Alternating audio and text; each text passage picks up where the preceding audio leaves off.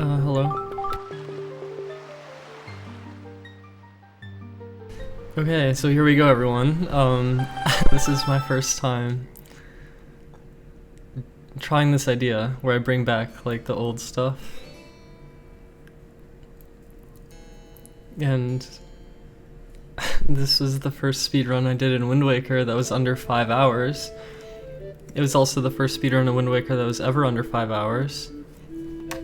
And I remember that it was also right before storage was, like, doable everywhere. Like, there was still storage, but it was only the Cabana Deed text or whatever. Or the forest water. Also, I'm really nervous right now. I feel like there's so much pressure on me right now. Yeah, well, okay, I was gonna commentate this years ago, back in 2012, but what ended up happening was that right after I did this run, the first ever sub 5, storage got discovered, and that, like, totally broke the game. So this was, like, the last run before storage. Before so-called dry storage, where you use the Wind Waker to dive, and then, like, you get storage that way. Yeah, this is a speedrun from 2012.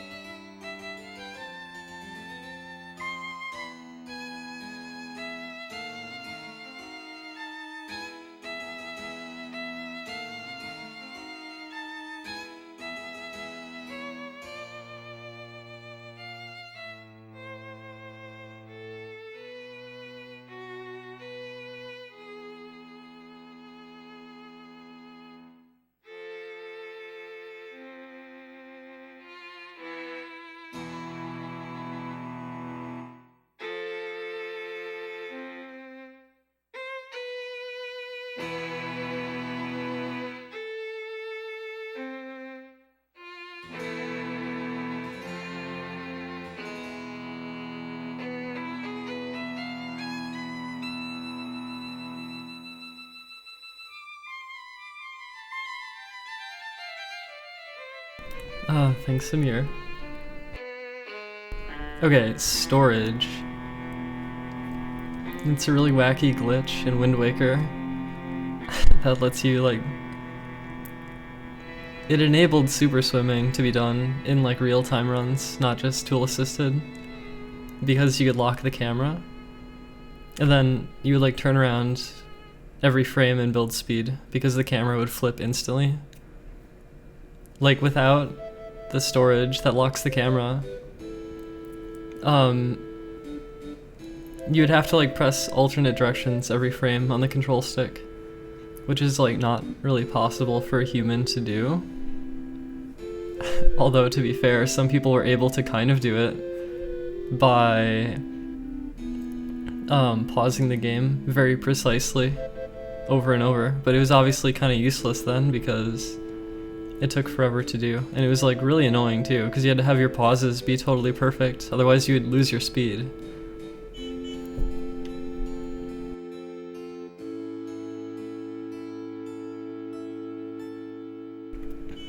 I'm glad you're enjoying it, Supreme.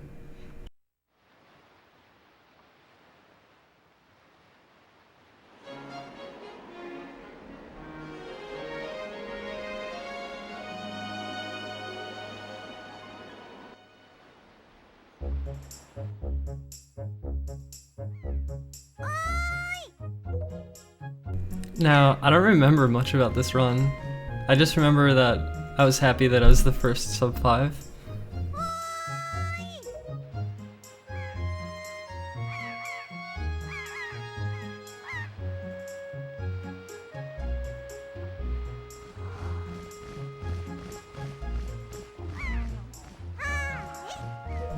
I got a Japanese copy of the game because someone just sent it to me.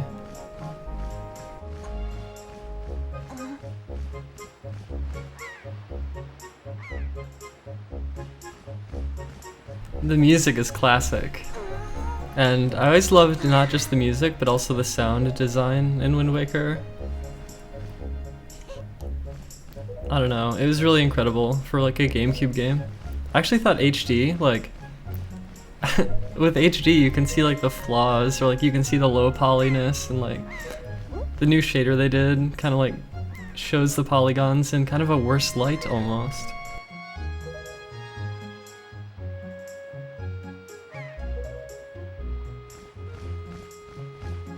Alright, side hopping off.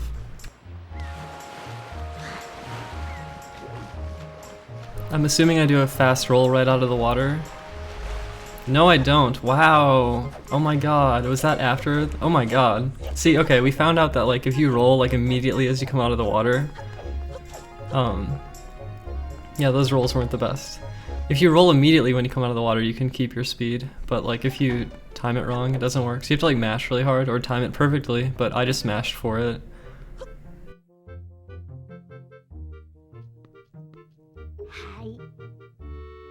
The name Galliard, that was just like a donation file name.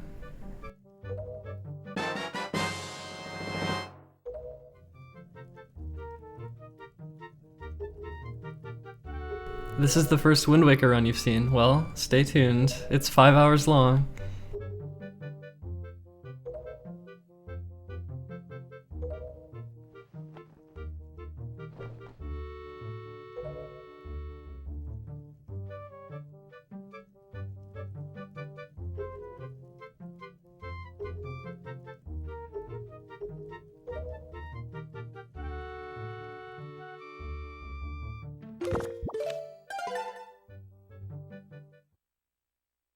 There are different memory cards that save at different speeds, and I think this is like kind of an average memory card, judging by like how long that took. That used to be a point of controversy, because it actually adds up a little bit across the run. I think I actually timed it to be like potential difference of about 15 seconds across the entire run, depending on what kind of memory card you use. I think on the Dolphin emulator, the saving was instantaneous, so you could see like the big difference.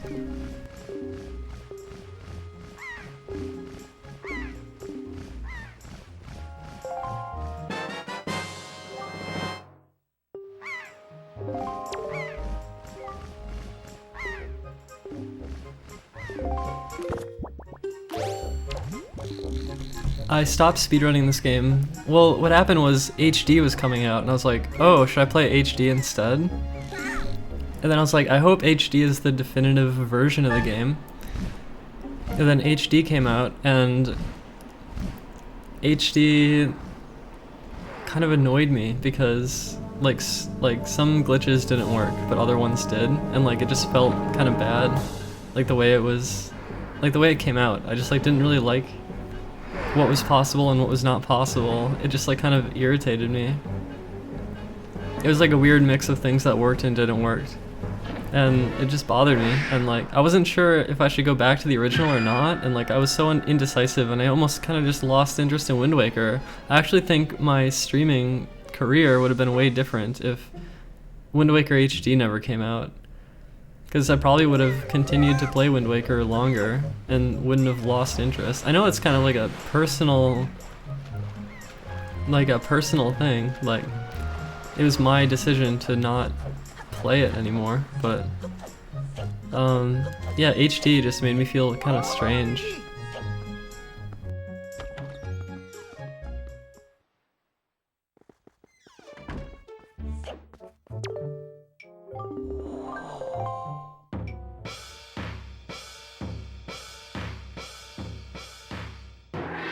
I still do have a GBA SP, yeah.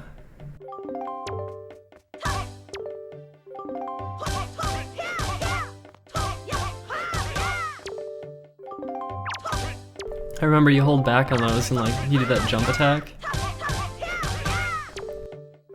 which is a little bit faster.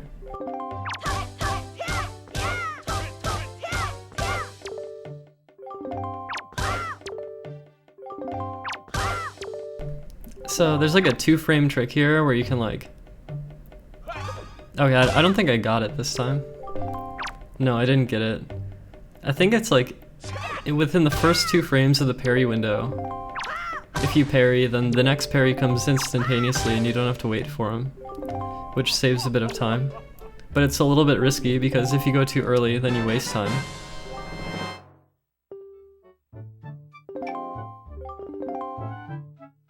Sometimes there was a save warp after getting the sword. I don't know if I did that in this run. No, I did not.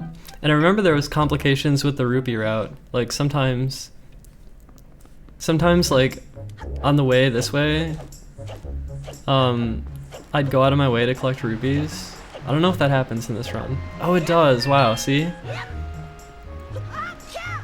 Yeah, like I forgot why I get those. I think it has to do with the Tingle Tuner.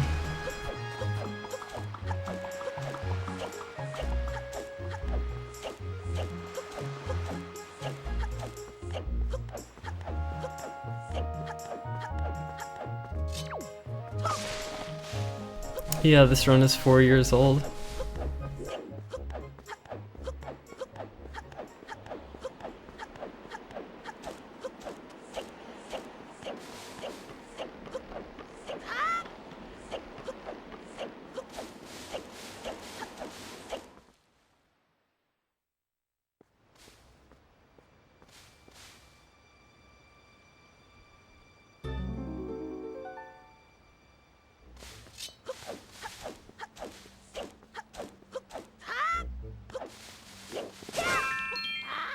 Yeah, you can get that red rupee through the log. In Wind Waker, your sword can pick up rupees, which is kind of cool.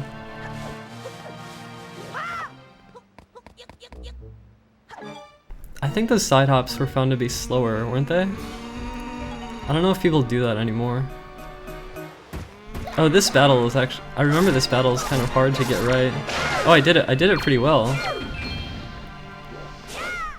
I know I would have trouble doing that sometimes, like it wasn't a sure thing that I would get that.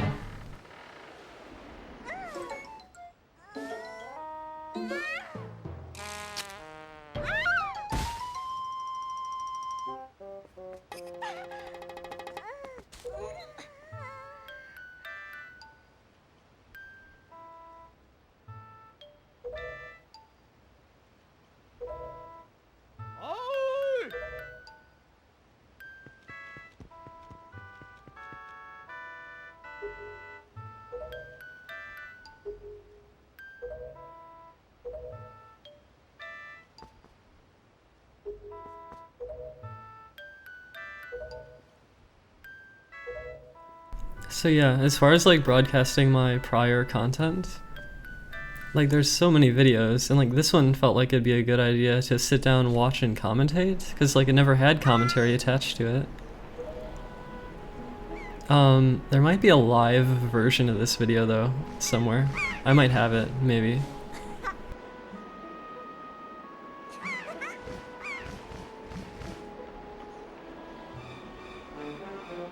Sadly, a huge amount of old streams were lost forever, and I don't have them anymore.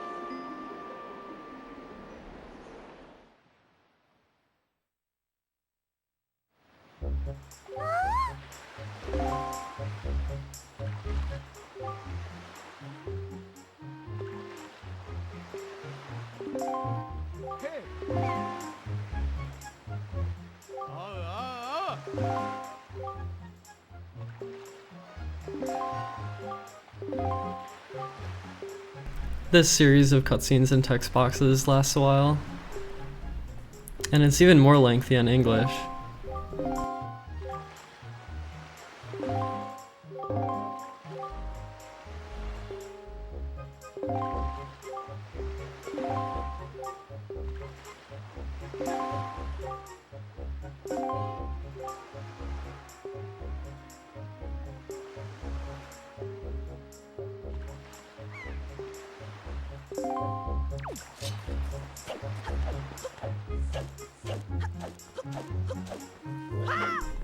There's no original post commentary for this run. I had planned on doing it, but shortly after this run, storage was found.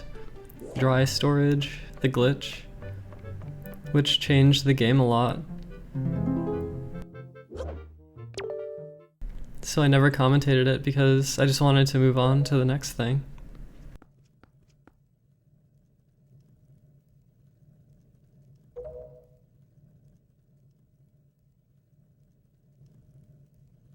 So consider this the commentary for this run, 4 years later.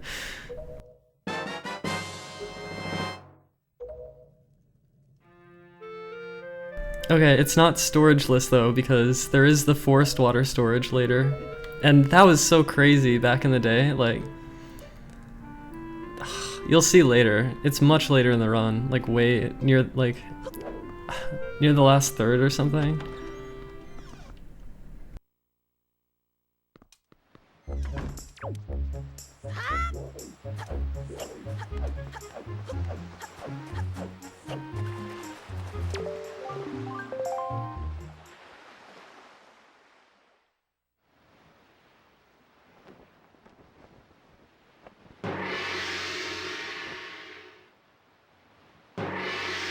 Did I ever get high while doing speedruns? No, Pixel, I did not.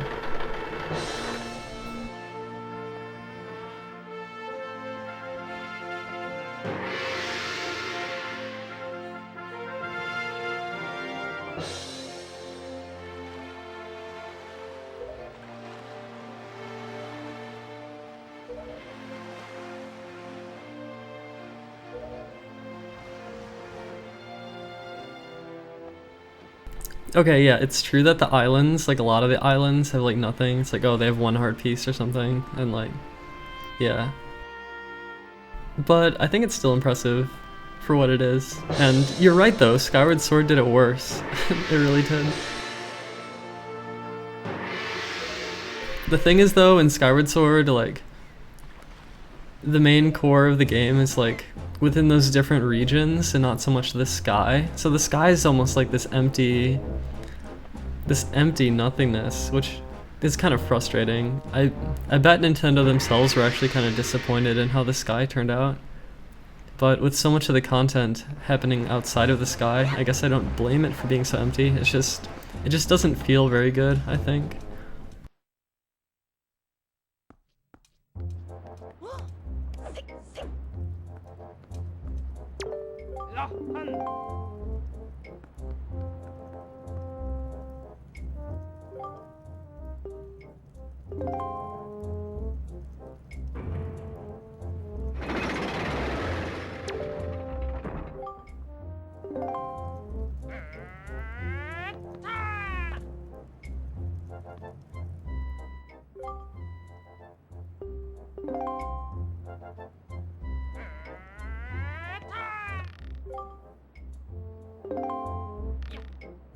I wonder if Breath of the Wild will feel like, okay, so apparently Breath of the Wild, like the overworld is like the biggest overworld they've ever had in Zelda.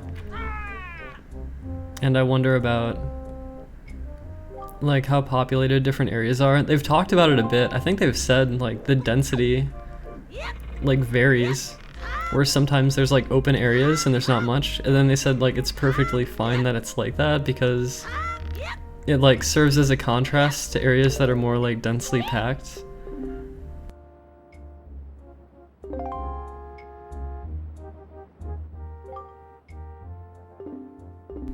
I never did like these ropes. The ropes, especially the second rope thing, when you go to get the bombs, the second time you do this, ooh, I bonked.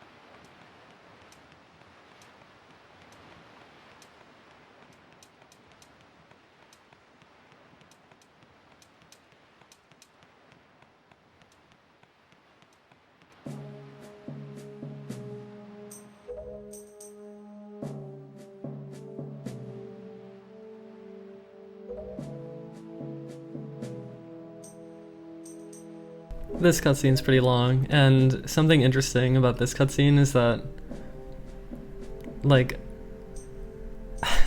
the lights in the background, the searchlights, like, they're moving during the cutscene. And so, if you play in English versus Japanese, like, when you finally get to the point where the searchlights are supposed to, like, cover the area with the red rupees, the searchlights are in different positions on English and Japanese because, you know, they've been moving throughout the entire cutscene, and the cutscene takes a different amount of time depending on which language you're playing in.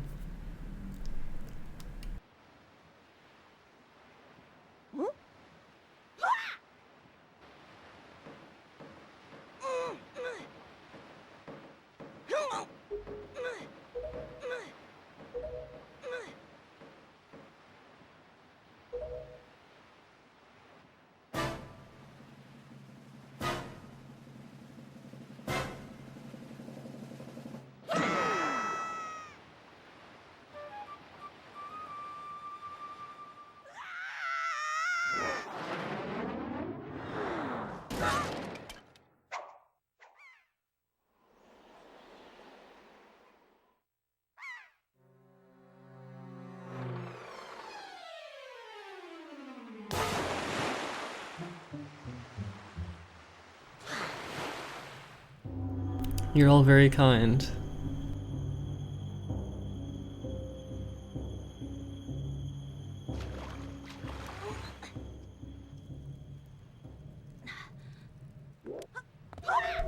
It's possible to skip this text box right here, but if you do that, then later in the game, everything gets messed up.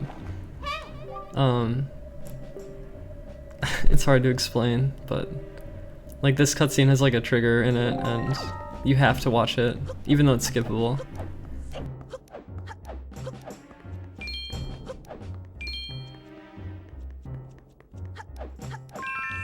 Actually, I don't know if a tool-assisted run could skip it, but...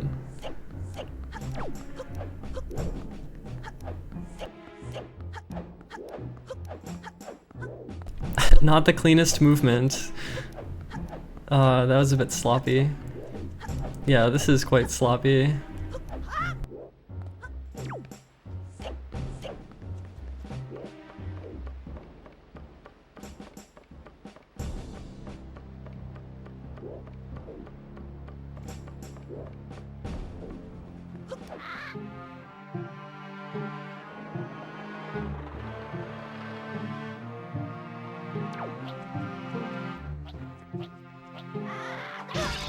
This strategy. Oh, okay, I got him off. Oh, I go down this way. Yeah, see, this strategy is slower. This is like suboptimal. It's faster to like jump, to like fall into the window, like from above, instead of going down the ladder. That's like slower.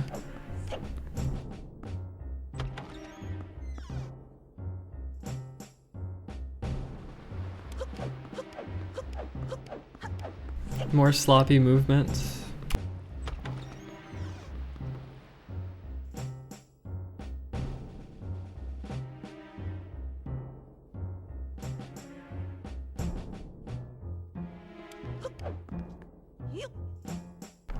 This bizarre trick with the barrel to not get seen, and then hiding behind the wall to make him not see you.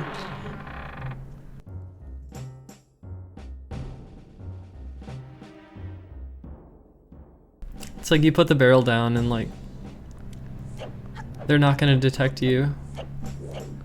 Even though you're not in the barrel, you just like put it on and put it down. It's like that alone has a big enough effect. I don't know if I do it here. Oh, did I get scared? Wow, this is like old school. Oh, okay. I remember that strat actually. Is that, I don't know if that, I don't think that's what people do nowadays. I don't think that's what people do. Well, maybe, but I kind of doubt it. I can't remember, like, if that strat changed at all.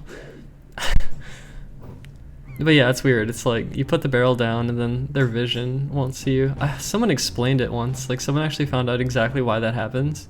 Oh, and when you, like, sidle across these ledges, Link's kind of twitching because, like, if you tap the controller repeatedly, sometimes you can like shimmy across faster than if you had just held it. So it looks kind of strange, like Link's head is twitching because I'm like tapping the control stick. And like it wasn't very consistent too. It's like sometimes you get like a boost as you do it. It's kind of strange.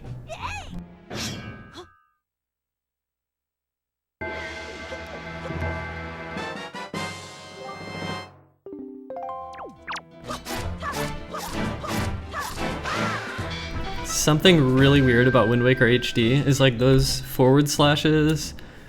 Sometimes they would hit enemies 2 times instead of once. It was a really bizarre thing to change. It was like one of the few changes, and it was really strange. I don't know why it's different. Now for a long cutscene. This game's full of cutscenes.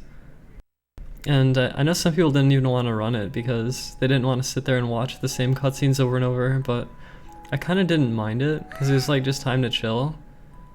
And I had the chat to talk to. And I could like run an advertisement and collect Twitch money.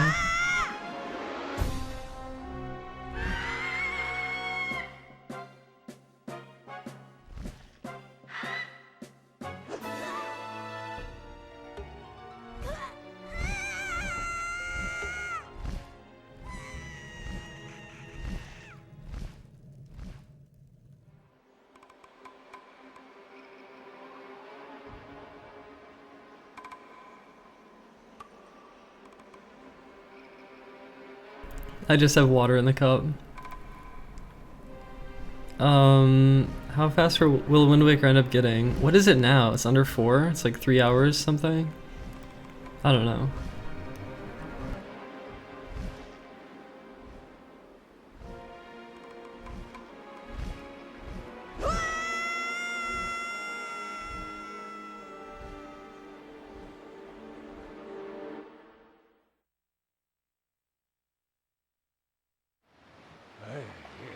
The ability to skip cutscenes is really nice, but one of the problems is that my hands are like bad.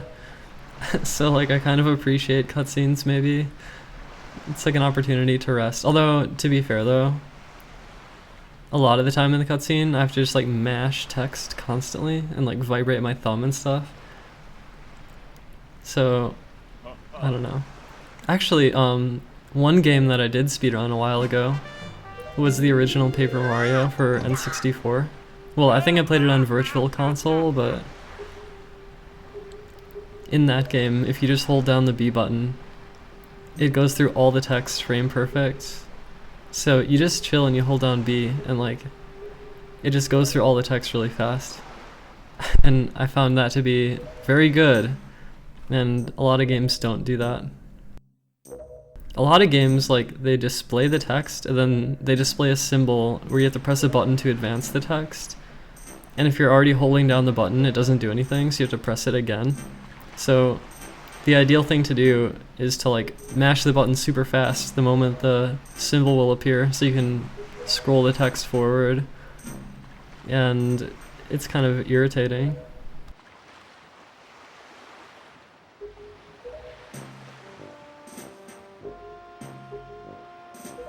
I actually don't really know much about the new Paper Mario game. I just know that it's like kind of not really an RPG, and like some people are upset about that. I don't really know. I don't know. I haven't been paying too close attention to it.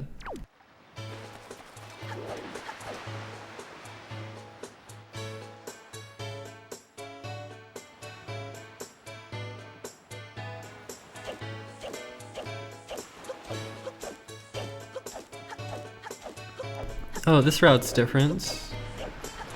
I think... yeah, this is different. Normally it's the other way.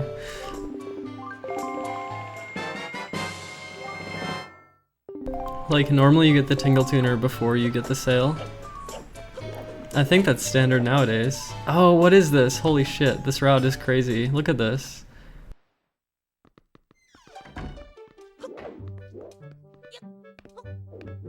Wow, that was really bad. This is super slow. I'm collecting money. I think it's for the Tingle Tuner. This old route. That was like really poorly executed though. Like, damn, that was slow.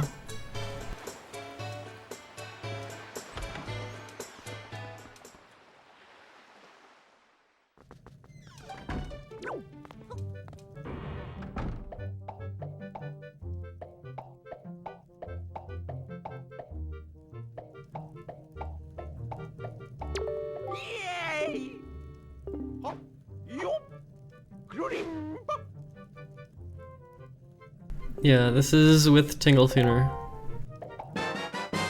I decided really early on that I was gonna run it with the Tingle Tuner because it enabled you to do some like interesting glitches.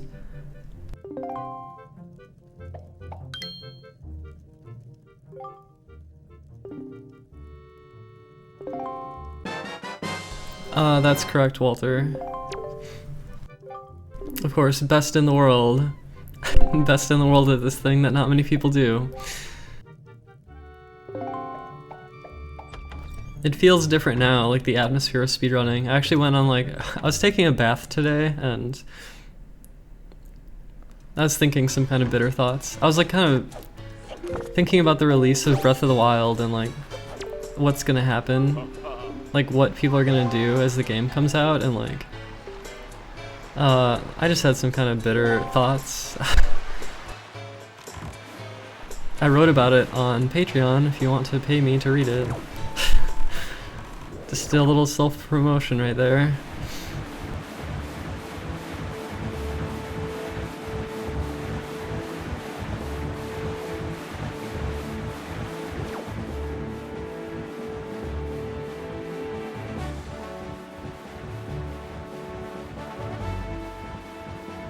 Oh my god, we don't get the rupees here, what the hell?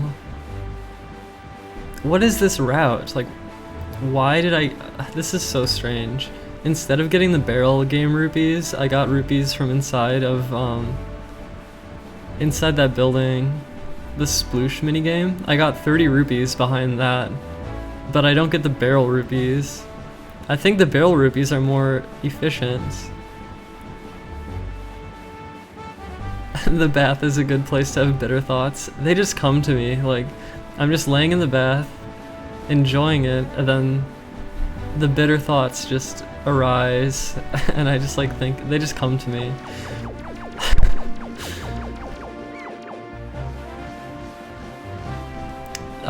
This is the first ever sub 5 hour speedrun of this game.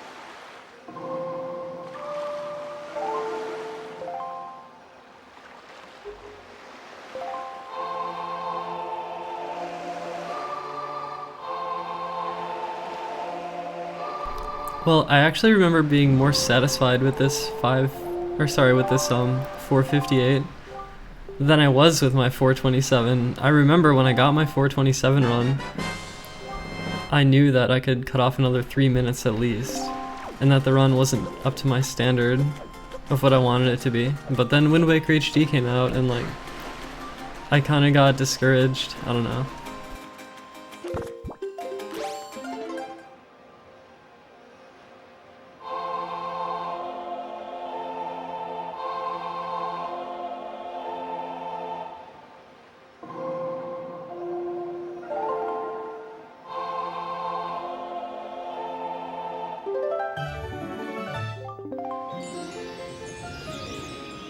I do not plan on playing again.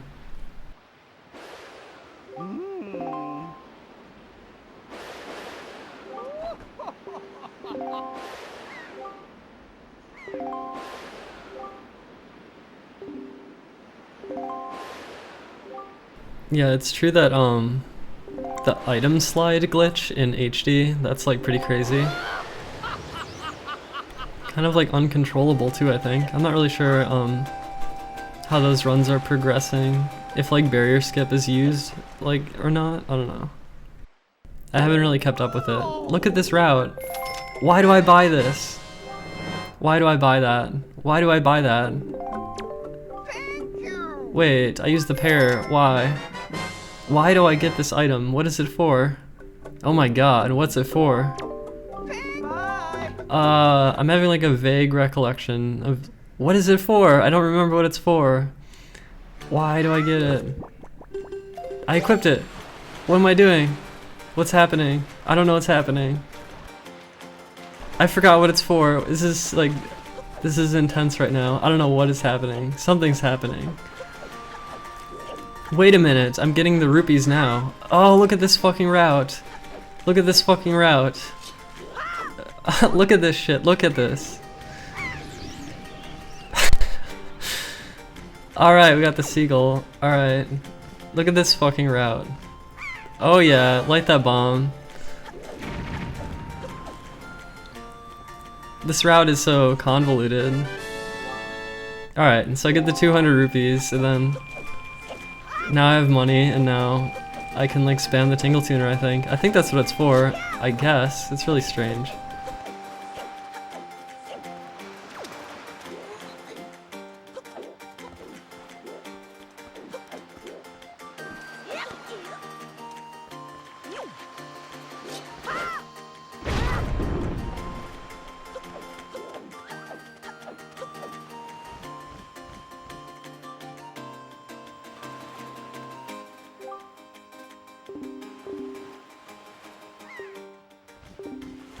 I don't think this route lasted very long, but that was very interesting. I forgot why I need so many rupees. I know there's Tingle Tuner usage, but that just like felt inefficient watching that.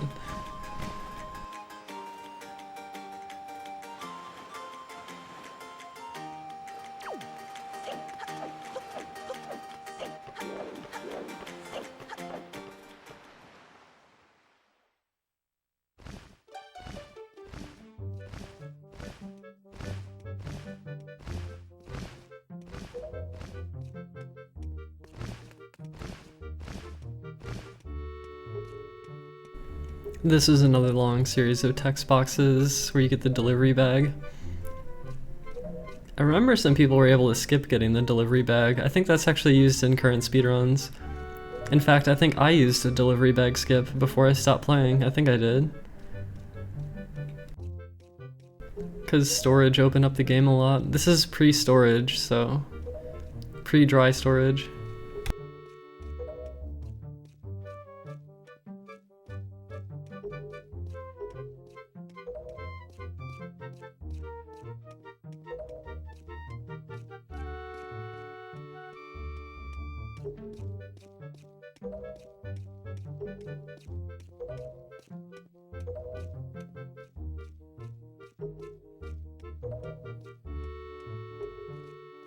Is this the old commentated one? I don't think this run was... Okay, this run never had post-commentary, but I might have a live version of it. Like when I first did it, I might have that. Yeah, this is the era... This is right before we stopped using the boat to travel across the ocean. This is like right before the game got broken.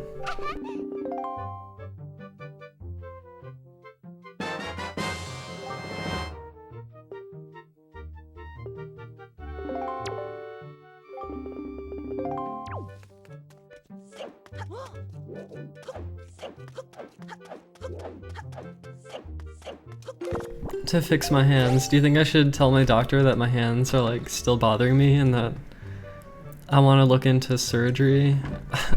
I think I'm like scared of trying that. I've heard horror stories. Yeah, we're watching my speedrun from 2012. The world's first sub 5 Wind Waker speedrun.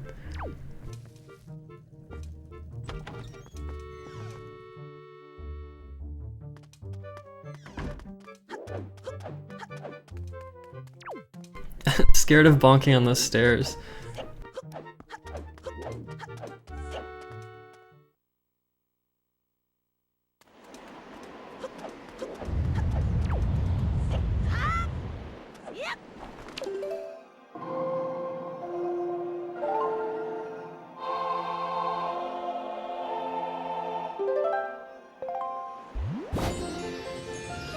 Well, okay, my hands have not bothered me too much lately, but it feels obvious to me that if I play too much, they're gonna get bad again. I don't know if I'll ever be like fully healed. Like, I think it's just like permanent damage.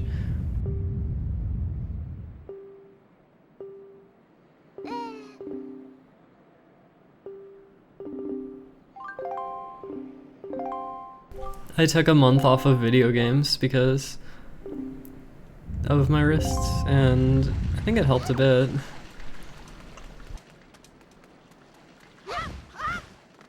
That felt like a gutsy throw. Oh my god, once I threw Medley up there and like, I think she like fell down, but the cutscene started anyway, and then like the cutscene was infinite or something. Something happened where it's like the infinite cutscene of death.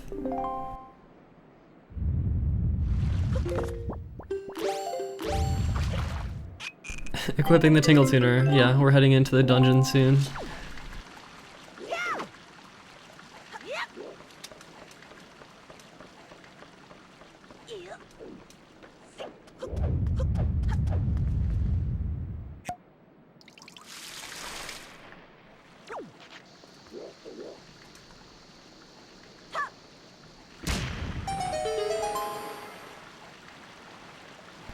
Wait, I think if you throw the bomb, it like blows up earlier. But I think that was discovered later. Wait, I might be wrong about that actually. I'm not sure.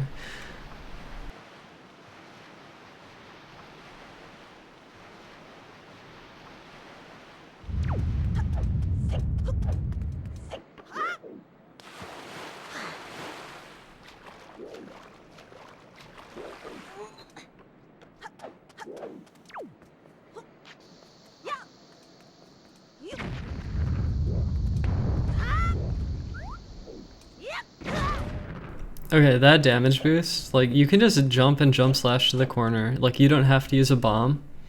So that was actually an older strategy. Although the benefit of using a bomb is that I take damage and I have to be at 0 health because I have to do a zombie hover shortly.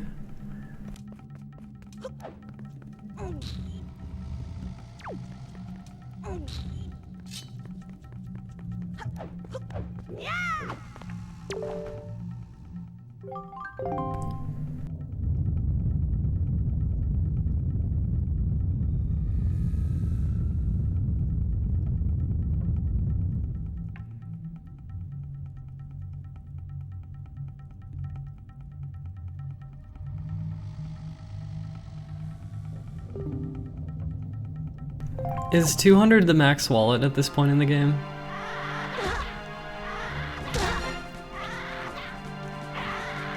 I can't remember. There is a purple rupee hidden in this room if you use the Tingle Tuner, but I don't know if I get it. I still have so much health. Why do I have so much health still? I think I take the remainder of the damage on the bomb in the second room.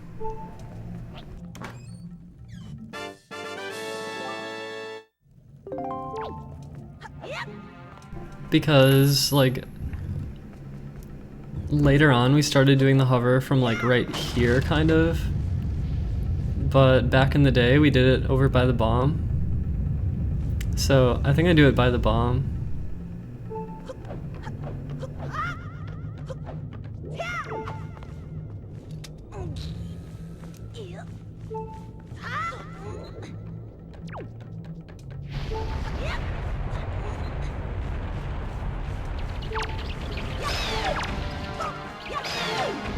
I kill the keys because they're scary.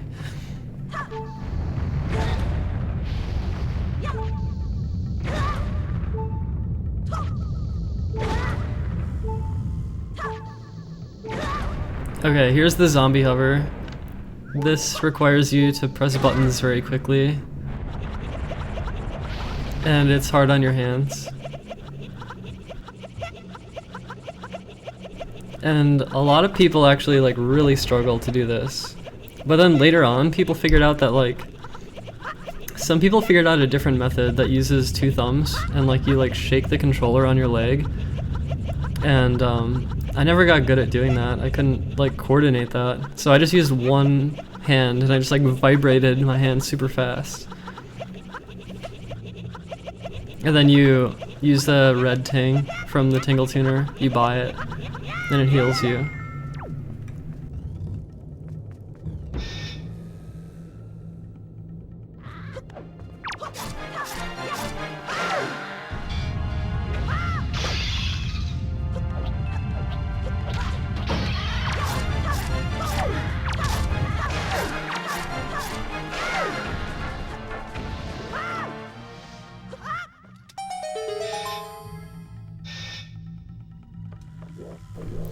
Thanks, I like the single pigtail look, I think it's not bad on me.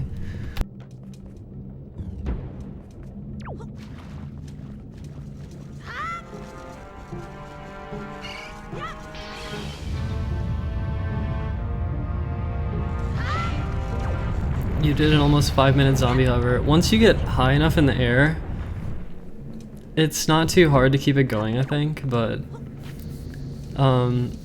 if you have to like gain height constantly, that's like really hard.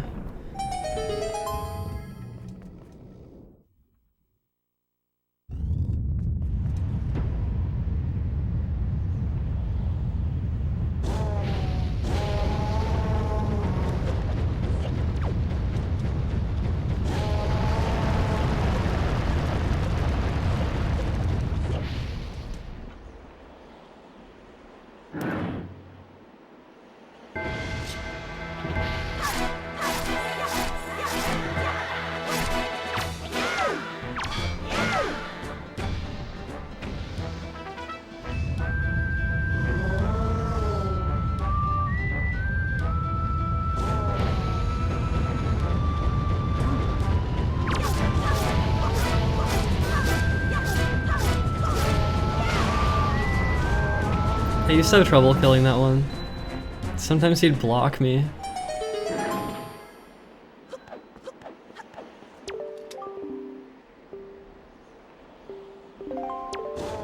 This is another place where like storage can be used. Like you can skip part of her text box.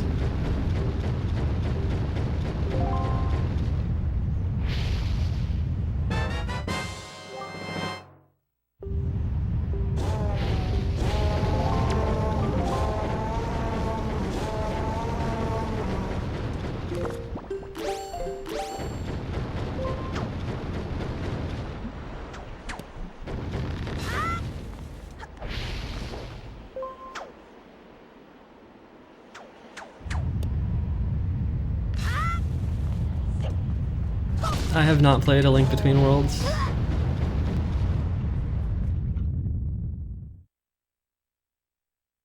Not really, Apothecon. Okay, stay tuned everyone, because this part is crazy. Like this part right here. I'm pretty sure this used to drive me fucking crazy. Yeah, this shit was insane. This shit right here. This was so annoying. Like, look at this elaborate setup, and then it's like frame perfect. And then you can stand barely, and then use a tingle balloon to get through.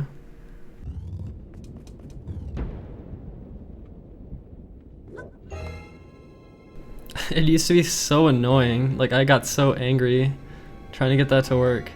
Like, part of the problem is that, like, the part where you can stand out of bounds is, like, super tiny. Like, you can just barely stand on it. So, like, you have to just, like, perfectly land on it.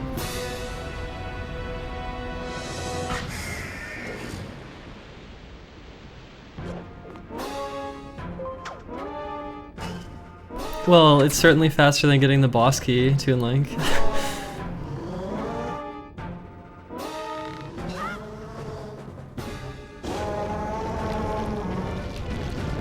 I don't remember who found that, actually.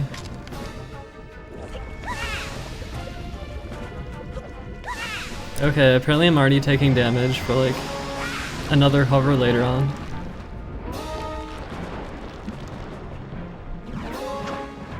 Those fireballs that come from the sky, they can like troll you. Like they randomly fly around and then you could be like aiming for the tail and then it hits you.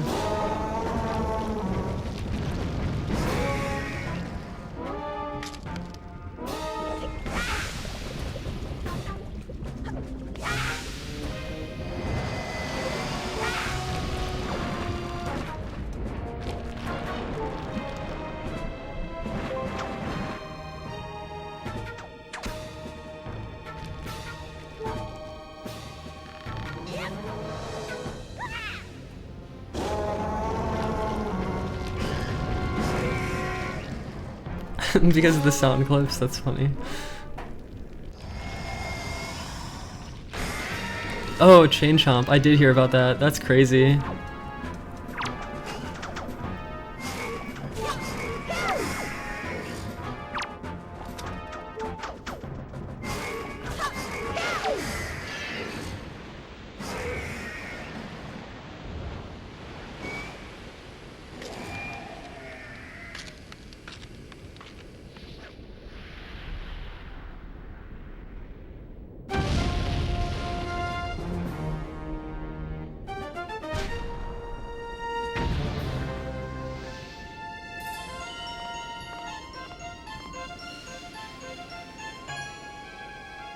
Those arguments, Walter, are as old as the internet, pretty much.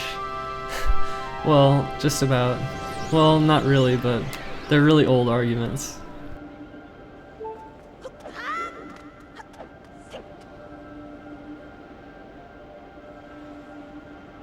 I mean, I guess I would say that Ocarina of Time and Wind Waker were my two favorite Zelda games, but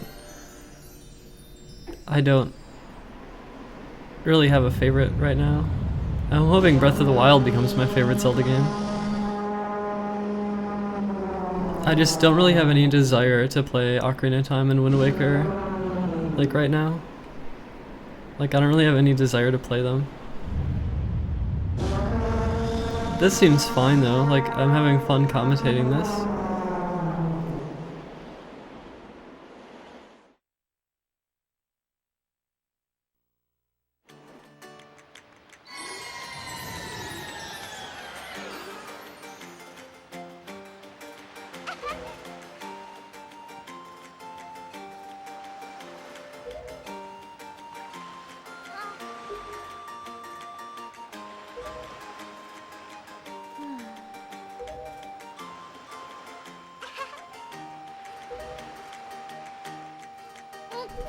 The Discord link should work. It should work.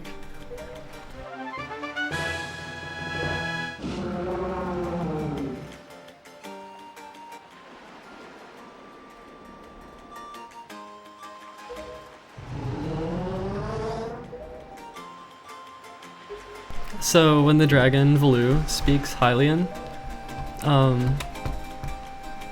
you can read it if it's New Game Plus and you're wearing the pajamas and everything. It comes out in English or Japanese in this version.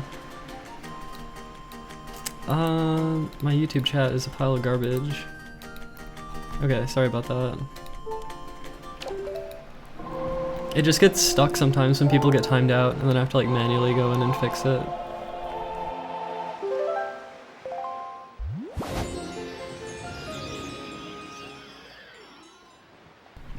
So, in later runs, this is just like Super Swim after you beat the dungeon, but this is before Super Swimming was used, so we're gonna sail.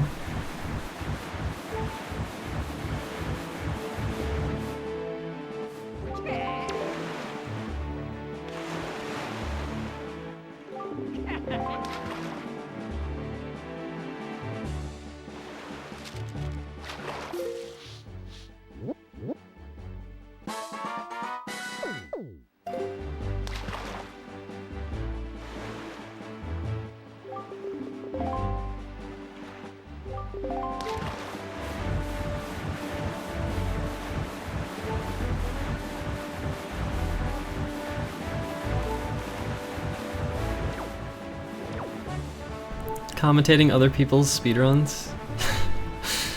The ultimate content steal. That's actually funny.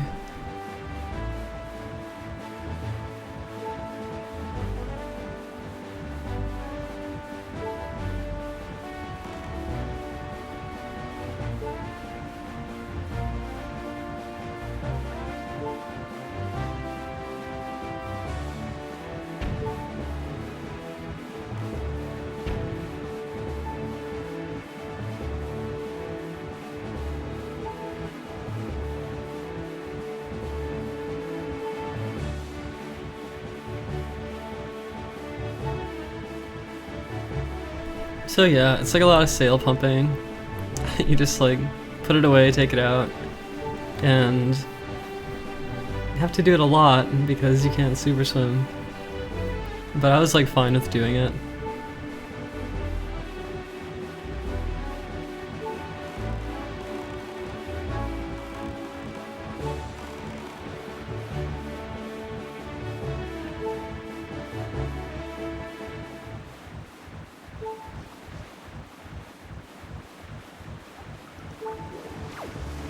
Commentate old Smash matches. I mean, I could. I have like so much old stuff.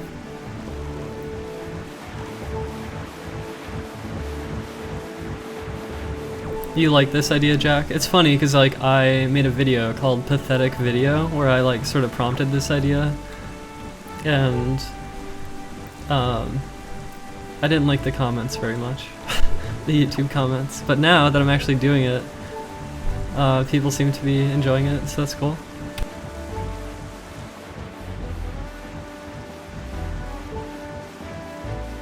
Did I beat all the 2D Zeldas? No.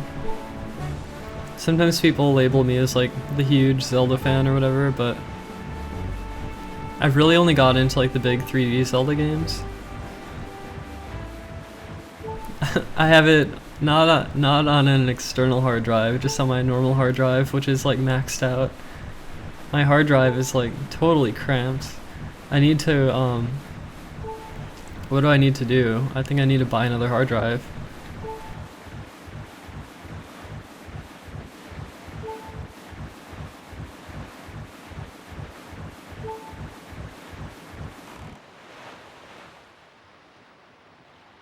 Hey.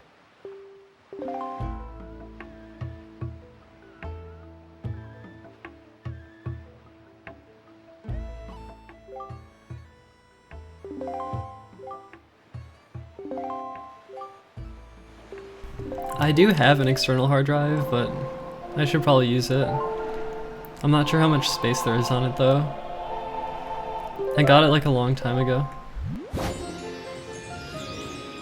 Okay, I believe I used a Wind Waker dive here.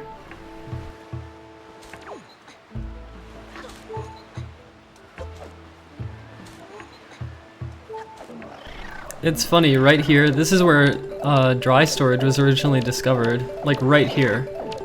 Instead of falling through the water and like doing a Wind Waker dive, the person who discovered it fell on the land and they canceled it on the right frame and got storage to work.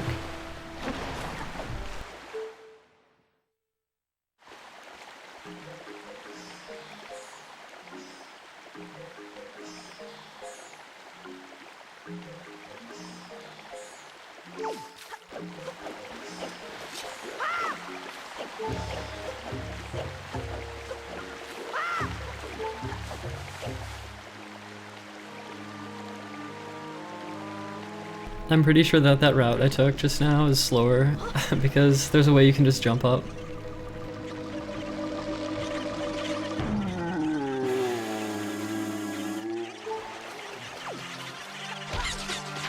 Yeah, you can do the dive with the bait on your head, yes.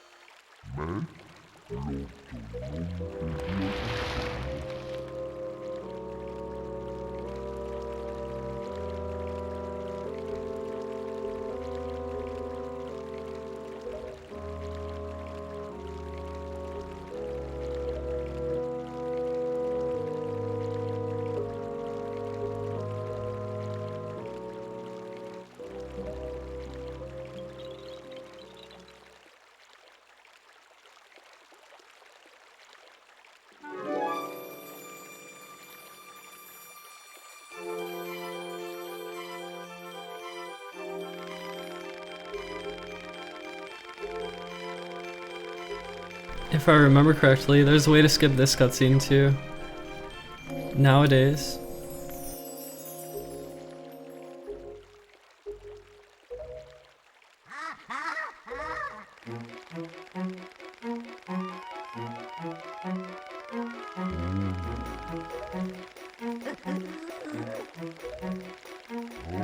Going to the SDA, you mean the forums?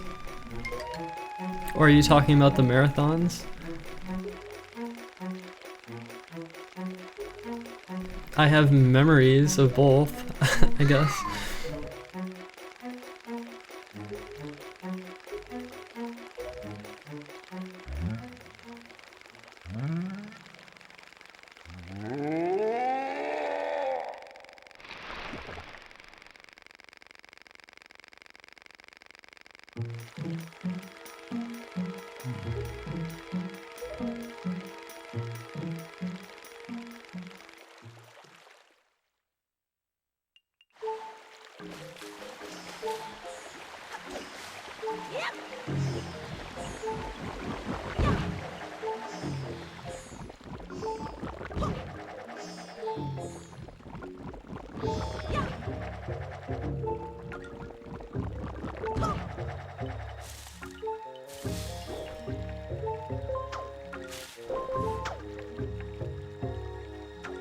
Like right there, like depending on where you stand, it depends on like, okay, depending on where you stand, you get a different angle.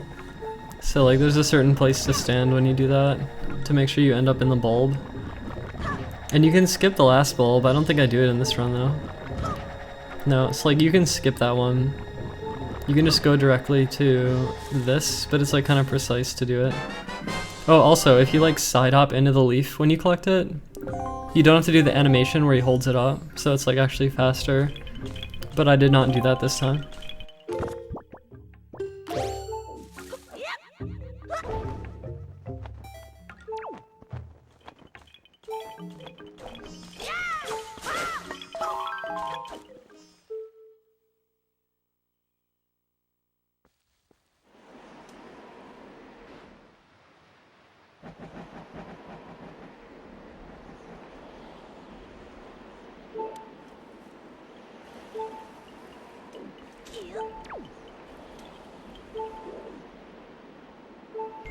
Okay, another tingle balloon here. It lets me not have to change the wind again, I think.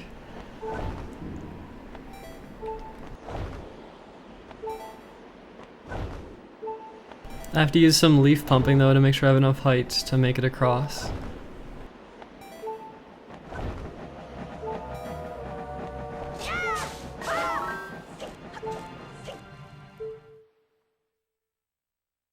Yeah, the tingle balloon is a really fun item to use. I was really pleased with, like whenever we could find a use for it in the speedrun. It was like, yeah.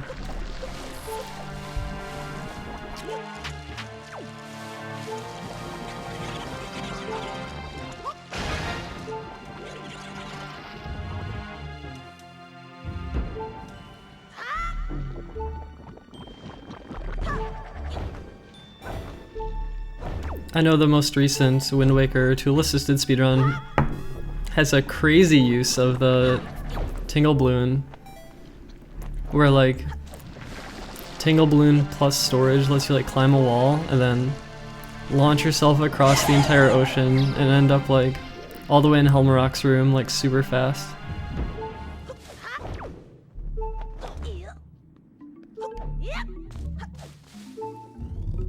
Bad roll right there.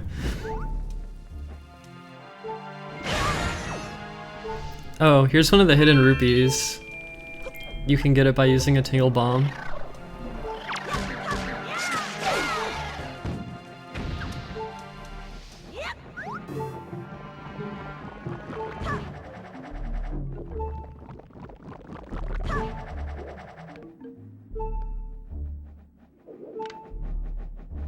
This is something I hated. You throw the stick and then it bounces a lot, and like, you want it to not bounce off the platform. Because if you can avoid losing it, then that's like a lot faster.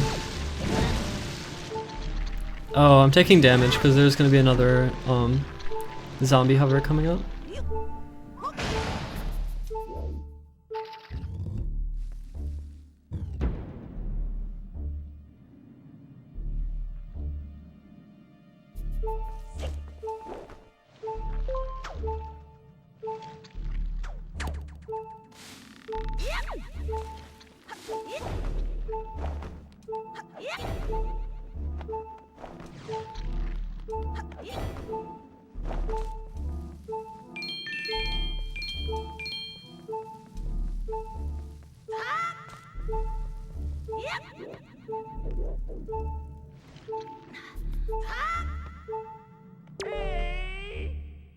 Oh yeah, I forgot about this. For some reason, Tingle makes noise.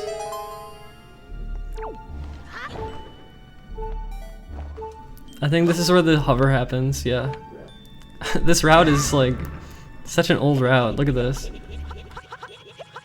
So I believe this actually skips a small key. I don't have to get a small key by doing this.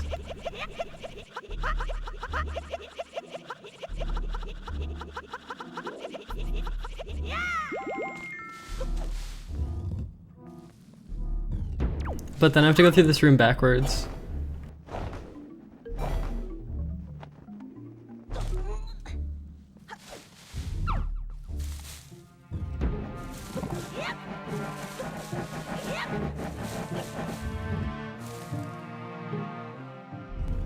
This is where you get the boomerang.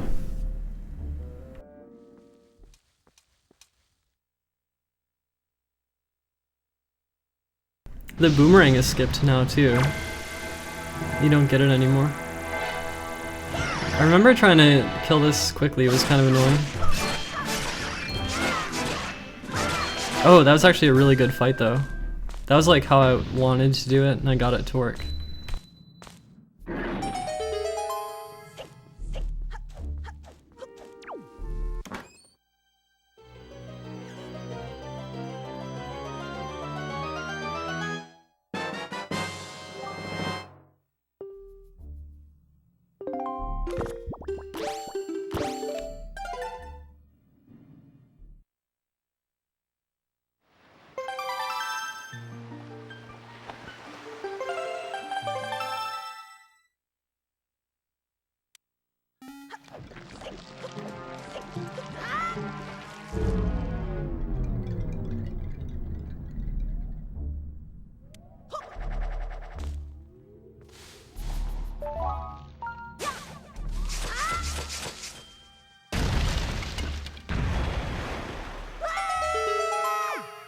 I never did 100% speedruns of this, no.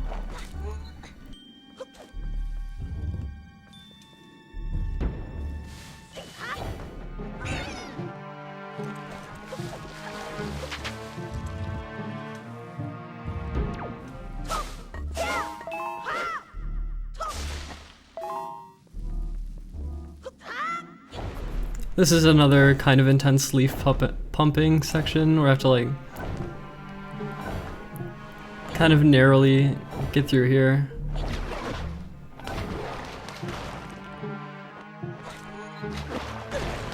The overhead camera is very helpful though because you can kind of see when to let go.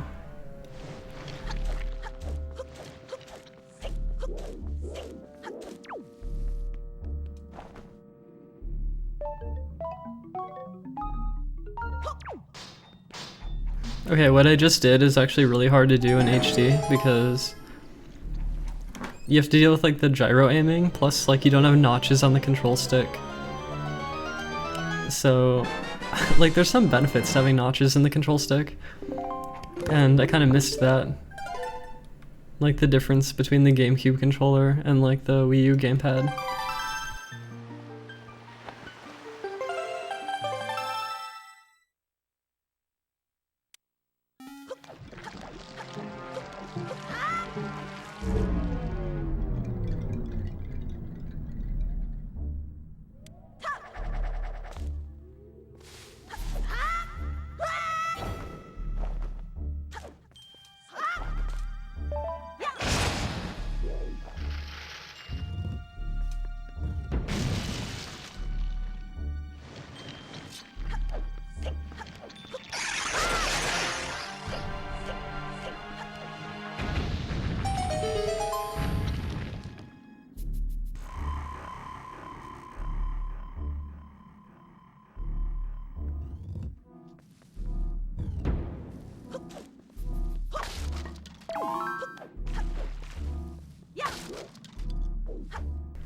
Oh yeah, the fairy is for soup.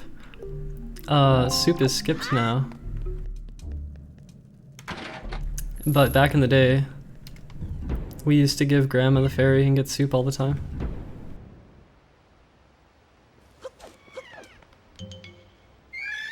I can't tell if you mean 136 as a high number or a low number.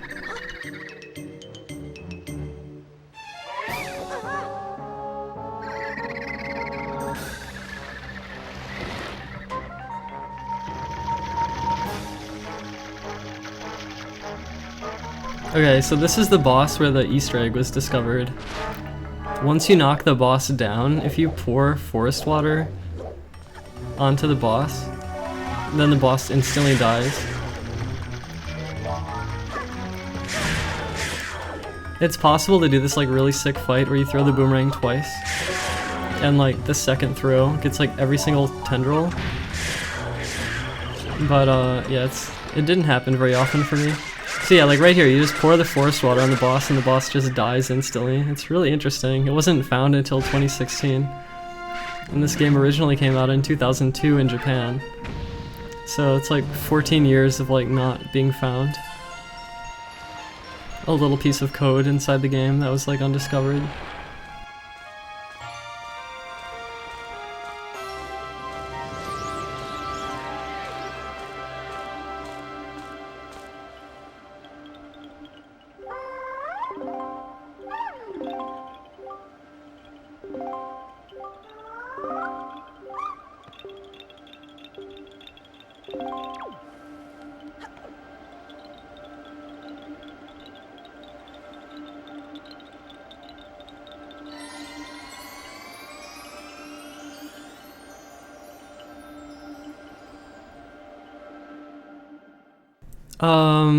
No, Lou, not at all. Very different. The only similarity is that like you throw the boomerang up at like the tendril things or whatever.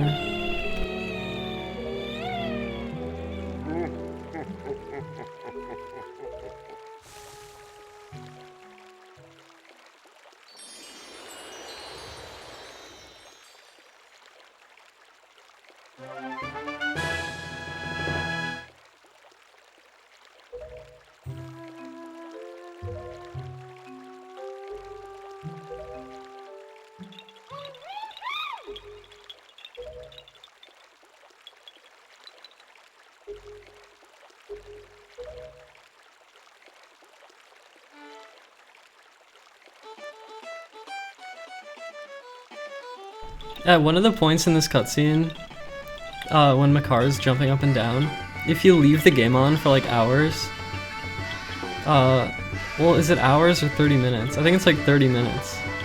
You leave the game on for 30 minutes and he stops jumping. I remember I found that one day when I just left the game on. It was like, what the hell?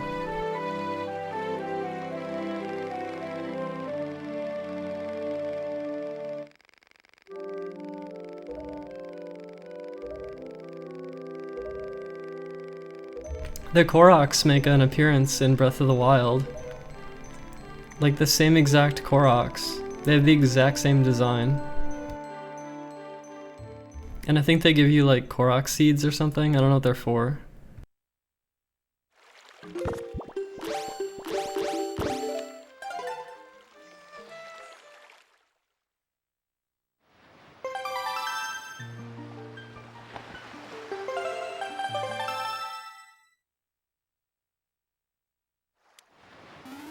I have like a ton of old gameplay.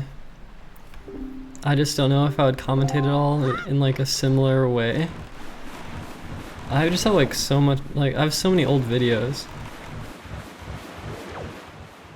Like old Twitch highlights and stuff.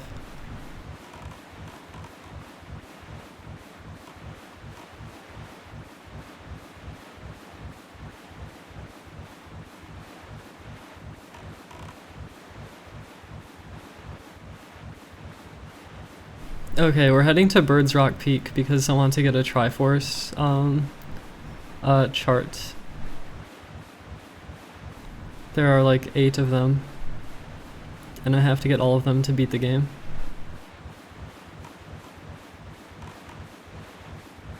And normally you're not supposed to be able to get this so early, but there's like a clip glitch you can do with the grapple hook to get inside.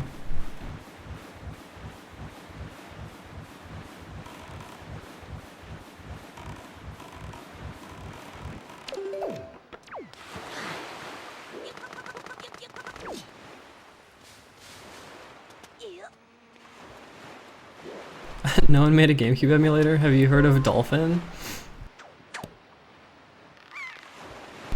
So this, you just like release at the right time. And you go right through the iron bars.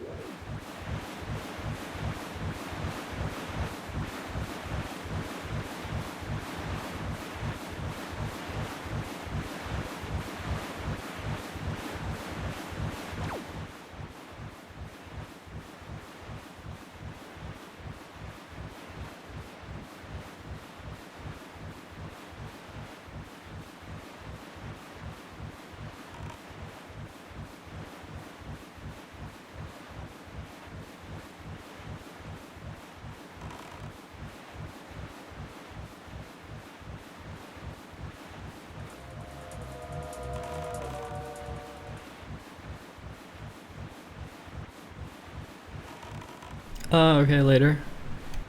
I don't have too much to say during the sailing part. It's sort of like, I'm pretty much just planting this pearl, and then I'm gonna go to Great Fish, which triggers Endless Night, and then I can go get bombs.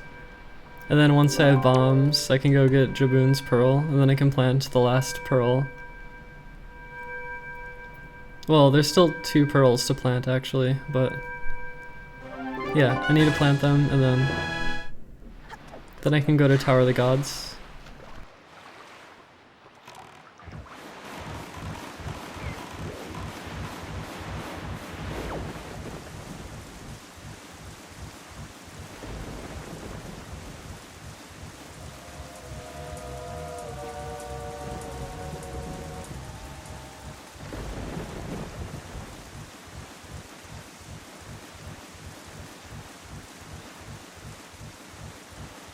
Well, the current route is like way different.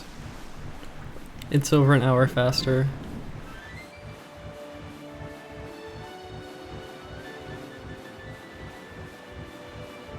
I haven't really made new music lately. I've thought about it from time to time, like it'd be cool to make something, but most of my creative like effort has been towards like working on my game project, where I'm like recording audio and doing some like design stuff for it.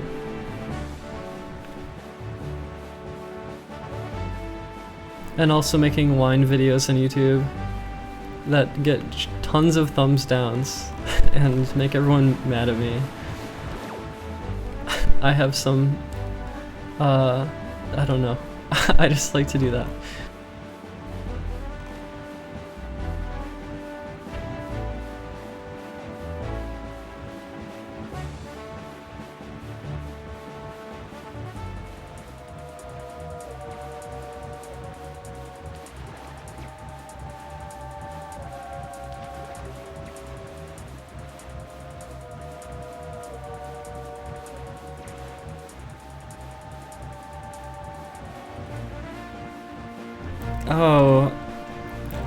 I want to, I want to be like super motivated to work on it all the time.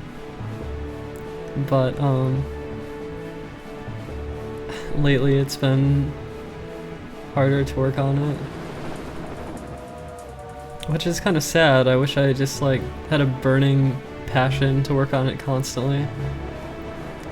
I did it for like a week straight and then, I don't know. Did I burn myself out? Maybe.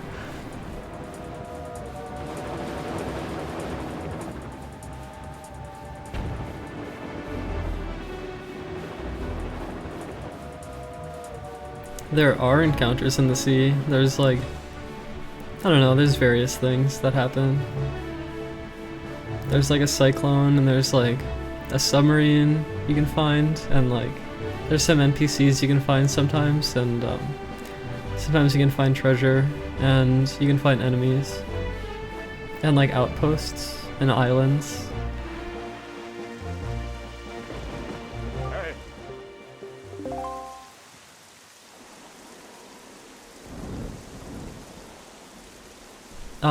You can do that if you want to, Gertana, I don't care.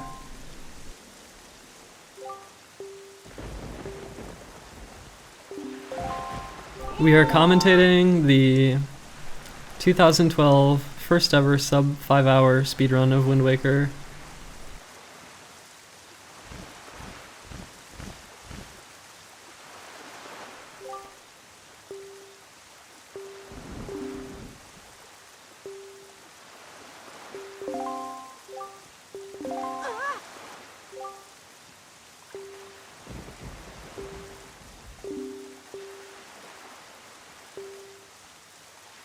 I mean, okay, I could commentate other runs. This one seems like a good idea to commentate, to see if like...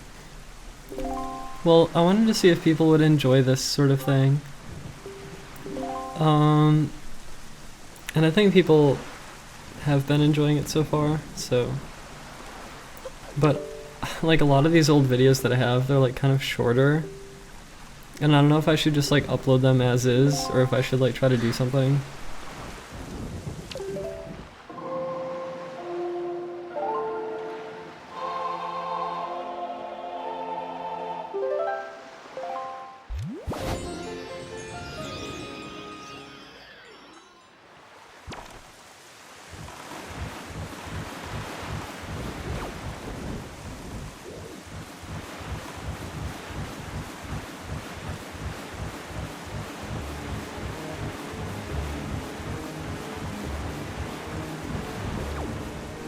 Oh, to be a knight in Discord, it takes $100 on Patreon per month.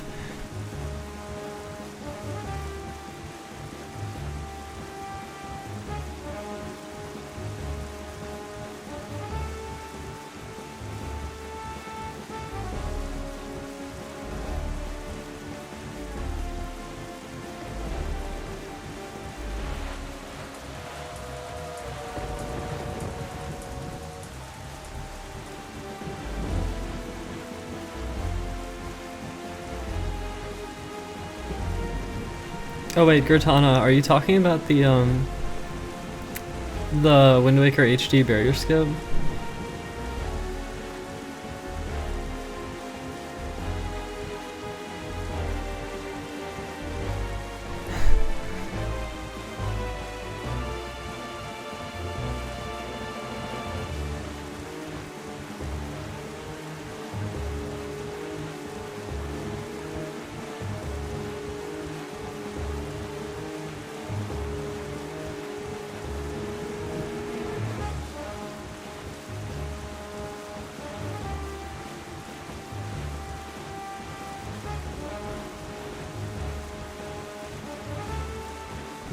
Discord is like a place where people can chat. And yeah, it is like voice chat too.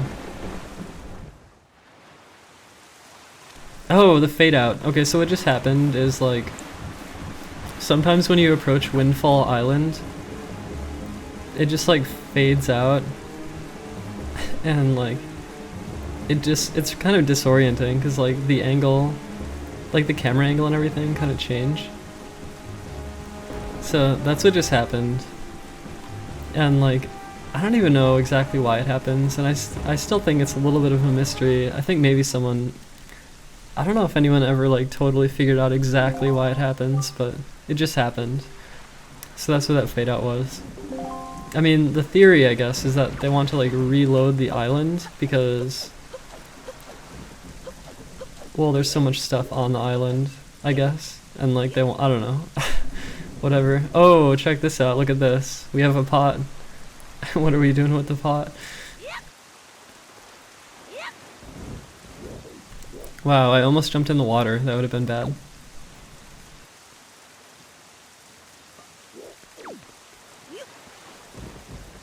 Okay, I actually screwed up. Like, I don't want to push the pot off the ledge. I want to put the pot at like the very edge, but not off.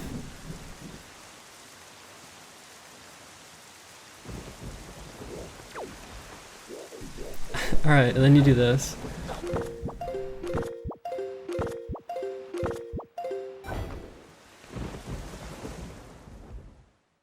So that skips getting the password. And of course, the password doesn't work unless you watch the cutscene. You can't just like guess the password. And the password's different each time, but like, the password will not work unless you watch the cutscene where they tell you what it is. Which takes a while, so being able to skip it saves a bunch of time. Nowadays, there's like an easier way of doing that. You don't have to use the pot anymore, you just like do like a frame perfect roll and it like clips you in or something. I don't remember exactly.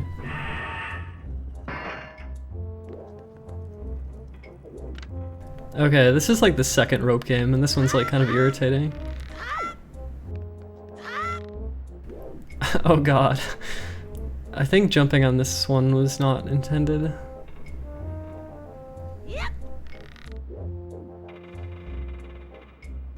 Last I heard, I think Linkus was... Oh, I'm wrong, never mind.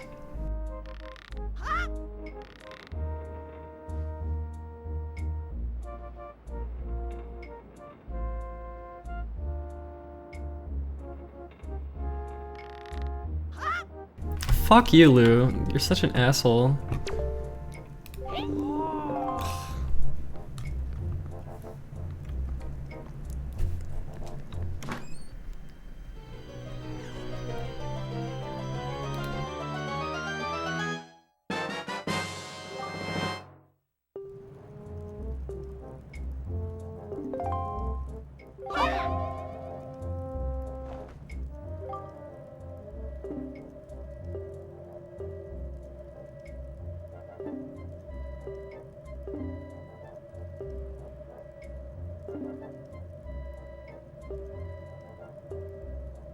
Oh, Linkus does have the record. Okay, cool.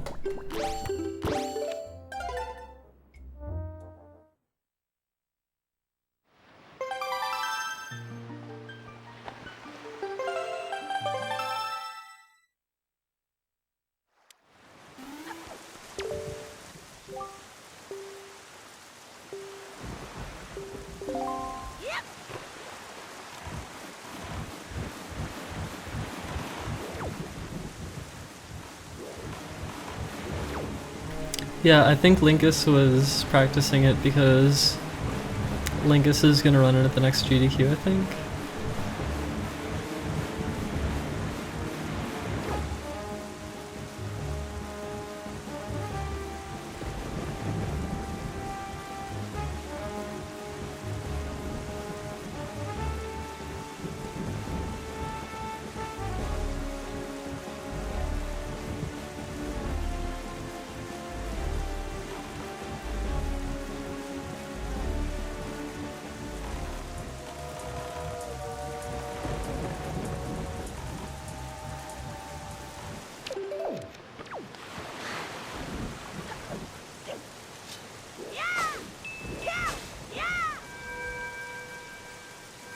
Okay, 2 pearls planted.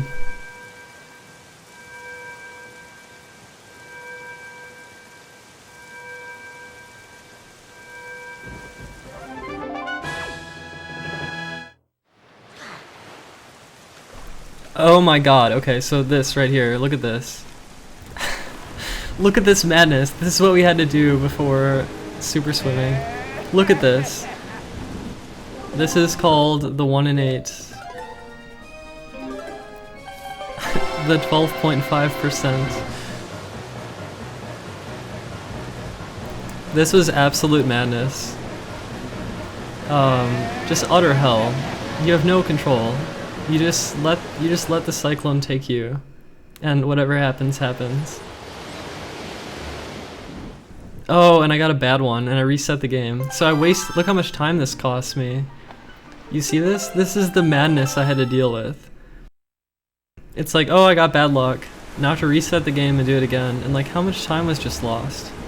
That's a huge amount of time to lose. Yeah, I rolled the dice and got a bad roll, but it's like, it's the fastest thing to do, like, is to take the chance, and it sucks. It's like, this impenetrable RNG, you can't do anything, you just get fucked over. So, I think I got it second try. No, I didn't! This run is terrible. Look how bad this speedrun is. Oh my god. This is so much time lost.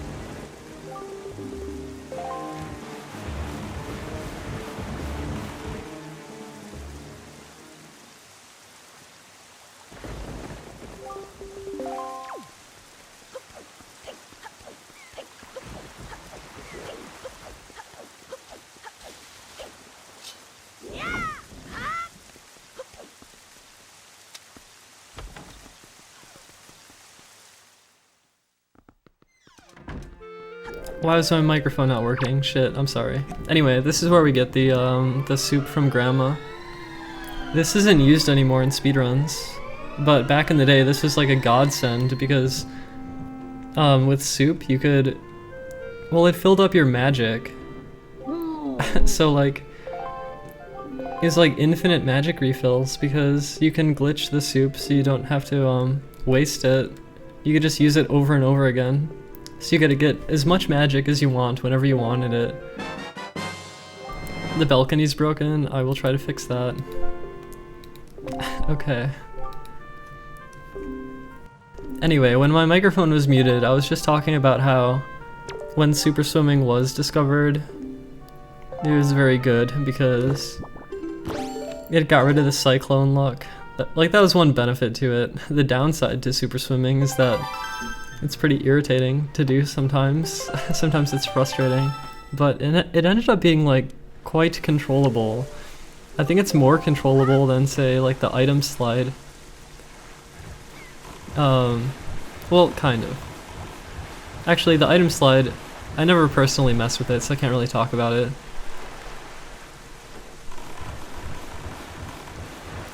Well, I just know, like, with the item slide, if you do like a jump with the item slides, you travel like a huge distance in one frame. That distance is very uncontrollable in real time. Like, it's really, really unrealistic to get like a consistent like jump or whatever, from what I understand. So you can do this part in 3 bombs if you put the bombs in the right spot. This time I did not do it well.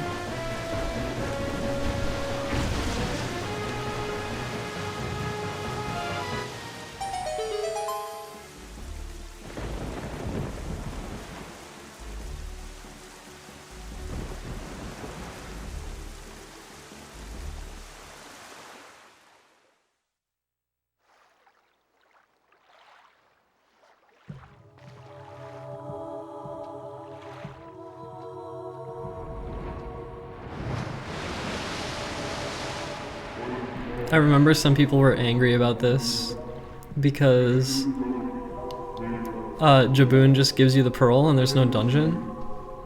So like some people are like, oh, the game was unfinished because there should have been another dungeon for this. And I mean, I guess they're kind of right, but whatever, the game's long enough.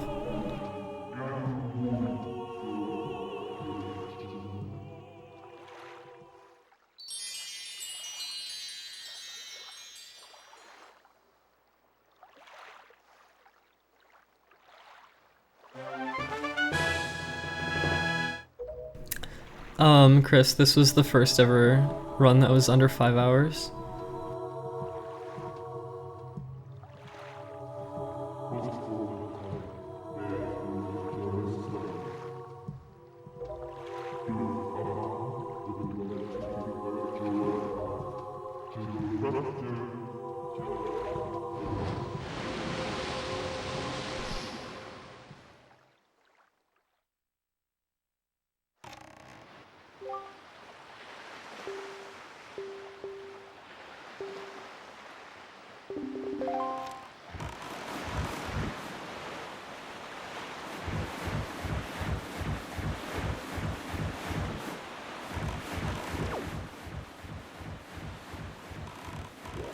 I think the speedrun, I guess, was more chill before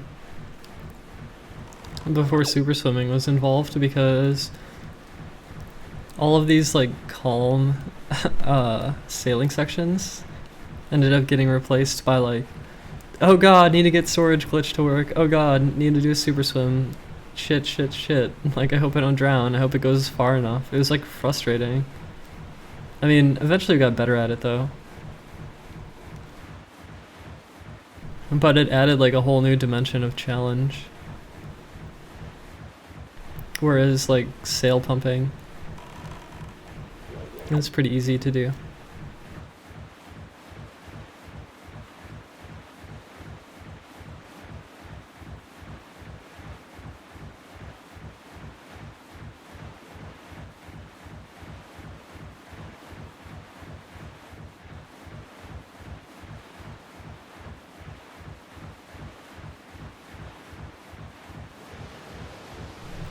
Enjoy $1,000. What are you talking about?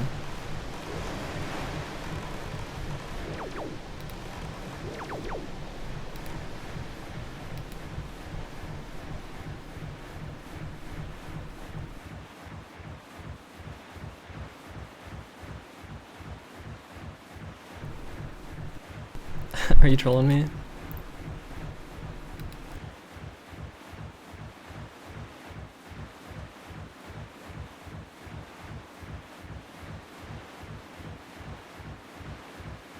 Sorry, my microphone sometimes cuts out. It's annoying. Well, basically I'm like trying to manually mute it when I'm not talking.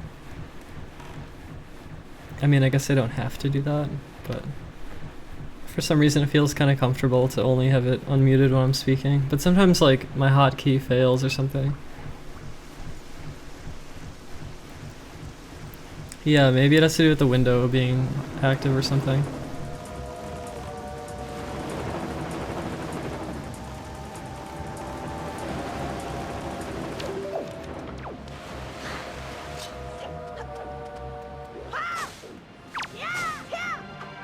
That's the person who got banned earlier, okay. I could use $1,000 though. So, I'm sad.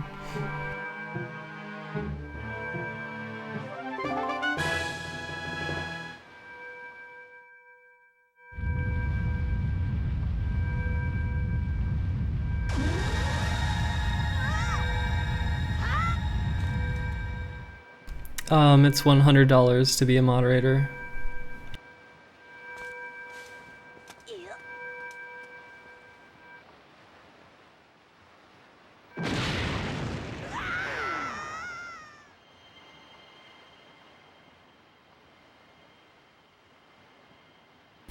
What a conundrum.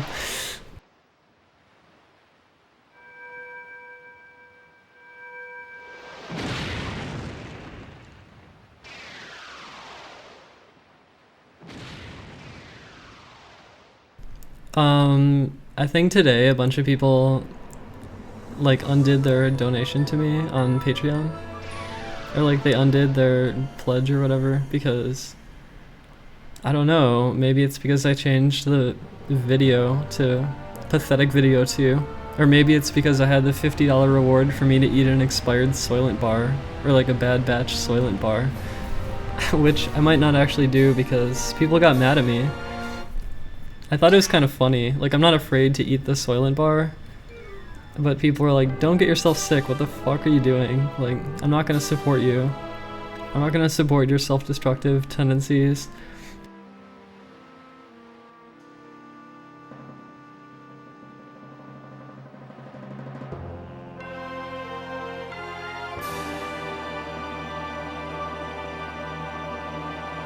Yeah, I know, cynicism. That was before I found out, though.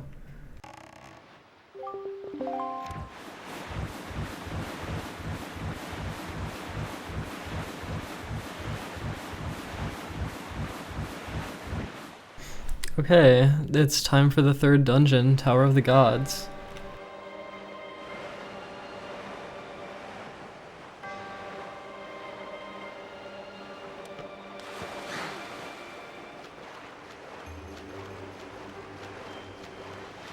The text is in Japanese because there's a ton of text in the game, and the Japanese text is faster because you can put more meaning per character, so there's like less of it.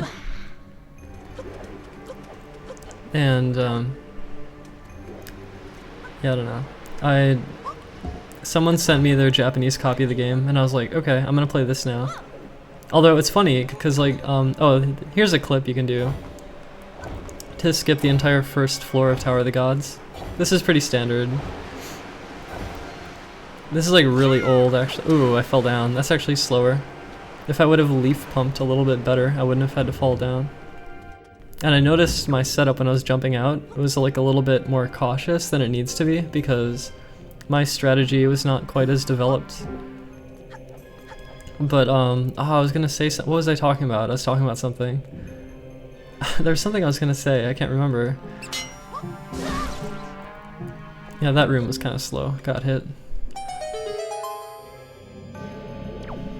Oh yeah, I was gonna talk about how the Japanese version, despite all the text speed advantage, there was like disadvantages too.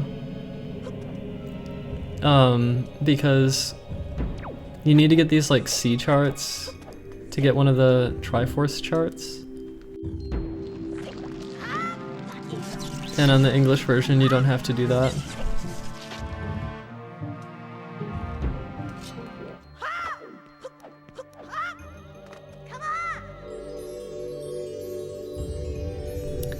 In the way of more exploitable bugs, well, actually, you're right, actually, okay. This is kind of a minor thing, but way near the end of the game, when you break the barrier, you can actually skip that cutscene on the Japanese version, but not the English version. Because you can like get out of bounds using the leaf, and you can fall down. And you can like activate the cutscene as you fall down, which clears the cutscene instead of having to watch it. So if you play in the English version, you have to wait and watch the barrier be destroyed.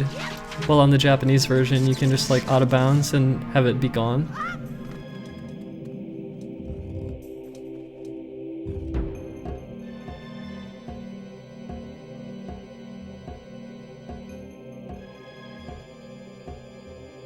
Oh yeah, I think I knew about the Tingle Balloon thing a long time ago, Synergism, but the only way it'd be worth it is if you use Tingle Balloon twice in the dungeon, and I think I might not have had the rupees I needed to spare to do that. At least I think I knew about that by now. Although I do have 143 rupees, so it's not unreasonable that I would use that. So actually, in conclusion, I don't know, maybe I didn't know about that back then, but I certainly know about that now.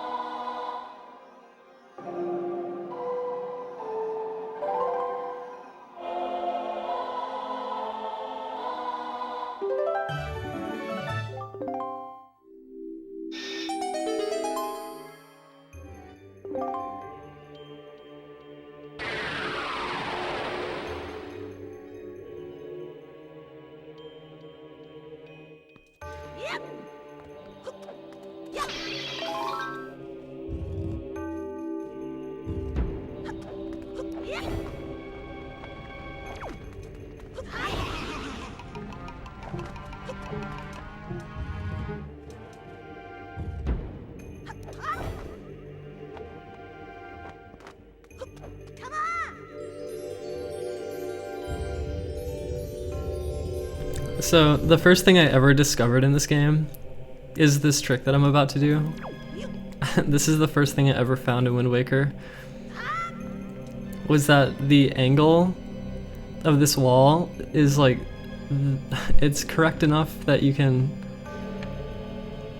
actually do a side hop here and get across. And that actually skips playing the command melody.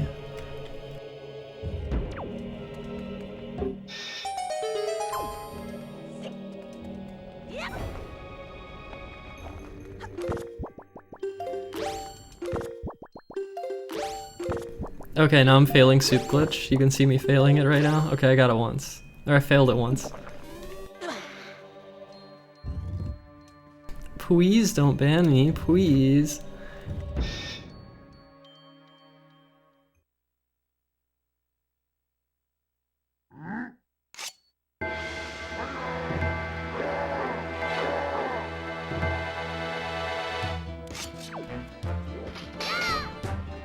Ooh, this strategy. I use the powered up sword from the soup to break the armor using quick spins, so then kill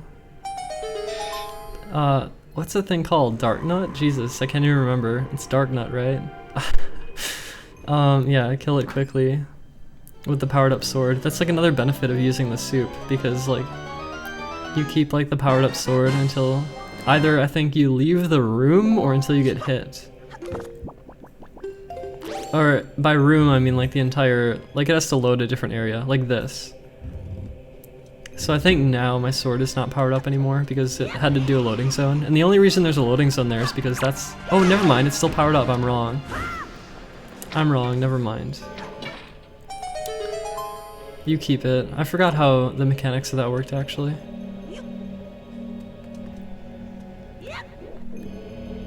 So, sorry for the misinformation. But yeah, until you get hit then.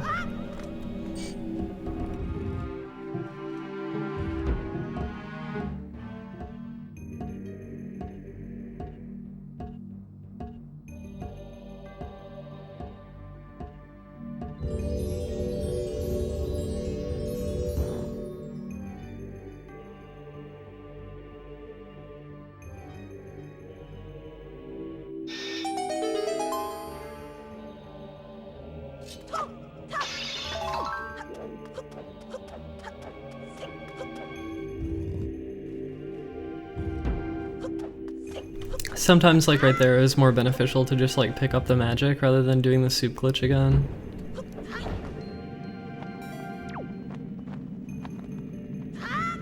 It doesn't take very long to pick it up. And here's where I have to take damage. Well, I don't have to, but... oh, I don't take it actually. Okay, it's faster to jump in the pit there. But apparently I don't do that. Why? Why don't I do that? Either I'm trying to keep the powered up sword, or I just didn't know that it was faster. Oh my god. Okay, so yeah, those keys can knock you back in the water and like prevent you from getting up. Oh, and it's possible to leaf pump across and barely grab without even dealing with these moving platforms. If you do like really perfect leaf pumps, you can actually just grab the ledge, like just from a raw jump. I never incorporated that into the speedrun because I found it really difficult.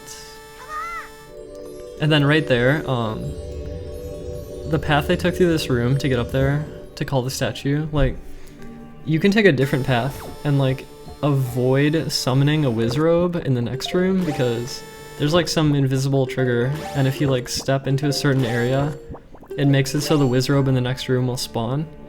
It's very strange actually, because like you would think the trigger would just be like coming through the door with the statue, but it's not. It's actually like a physical area within this room that you can avoid. But in this run I did not avoid it because we didn't know about it back then. I didn't know about it, so the Wizrobe right there spawns because I didn't know about that. Oh, and right there, I wonder if that's why I didn't jump in the pit, because I know it saves like a really small amount of time, and like maybe I just wanted to be able to kill the Wizrobe instantly using like a quick spin with the soup power-up. I'm not really sure. I might just not have known it's faster.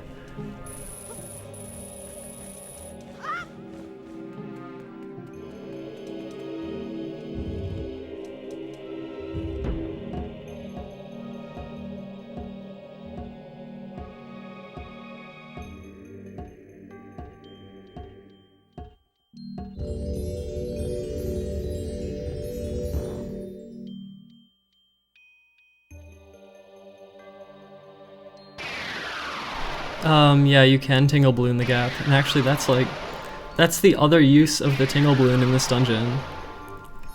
It's like the first statue to avoid letting it walk through the like maze, like the overhead maze, or like the overhead path. Like, cause that takes a while to wait for the statue. So you can like Tingle Balloon to skip that, and then you can use the Tingle Balloon again in the room before the room with the Wizrobe, or I mean the room with the statue. Or wait, no, the room with the Wizrobe. Well, the Wizrobe doesn't necessarily spawn though. Anyway, yeah, you can use the room with the scales on the way back. Yeah, you can use the Tingle Balloon there as well. And if you combine both of those Tingle Balloons together, then it actually makes it worth it to call Tingle just to do those two. But it costs 60 rupees because it costs 30 rupees per Tingle Balloon, so you have to like route the rupees too.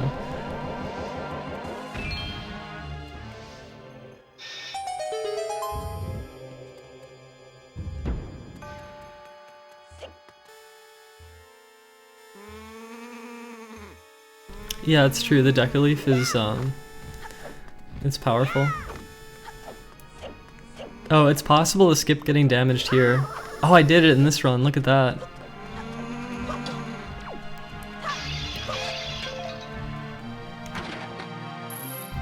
I want max arrows for this fight, I think.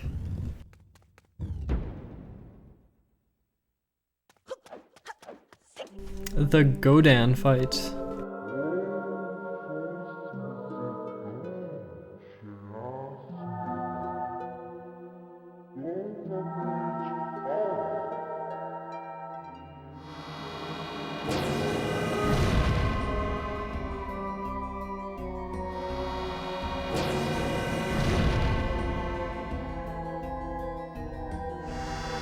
Sometimes my PC makes scary noises.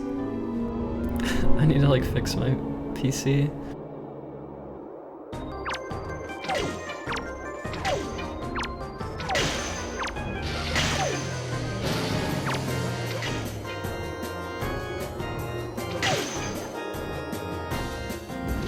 If you go underneath Godan right there, then Godan will cancel his attack.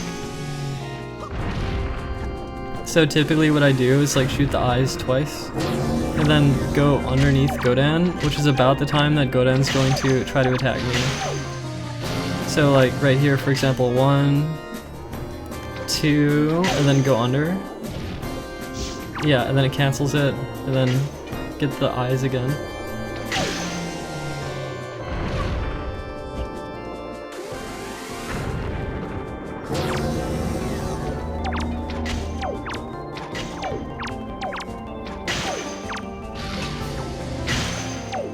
The freaking hand almost swooped me off the platform.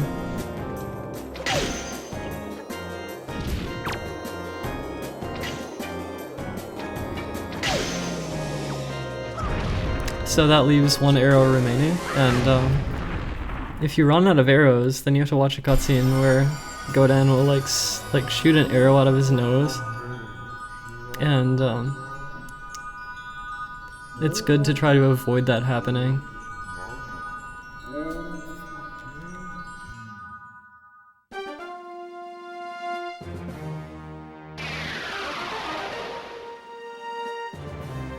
Something that always made me a little bit, well, this always bothered me a little bit, but like after you beat this boss, and you regain control of Link, you're standing right next to the portal, and it's really easy to just like miss the heart container and not grab it. And in this run, I intentionally do not grab it. I don't want to grab it.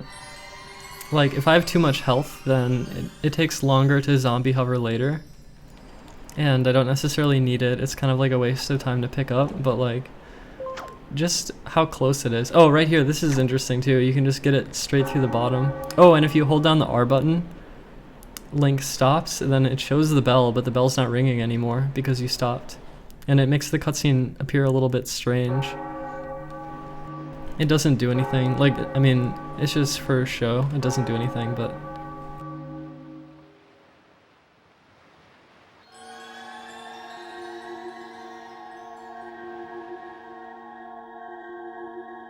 I think on Wind Waker HD they might have fixed that thing where you can like grapple like from the bottom. They might have changed that. I can't remember.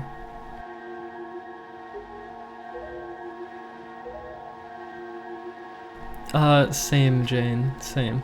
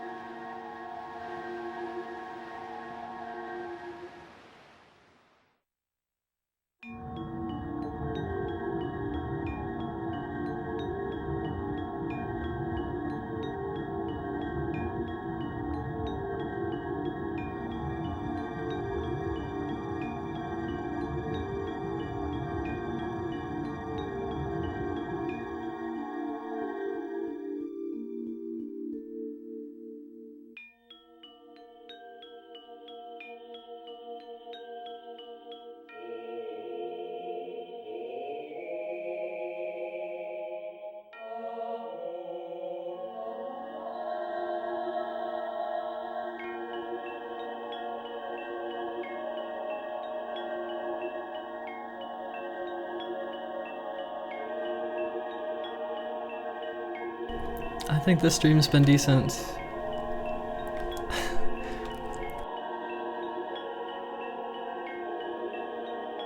Although I think if I was to commentate another Wind Waker run, I think I'd probably have less to say the next time because some of the stuff would be like repetitious. So it maybe be less interesting. So enjoy it. Enjoy this hot content while you can, because it won't always be this hot, maybe. Ooh, I pull out the boomerang. I think I use that because I think this was before we found the Autobounds to skip having to fight I think I fight all these guys. I think I fight them.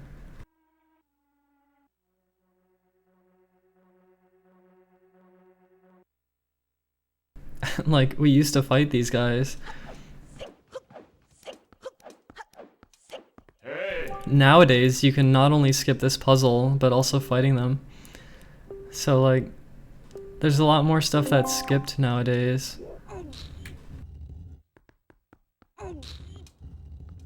Like, there's an Autobounds you can do to skip this puzzle. And then another Autobounds to skip the fight.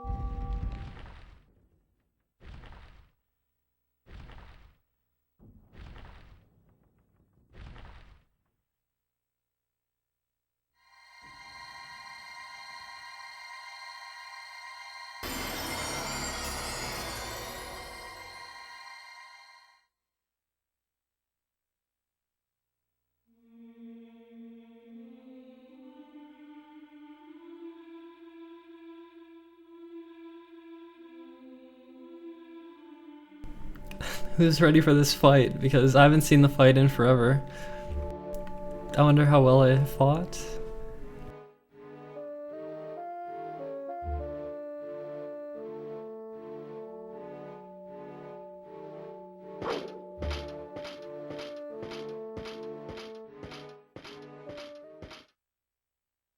This was cutting edge back in the day, Alexis.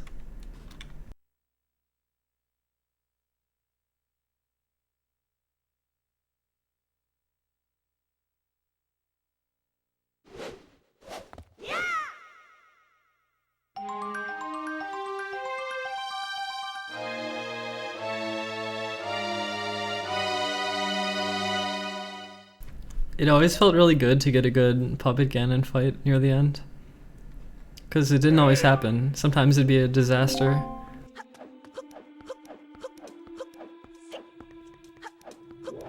Bad rolling, bad.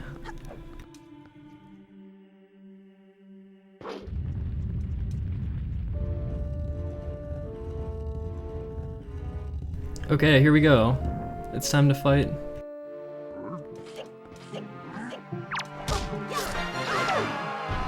Oh yeah, I have soup active too. Oh, that's actually like a huge benefit of like... Okay, remember back in Tower of the Gods? When I did not jump in the pit? So, I was able to keep the soup active ever since the mini-boss fight. Like when I went to go get the bow, I still have the same soup active. Oh, I lost it right there. That's bad. Okay, this is sloppy now. Okay, so I'd go for the soup now.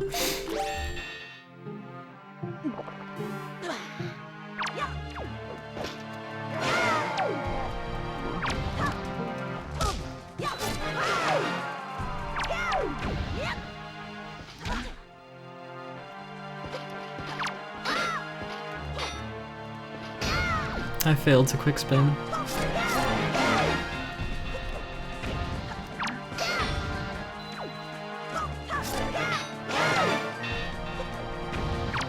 The boomerang is such a good help for this. The run is so different now, like there's no boomerang, there's no fight. There's no puzzle, you just like skip all of it.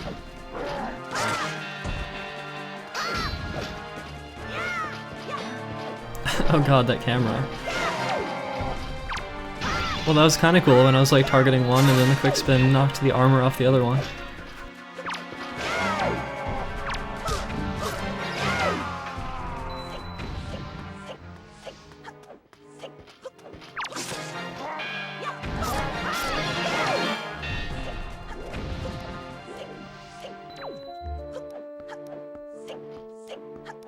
There's so many of them.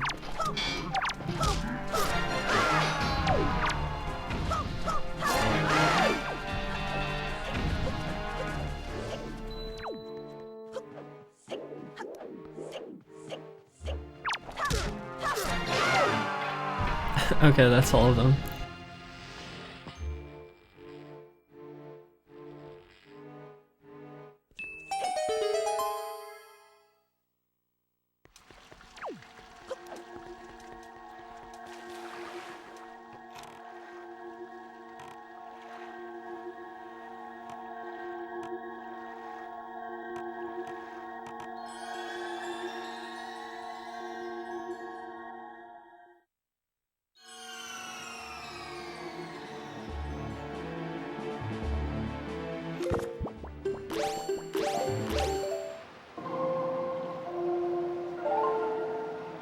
Time to go to Cyclos and get the Ballad of Gales.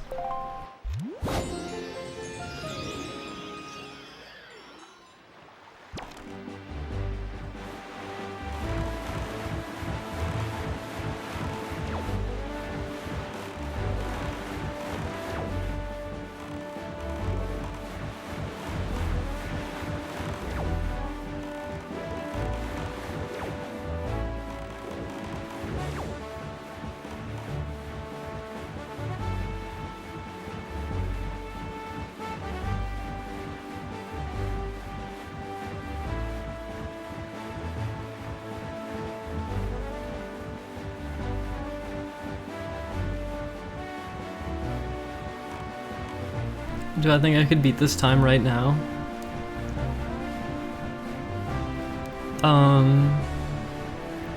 Probably not first try, because I forget a lot of things. Maybe. On Wind Waker HD, you can actually see the arrows like traveling all the way up. On this game, it's like really hard to see.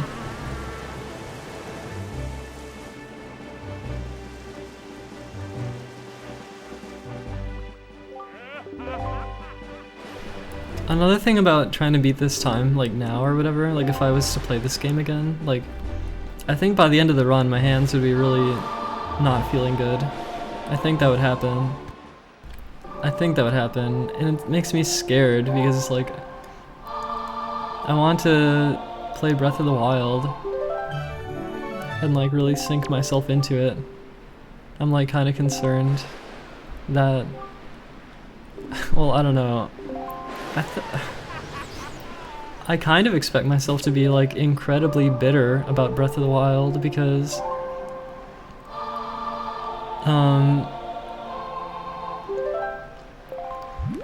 I don't know. I wrote something on Patreon about it. I think everyone's gonna be happy that I'm gonna be sad because I'm not gonna be able to like rebuild my audience, kind of. I feel like I'm gonna be just like playing the game and like I'm gonna feel like bitter and jealous and unhappy because I don't think I'll be able to grow my stream.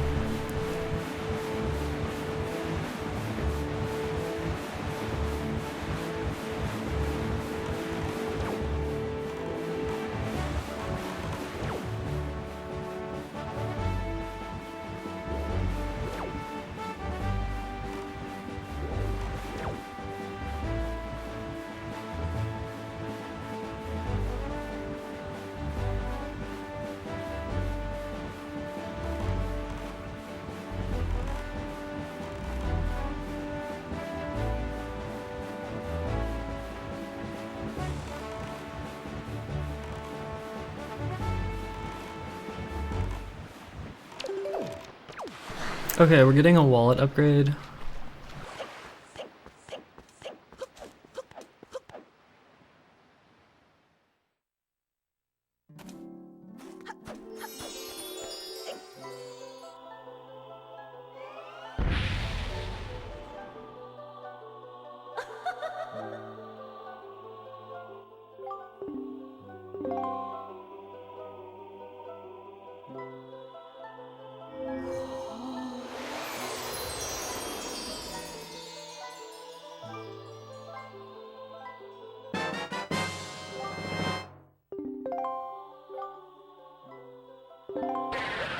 Money is not useless in this game. You actually need 3,184 rupees to decipher the Triforce charts. Yeah, Gambi, that's exactly right.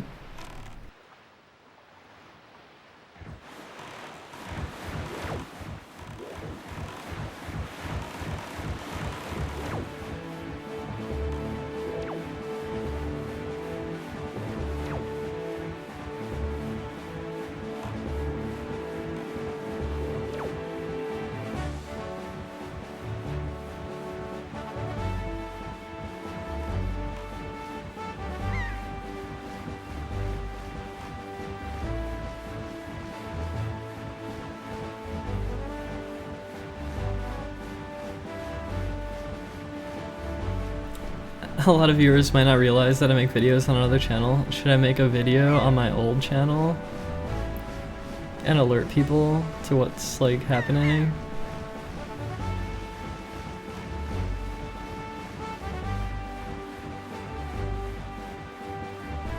The thing is, like, I was growing my stream before the hand issues like fucked me over.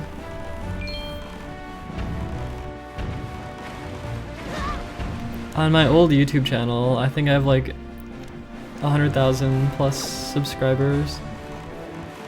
Also, wow, that bomb got me. That was crazy. Was it a bomb that got me, or was it an explosive barrel. I didn't even really see what happened, but I got owned.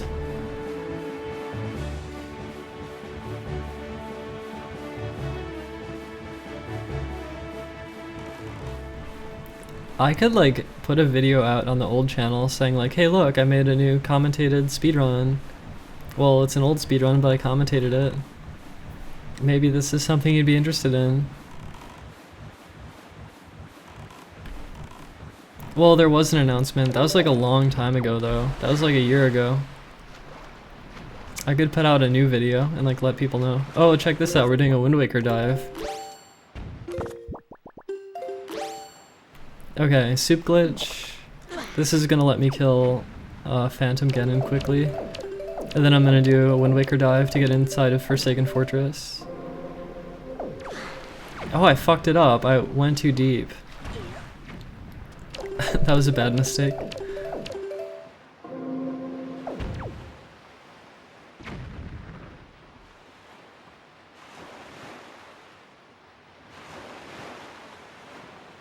Yeah, I know, Brandon. I know. It made me really sad when my hands were bothering me. Right, so this cutscene trigger, it'll hit you even when you're underneath the platform, so it just like takes you up to the fight.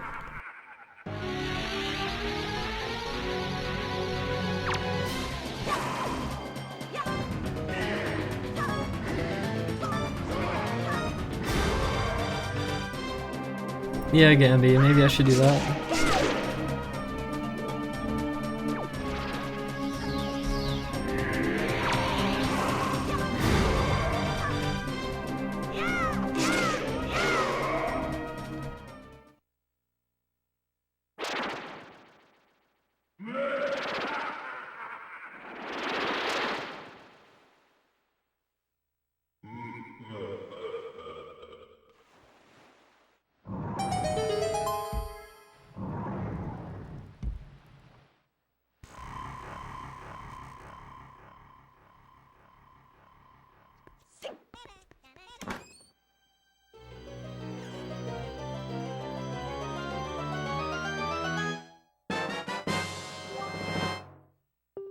If there were like super good bionic hands or arms that gave me like full control,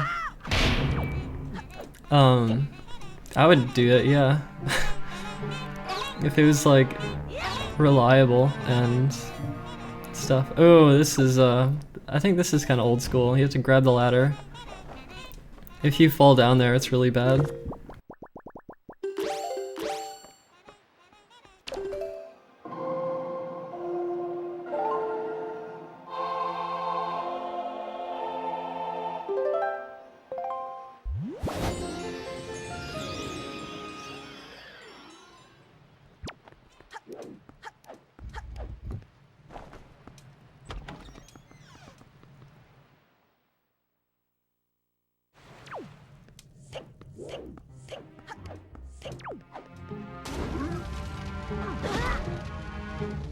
Okay, why do I get hit by him? Oh yeah, oh my god. That's right. The Helmrock fight is like bananas.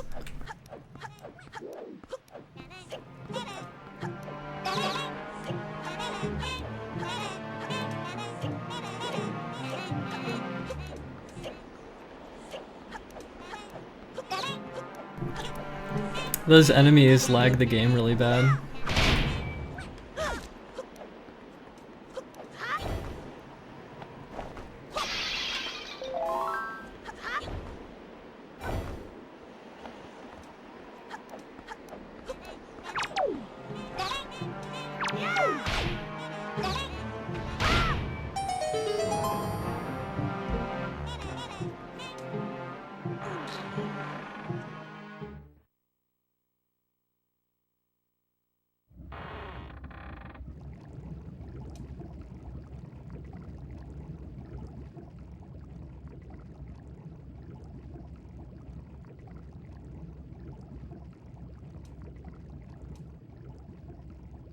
This part of the game was always really stressful because of the method used to get past this fight.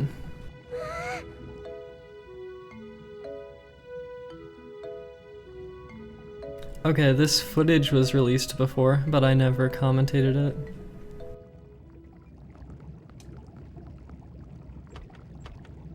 And you know what? I don't even think that many people cared about this run because it never had commentary, but this run actually meant something to me. In fact, I was thinking of like not even running the game anymore after this because, well, the reason is because for one thing, it was like the first sub 5, and then I had to deal with like the Cyclos luck, which is so frustrating, and a bunch of other frustrating stuff too, like the Dragon Roost Cavern Bosky skip, like this that I'm about to do, the Helmarok skip, and also the Cabanadid skip, like all of that combined was really frustrating. So I was actually going to quit the game after doing this run. And then the new glitch was found and it changed everything. Yeah, this was the fastest time when it happened. And like obviously it could be quite a bit faster even with these old strategies, but it was just so frustrating because of a couple different things that I mentioned.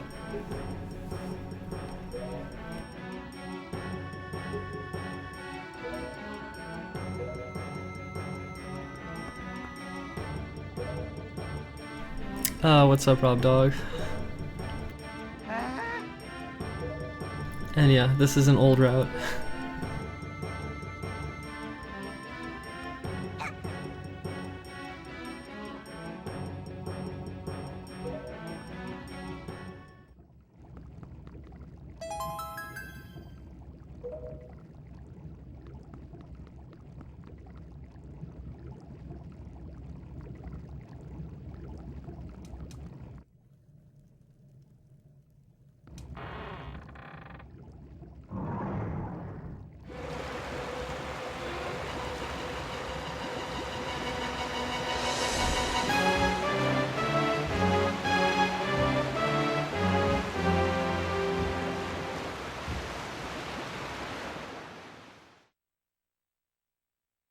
Here we go.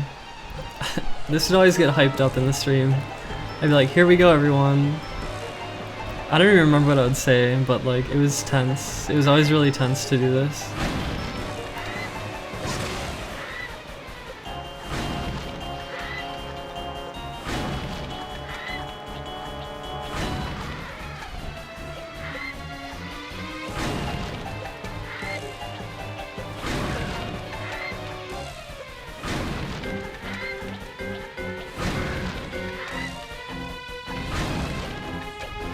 This is like a two-part thing. Like for one, you had to jump around and then grab the ledge.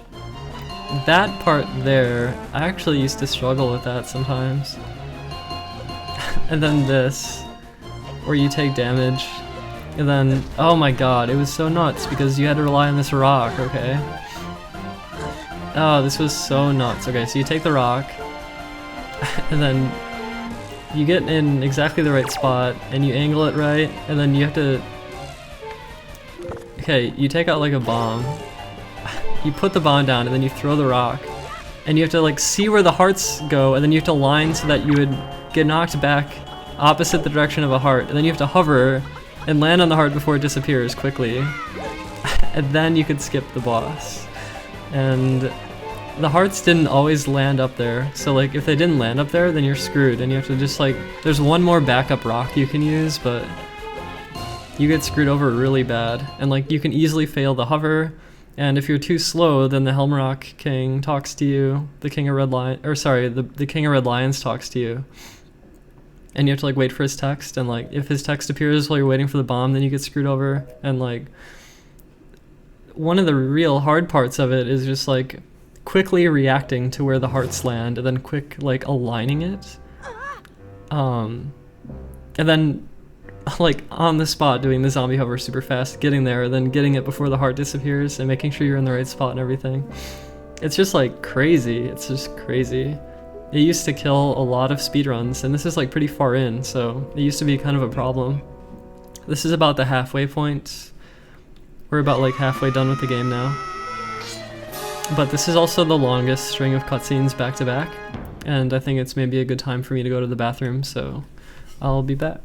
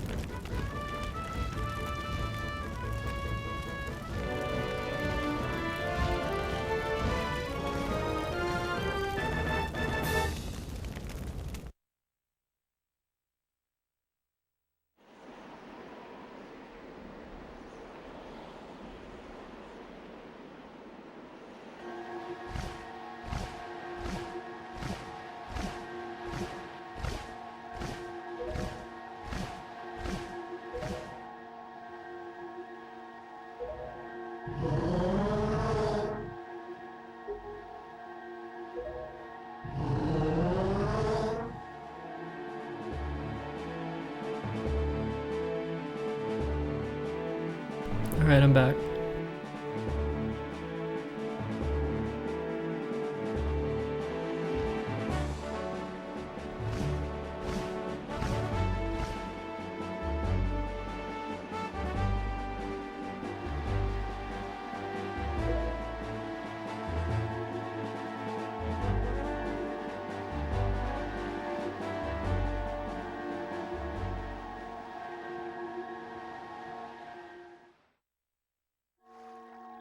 So many cutscenes here.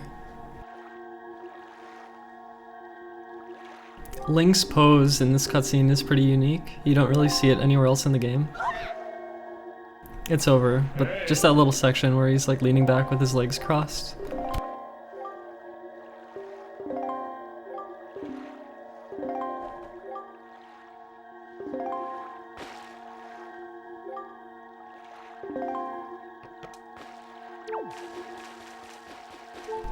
No I don't, Brandon. I think it's just a problem with like doing the same motion so many times. It's a problem with like I think the human hand isn't meant to like do that so much, you know? And I did it like without breaks a lot, and it's bad.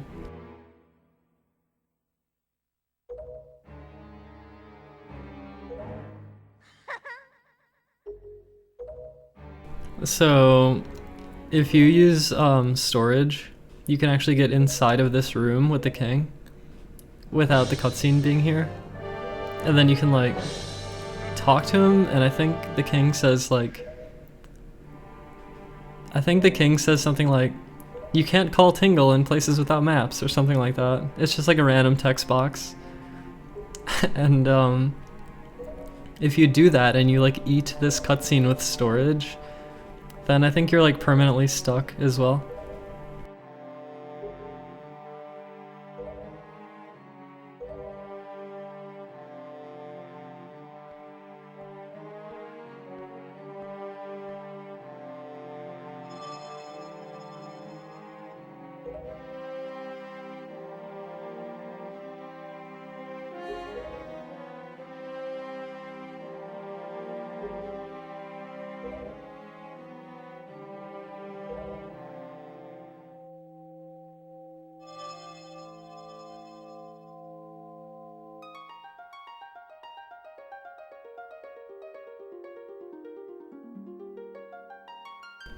Okay, right there. When the pieces combine and make the perfect triangle. In Wind Waker HD, it's not a perfect triangle. You can see like like jaggy edges. They fucked it up. They fucked it up.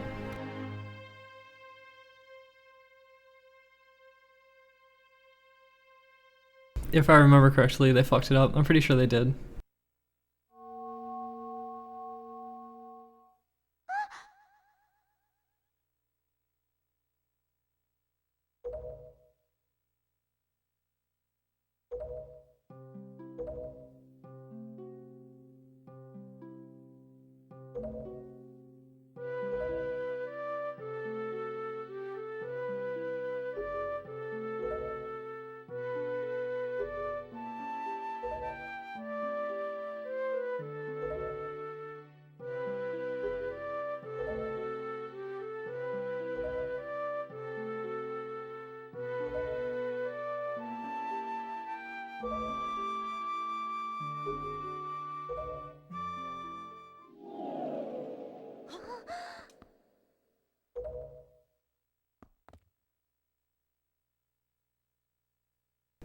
there is a theory that this teleportation is because they're too lazy to give the king like walking animations, so they just made him teleport everywhere. I don't know if that's true.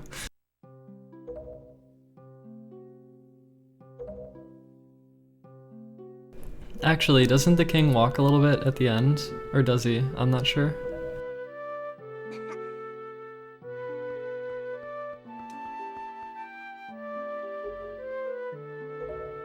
If they had him walk out though, he'd have to use stairs. I guess it makes sense that he teleports though, because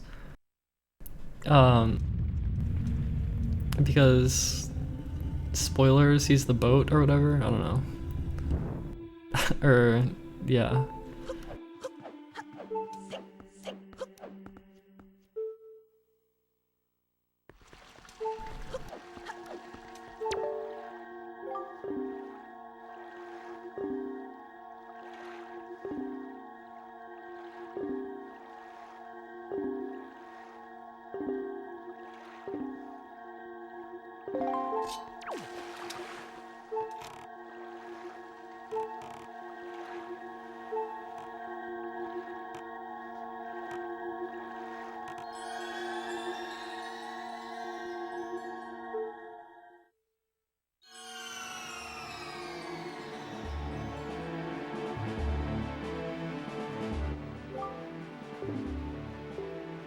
Okay, now I think I go get the fire and ice arrows from the fairy queen.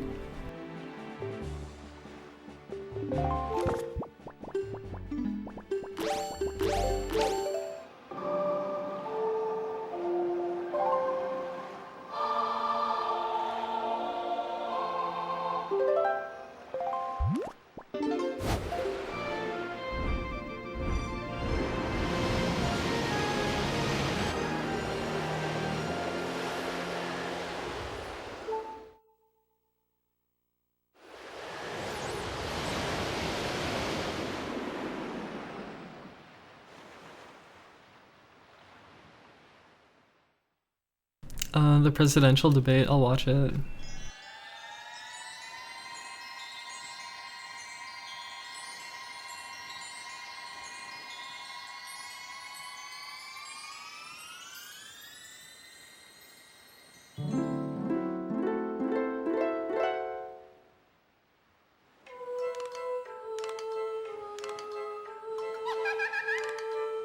I think there's a part in this cutscene where her movement is really glitchy. When she like drifts downward, I think that happens.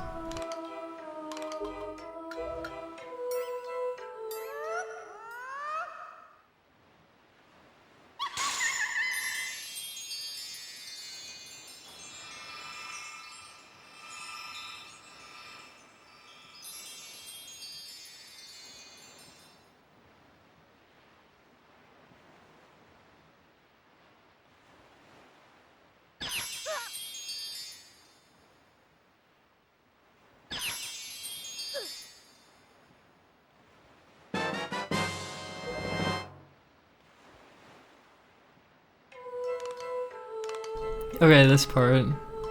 Yeah, look, she's like glitching out. Look at this. What is that? Why is her movement so glitchy? Did they fuck it up? Is that intentional? Like, what is going on?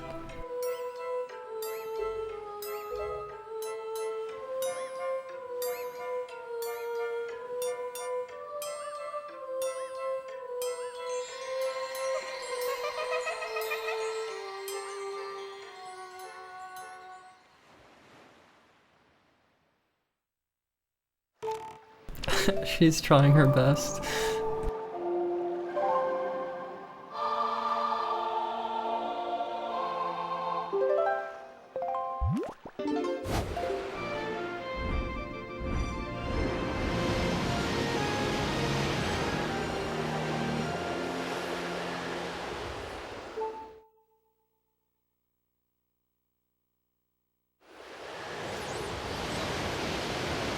Okay, later, Robin.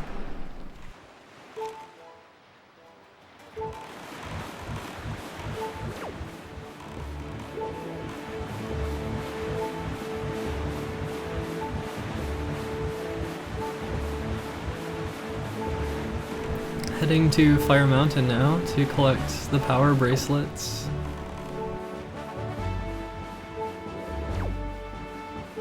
Okay, later to the people heading out.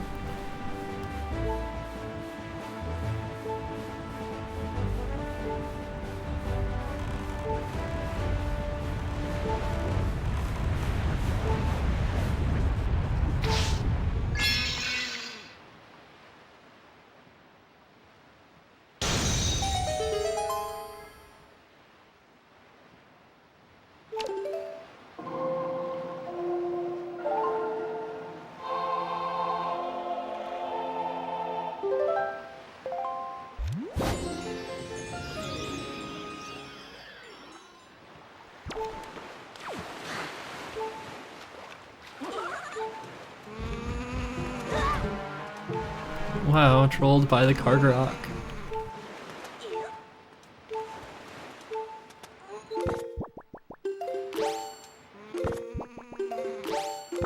Failed the soup glitch. Failed the soup glitch again. Third try.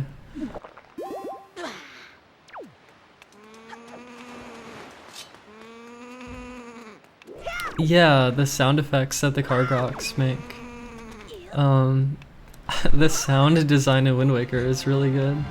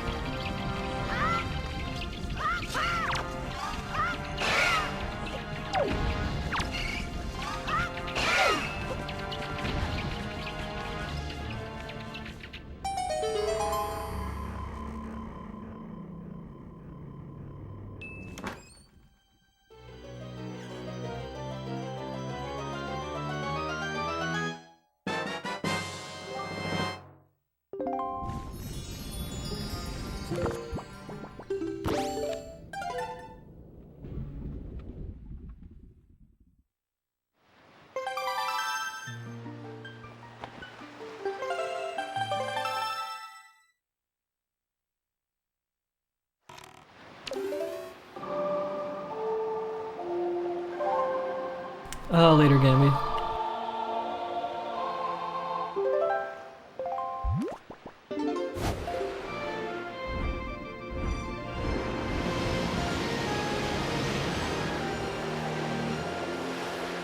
Yeah, this is some vintage 2012 speedrun.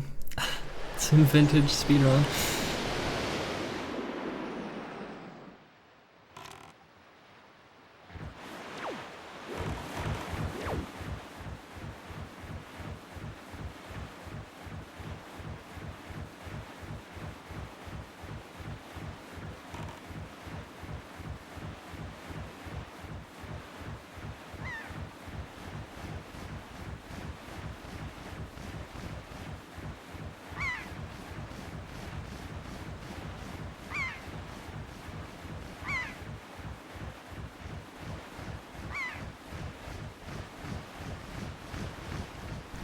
This was the fastest run at the time. This is the first time the game was beaten in under 5 hours.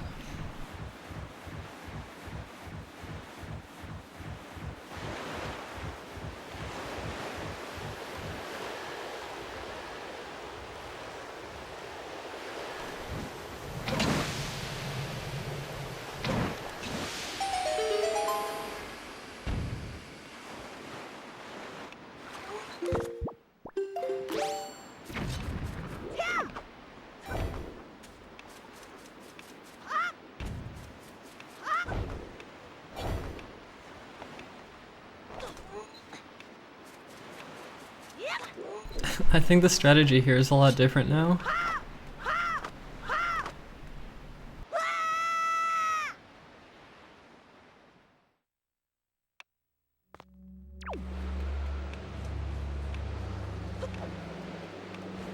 You can just roll through the wind. My reaction when I got this time, I think my reaction when I got this time was, I'm happy, but I think I might stop playing the game now because of some stuff in the run that's like really irritating to get right. Some of it's like luck based, and it's just frustrating. So I was really happy to get under 5 hours. But then like right after I released this speedrun, or like right after I did this speedrun, they found dry storage. It was found by Foregone Moose, yeah. And that enabled super swimming, and it enabled cutscene skipping, and it enabled more boss key skips, and it was just like totally unraveled the game and changed everything. So this is the last speedrun before that was found.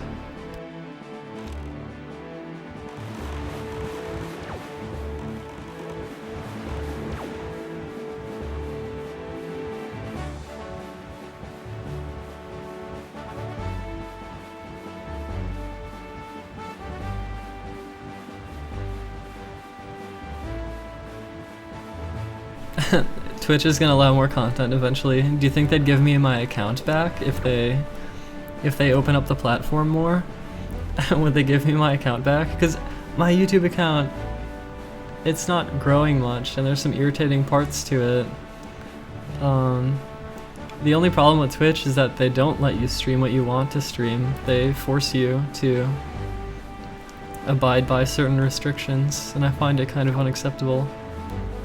But I imagine they would change it over time, maybe. It was probably bad of me. It was probably like a rash thing to do, is to disable my Twitch account. It was probably rash for me to do that, and like losing all my old subs. Like people had huge sub streaks, now they have like, you can have like different sub badges and everything. Like if I was still on Twitch today, I think I'd actually be a lot more financially stable now. But I switched because I was so angry at them. I was so furious at them for preventing me, like, it was just so frustrating not being able to just like chill on stream and talk to people. It was so frustrating.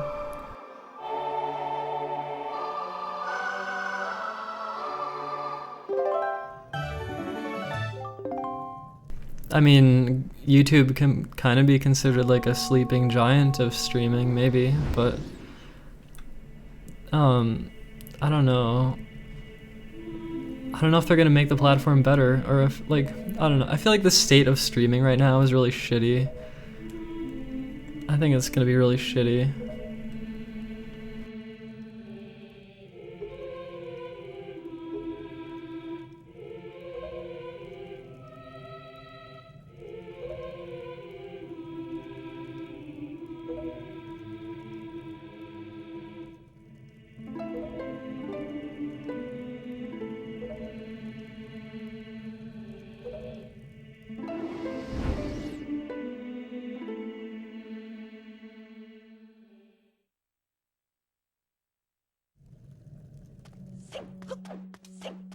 One thing that gives me some pause is that YouTube Gaming, they talk about like, oh, this is the good featured content, and like YouTube Red, and like, it feels like less about the individual like streamer and more about like whatever fucking like group of people are like popular enough to like rake in views.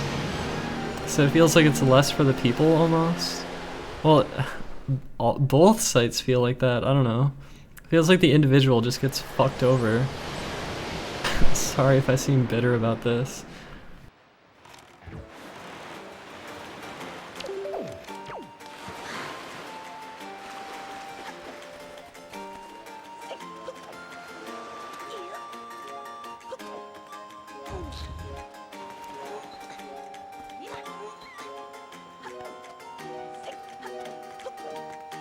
I have to climb up to Medley to get this on.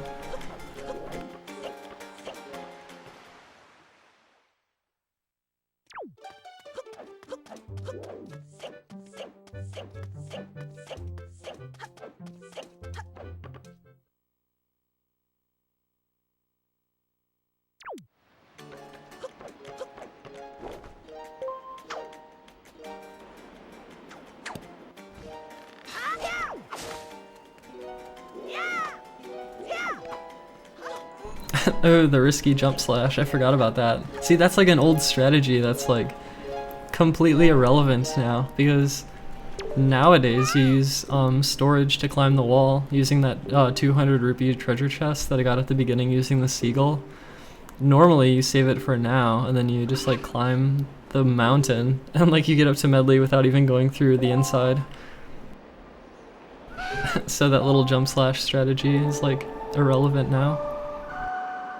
That's what happens, like as the speedrun gets more refined, lots of like little tricks and stuff get obsoleted.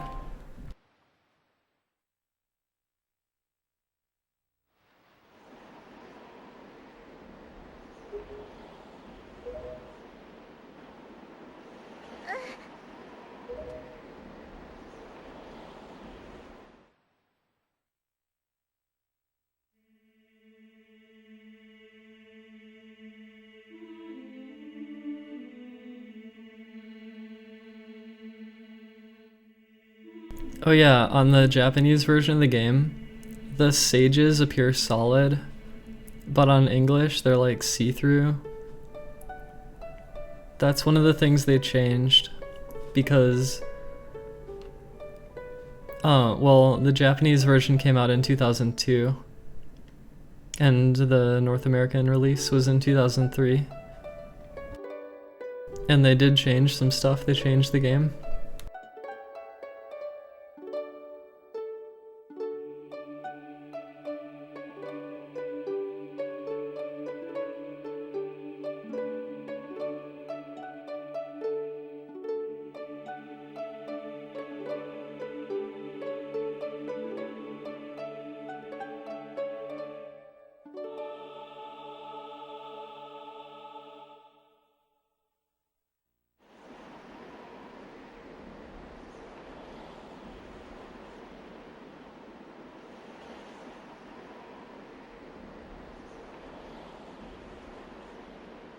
According to like the lore of Wind Waker, the Rito like evolved from the Zora, which is kind of strange because they went from like a water-dwelling, like swimming species into a flying species after the world gets flooded. It feels a little bit strange and backwards, but whatever, that's fine.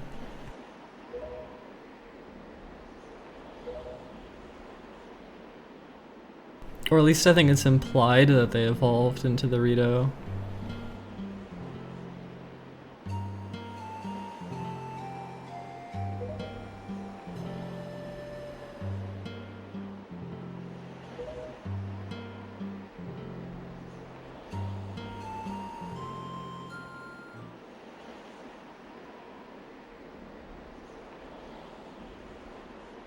I'm not one to really care too closely about the lore though, because I like the game. I like the game and the gameplay and like the items and like the structure of the game and like,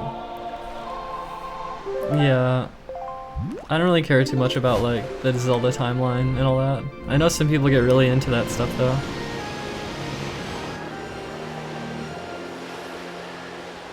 Yeah, Gorons are actually in this game. The traveling merchants or whatever, they're Gorons in this game. It's a little bit sneaky though, like, I think, aren't they like disguised or something? You can't really tell, or like, I don't know. It's not like immediately obvious that they're Gorons, I think. Yeah, Zelda lore feels a little bit like ham-fisted together or something.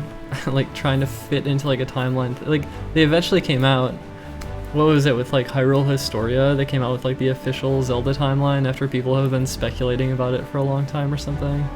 I don't know, I really never cared that much.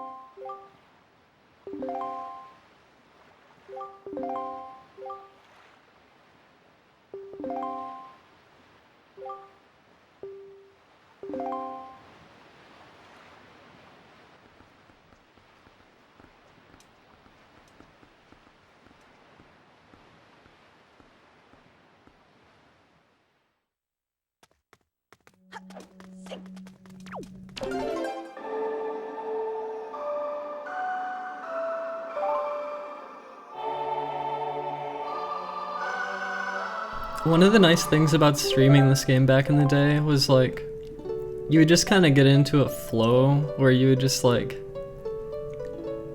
you didn't even have to think.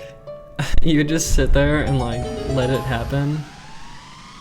And like, I would just sit there and let it happen. And like, for the parts that I had to focus, I would focus. But like, a lot of the time I just sat there and chilled and I was just talking to the chat and like, I would get so much love and support, and I don't even want to talk about it because I'm sad I don't have it now, although I kind of do, but it was like absurd, and it's not absurd anymore.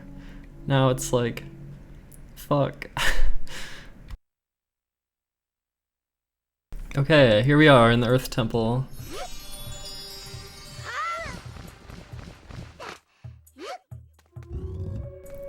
This dungeon changed a lot too. Like, I think this is gonna be way different than how people do the dungeon normally. Oh, normally. I mean, how they do it nowadays. It's so different now.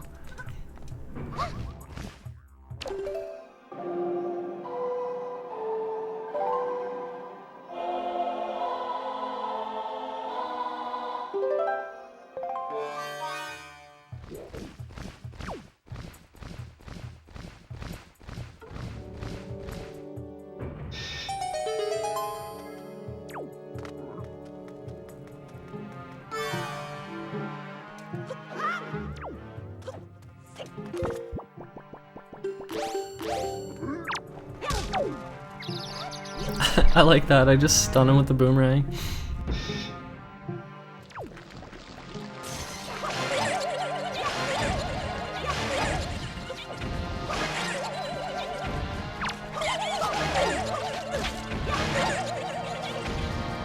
You can like circle around Medley and like the shield will get all of them.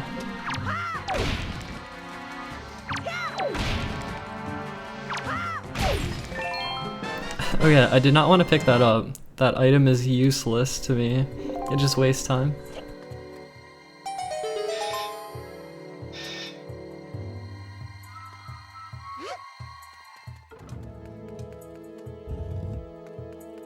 I liked the dungeon music too. Well, I liked the Wind Temple a lot. This is the Earth Temple. Wind Temple's the one after this. Oh yeah, the strat.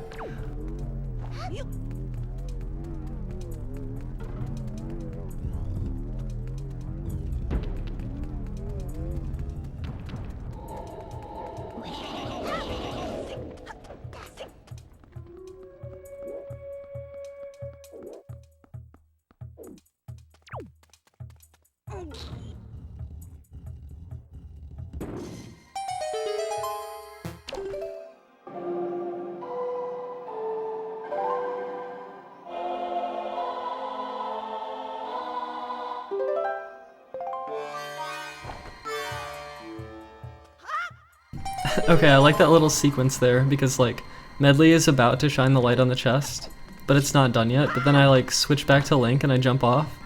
And then while Link is falling through the air, the cutscene happens. And so Link is like traveling during the cutscene so that like instead of, I'm like kind of killing two birds with one stone. Like I'm, like the cutscene time is passing and Link is moving simultaneously.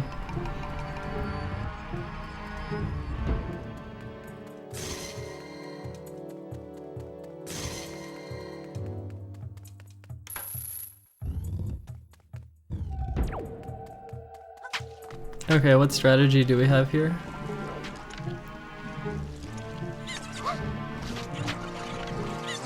Okay, we have the bomb jump. Nice.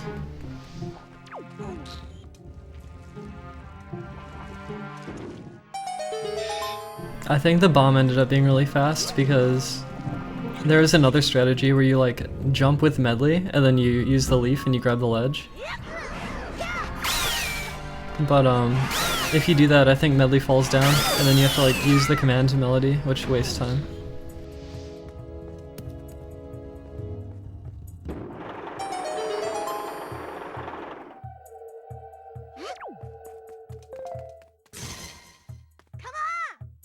Oh yeah, this you call her to walk towards you, and you don't have to like manually aim with her.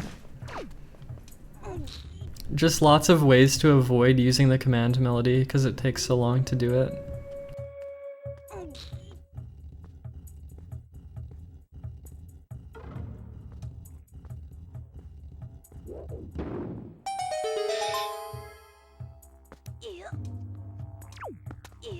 I have a neighbor who coughs all the time, and it sounds like they're dying all the time, and like I can hear it in the distance a little bit.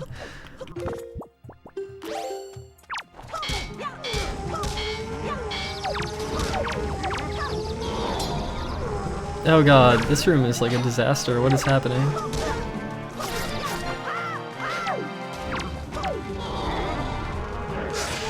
Oh yeah, if you let the Poe take you and then you get damaged, it like... Right, I blew myself up intentionally there because it knocks the Poe soul out of me, which like kills the Poe, and I don't have to wait for it to like run out. Because I think normally it takes a while to actually end.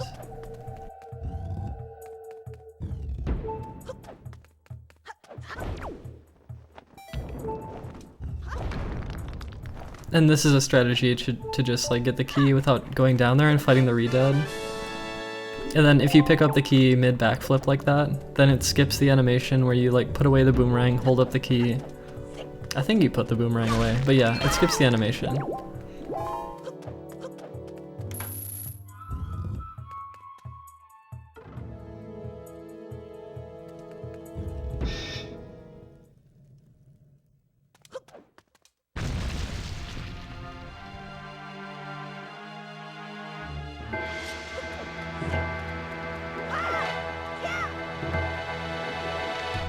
This used to annoy me, even though it's not that bad. Like, getting up there. I used to be kind of pleased when I got up there first try, because there were times when I would fall down repeatedly, and it would just waste like a whole bunch of time.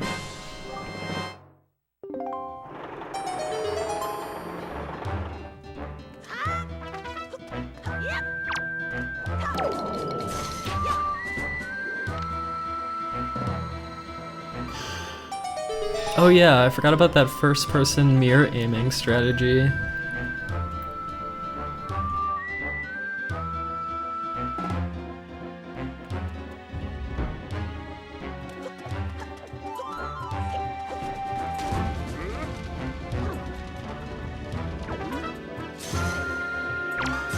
Okay, the route through this dungeon. Oh wow, I forgot about that. Yeah, you can aim through the ground. I forgot about that.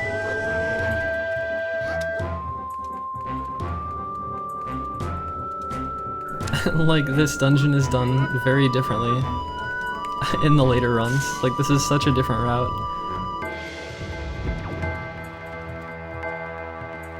Okay, I believe there's a ledge clip here, off of Medley.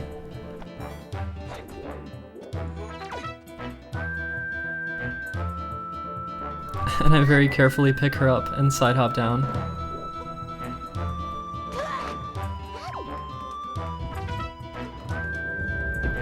And then the music keeps going from the boss, or from the mini boss when I got the mirror shield, because I never like, yeah. I think the music stops after this though, because this is where you play the song.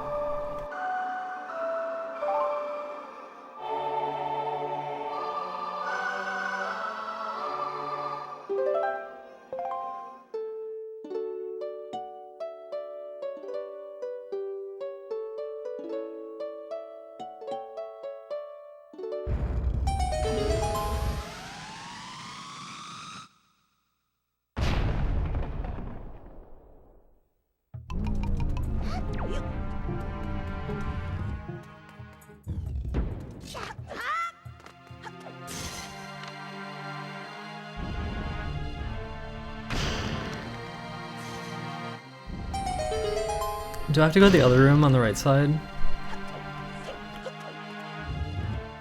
I can't remember.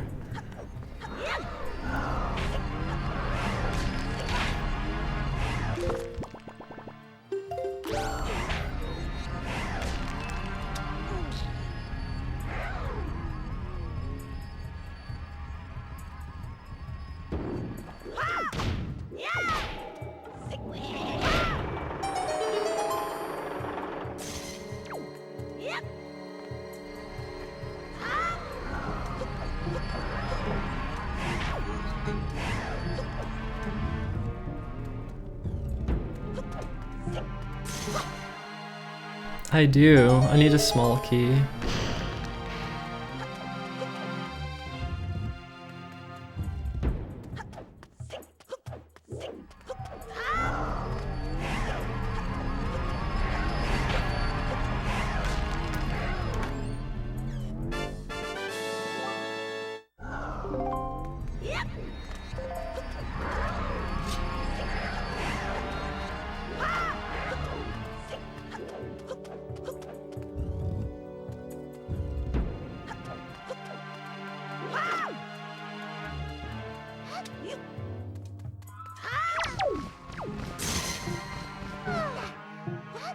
That was nicely timed.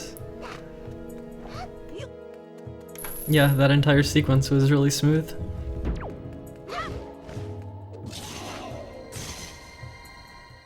Oh yeah, that strategy too, where you throw medley and then you just reflect it really fast. I used to do it differently and it was like, oh, I'm having trouble picking her up.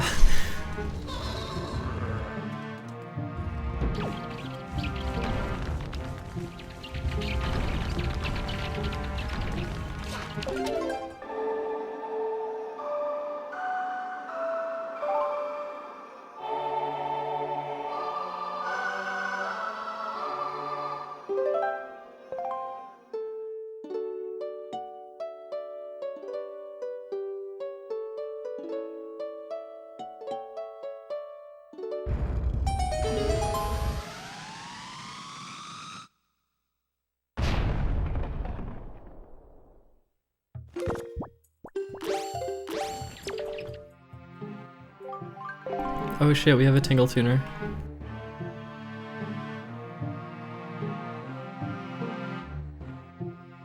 Tingle tuner for boss key skip, I think, is incoming.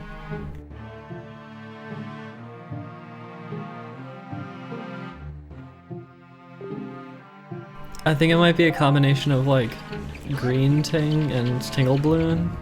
Or maybe just the tingle balloon, I'm not sure.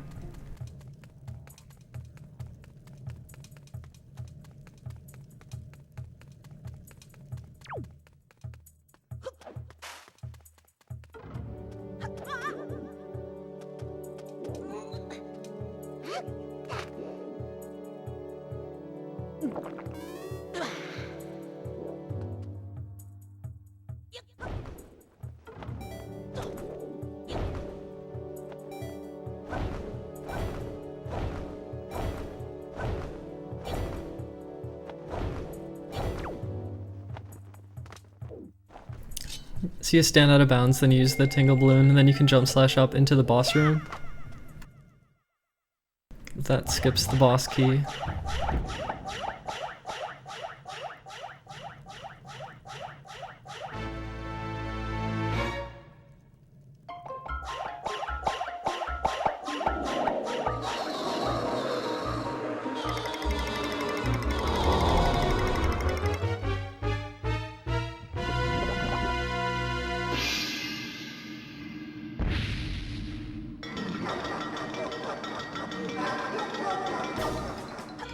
This boss is very silly.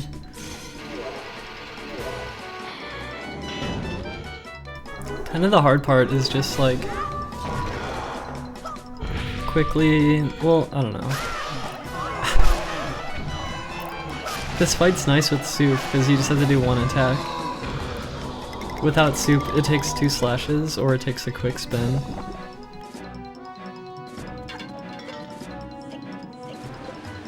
And sometimes like the light will disappear before you can stun him, like occasionally.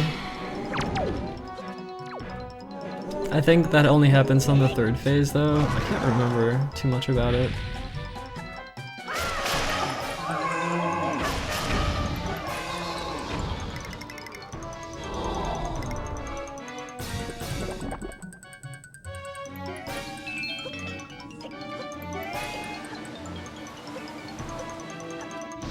Yeah, like the light disappeared on me, and I forgot like why the lights change or like what timing is for that or like why. I lost time there though, and I picked up the skull. That was bad.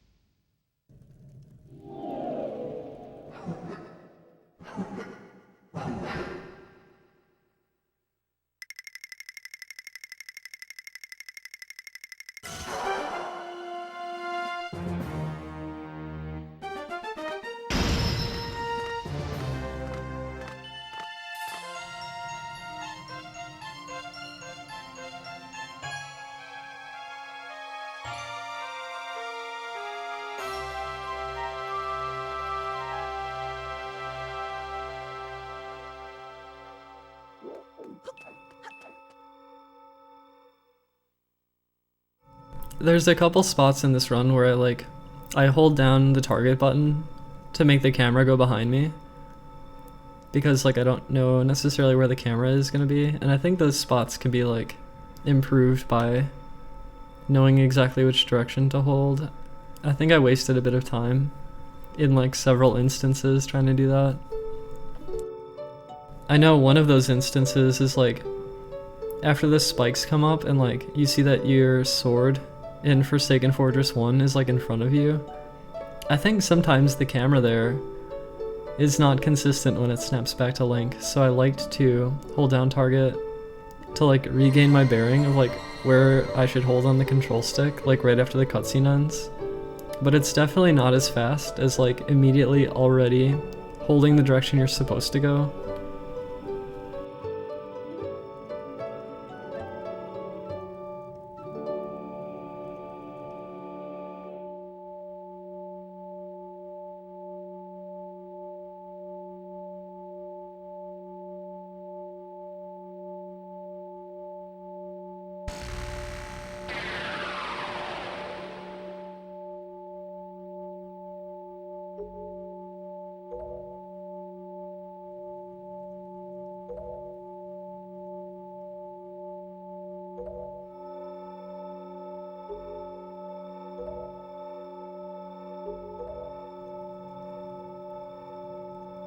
My chat makes me sad. Do commentary like this a couple years ago, and people pay for my life. Do commentary like this now, and I'm getting trolled, and I'm sad.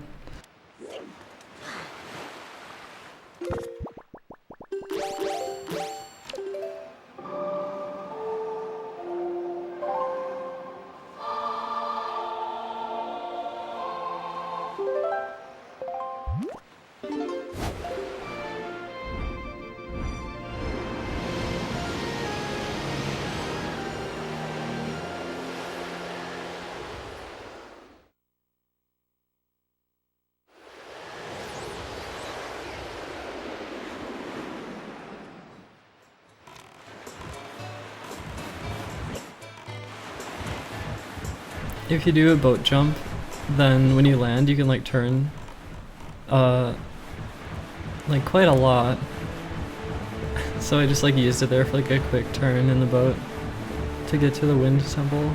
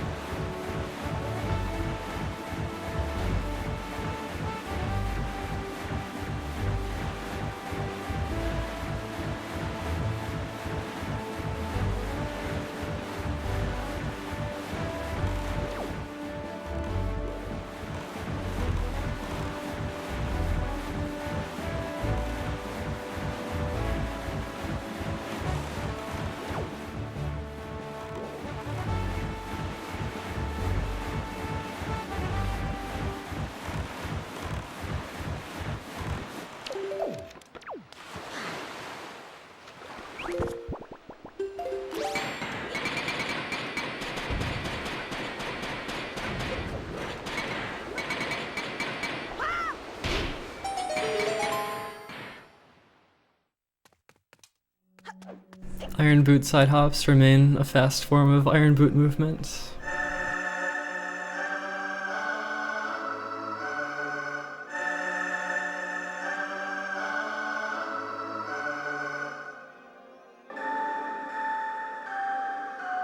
Oh, bangs mean I have to cut my hair though, and that's scary. I have to get my hair cut to do bangs, and I don't know, can I pull them off? I probably could, but it's also scary, so I don't know.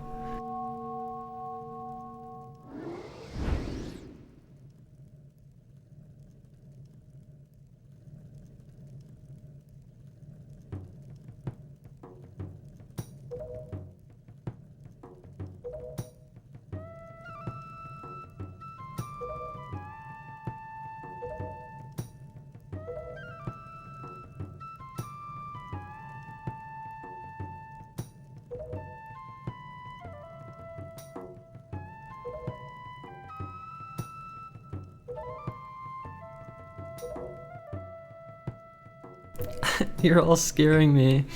See, I worry that I don't have enough, like...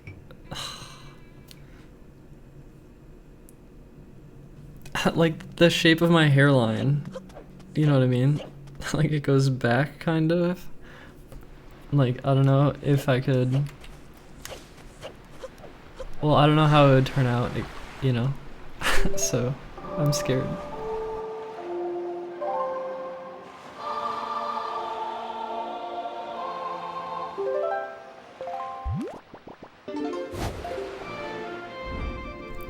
But, okay, I think if my forehead was covered with hair, that would look nice. It would probably improve my appearance.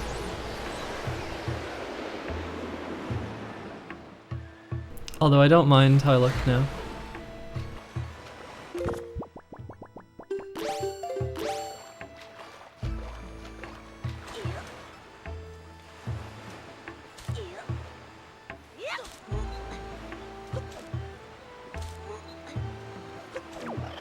Okay, the headband thing is like not really... Oh shit, look what's happening, everyone. In the run.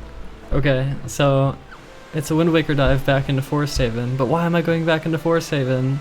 Why? It's to get forest water, because this is back when shit was crazy. So this is so insane right here. This is like, this is super interesting. Okay, so I catch forest water in my bottle, and starting now, 20 minutes of gameplay.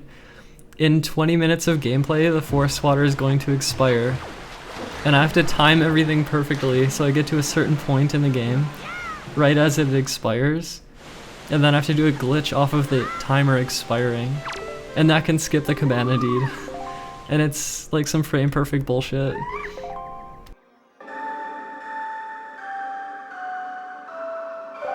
So like there's like a timer going.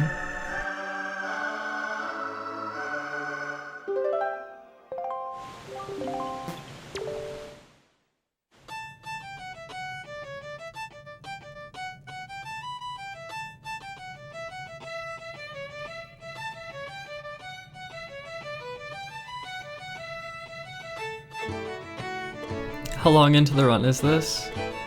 More than halfway. It's like 3 hours in or something.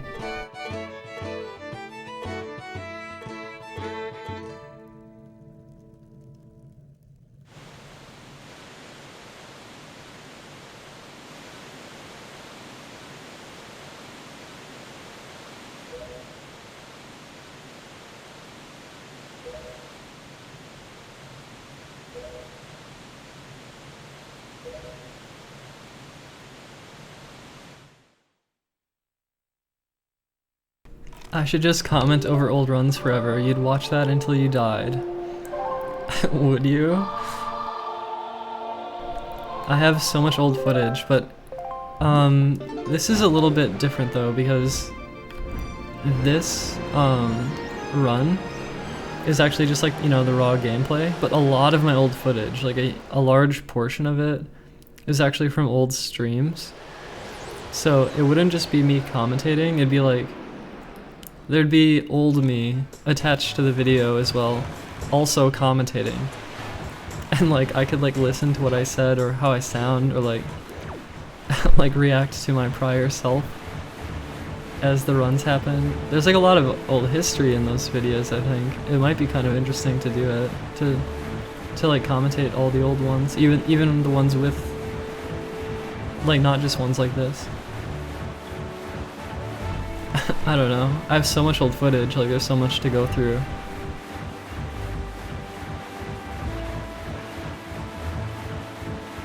And part of this stream is really fun for me because it feels easy to talk and like there are things to say, but also it's a little bit tiring too. And I wonder how much like I don't know, is this worth doing? Like, I'm kind of doing this for all of you. I mean, I'm kind of like commentating this for you all. It's not really Um, well, in a way it's for me, because I'm doing it for me because I want people's support. I don't know.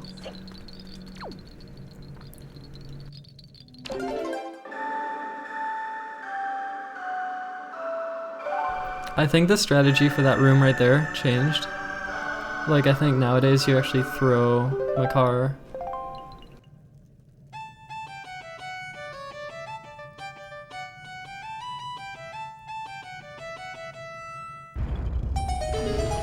I have been talking about the game. But I also talk about other stuff too. But that's how my streams always were. Like, there would be times where I'd talk about the game and times when I wouldn't. That's how things have always been.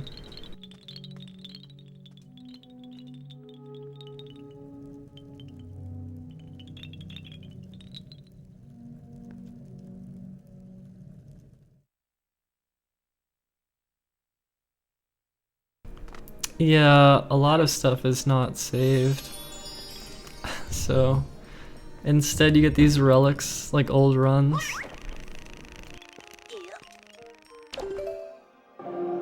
Okay, so this is Wind Temple prior to storage.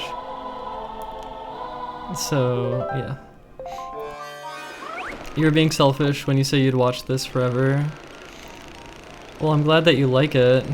I think I'd be inclined to do it a lot if, like, people gave me a bunch of money to do it, so I could, like, feel secure. So that's my selfish. That's where I'm coming from in a selfish way. But yeah, I don't know. I've had fun with this stream so far. I just, yeah, 5 hours straight though is a little bit, well, it's not too bad.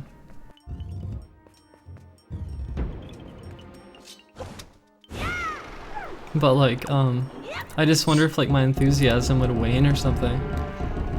If I'd like do this too much. I don't know.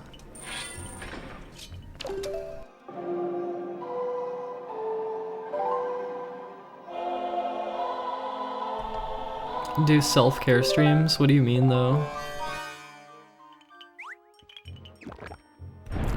Do you mean like when I whine? Like, I don't know what you mean.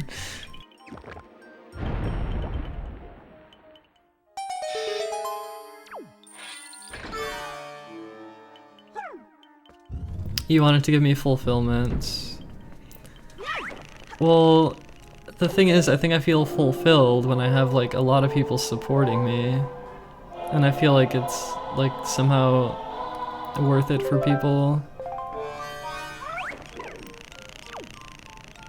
Like, I think I crave love in large quantities.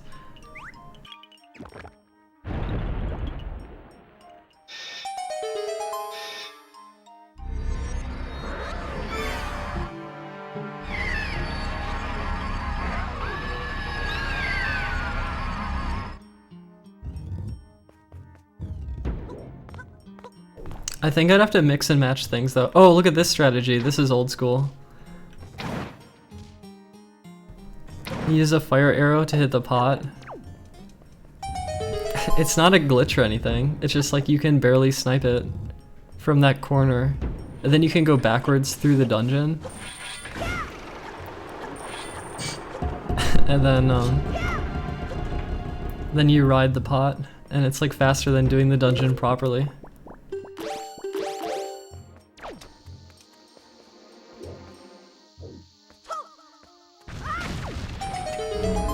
Nice jump directly in the pot.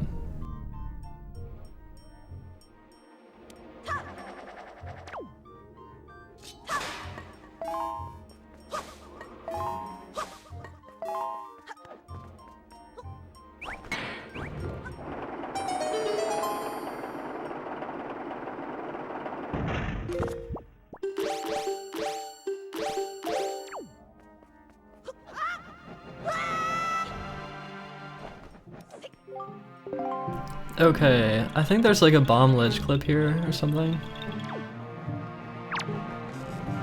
Hey, thank you, Oddcon. Thank you very much, seriously.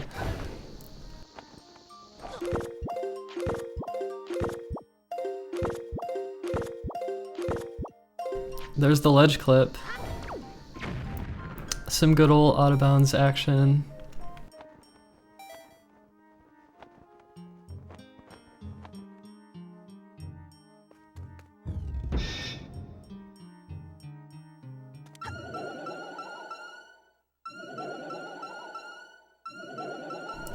In this game the leaf is such a powerful item. It's like you can use it for so much. The red Wizrobe, I wonder how this fight went this time.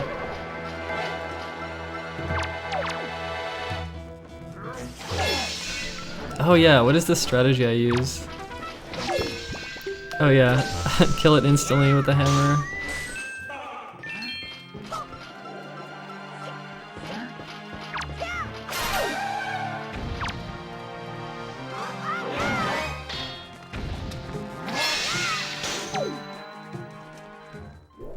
You have to just love that strategy where you freeze them and kill them instantly with the hammer.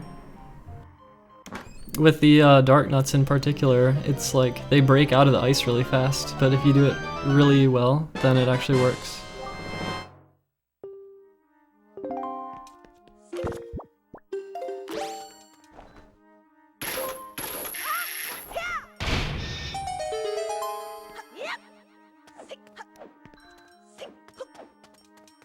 I remember in one of the early tasks is like they didn't do that jump slash off the wall, that backwards jump slash. That's a stupid thing to remember. That's just like, haha, I did something better than the task. It's a stupid little detail.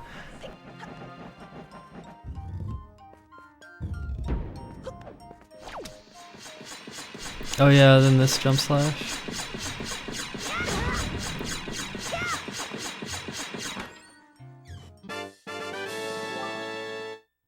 Have a good night, Odd. Thank you.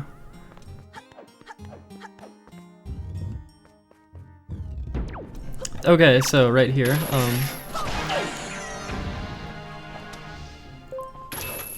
there's like this ledge, right? But then I go to the higher ledge, and they look identical. They look exactly the same. But I have to go to the higher one because there's like this invisible, like, polygon that's like going across the side of the ledge, and it makes it so that you can clip with the bomb much more efficiently from the top. If you try to do it lower, it's either impossible or it just doesn't work very well.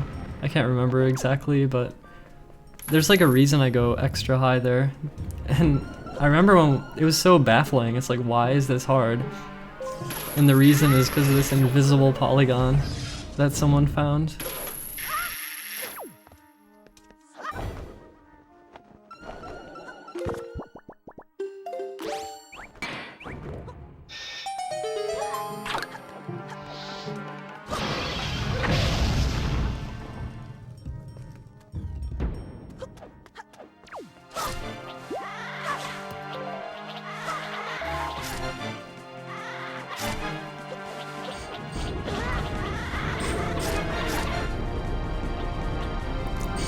Well, people beating my old times, you know, the route's a lot different now. It's just like kind of changes everything.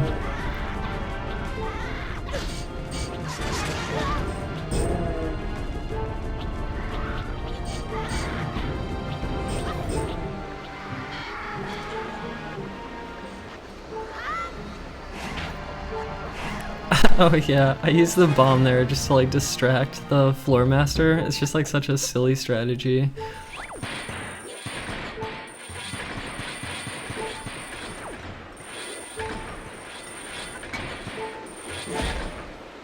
Okay, so I'm taking damage because there's another zombie hover coming up.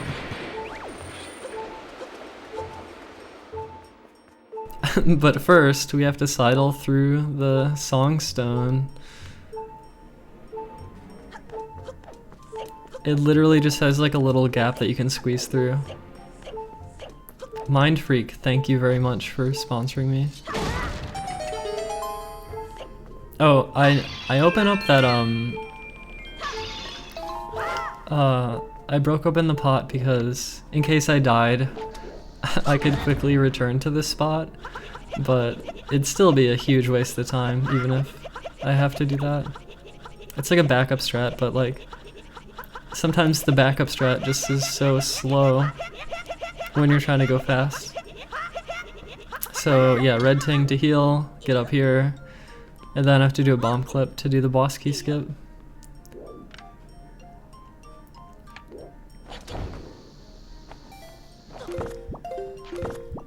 And I always used pausing to like try to get my bearing for like the timing. You don't have to pause for it, you can just do it.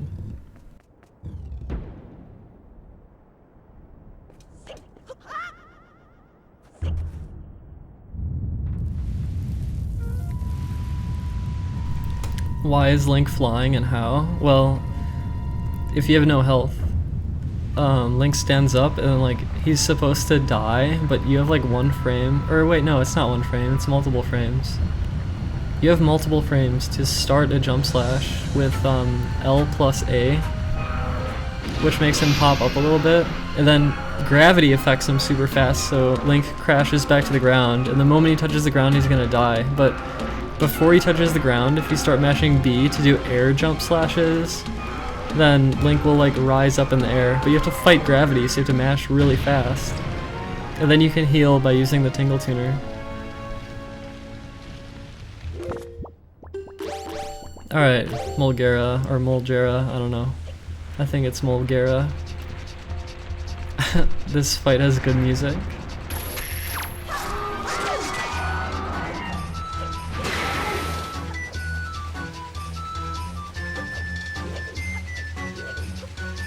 You would kill literal humans. Yeah, like if I had perfect wrists, I'd be doing it with Twilight Princess right now. If my wrists were perfect. It's a sad thing. But I still want to speedrun Breath of the Wild though. You know, there's been an interview and they said that in Breath of the Wild that you could potentially head like straight for the goal or whatever, and that you don't have to complete the main quest. Oh, I fucked that up. See, you can like air snipe Mulgera, but I fucked it up, so that actually wastes a bunch of time.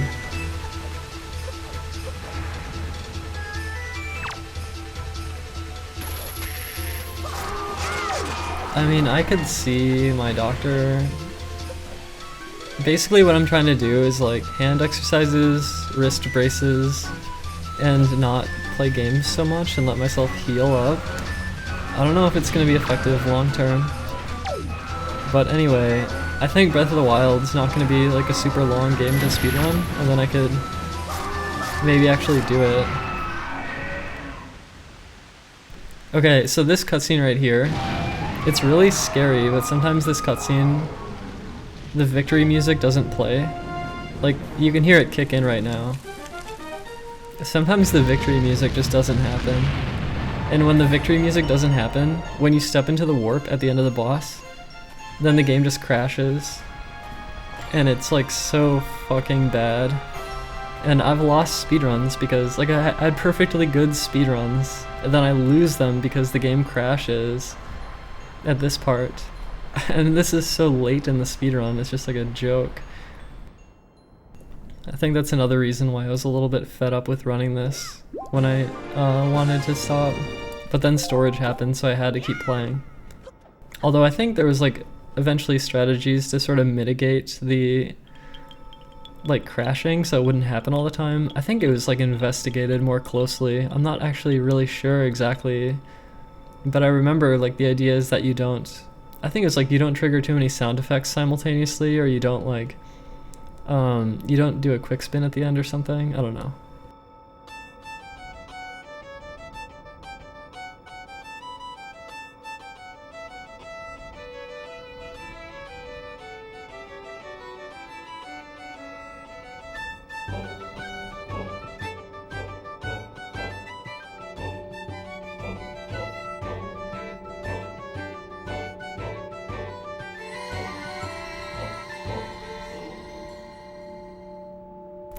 There will be one instance of storage, because remember, I got the forest water earlier. I don't think I get it first try in this run though. I think it took more than one try. Because it's frame perfect and like, you can never It's so bad. It's really bad. It can like just fuck you over basically. Like you can't guarantee success with this trick. But I think it's coming up in like... There still might be some time left on the forest water timer, so... yeah. I think I might actually go get some Triforce charts before I actually use the forest water glitch.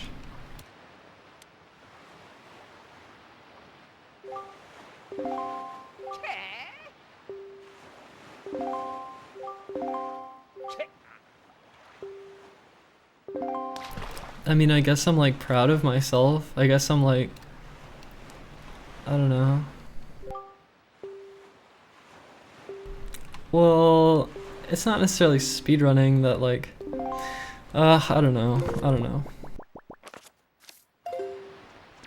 Okay, I just checked the timer, but I didn't see what it said. Did anyone see what the timer was? Probably not.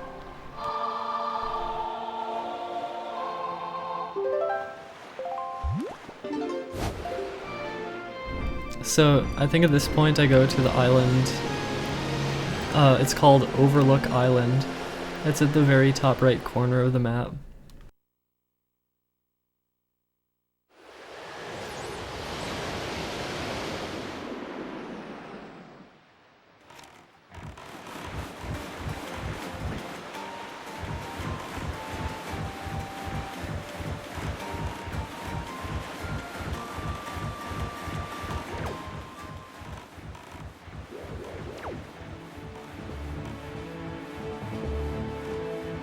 There are actually two islands that are like this. One is called Stonewatcher Island and the other is called Overlook.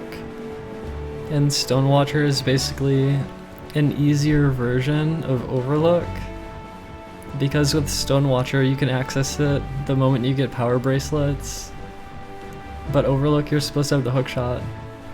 So it's sort of like the harder version. And both of those islands contain a Triforce chart, and I need all of the Triforce charts to beat the game, so... This is like after all the dungeons, like Wind Temple's the last dungeon. I mean there's like Ganon's Tower, but that's like at the very end. So the rest of the run, up until Ganon's Tower, is just trying to get back into Hyrule. So I have to get the Triforce, and to get the Triforce I have to get the 8 Triforce charts and decipher them, and then get the 8 Triforce shards. And so there's a lot of like mini dungeons and stuff like that, and that's pretty much like what the run is turned into at this point.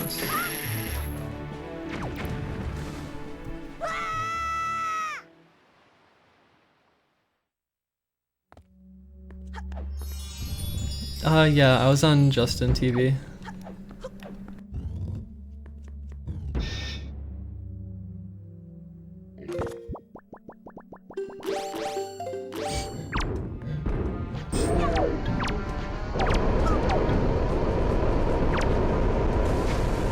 There is a faster strategy for this room, I think, where you actually get the third Armos Knight to come at you, like right away.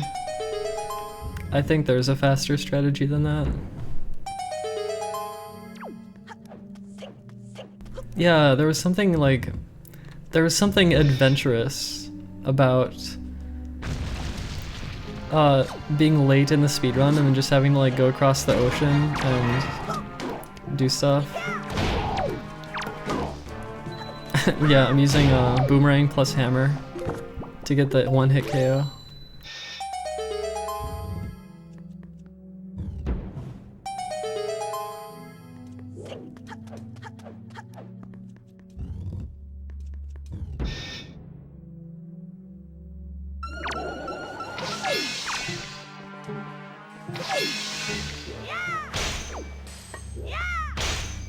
Same thing except ice arrows this time. And I think that was actually good RNG because they both spawned near each other. I think that's good RNG. Like, I think if they spawned far away, then I might not have been able to hammer them both maybe. I'm not 100% sure though.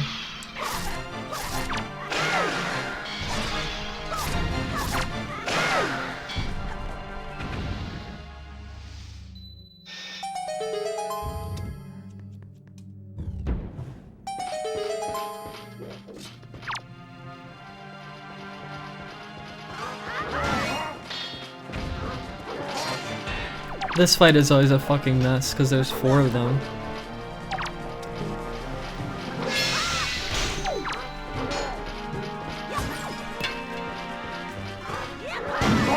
And now there's Knight's Crests on the floor. I just picked one up. It could have been worse though because I picked it up in the air. If I would have picked it up on the ground, I would have got the animation.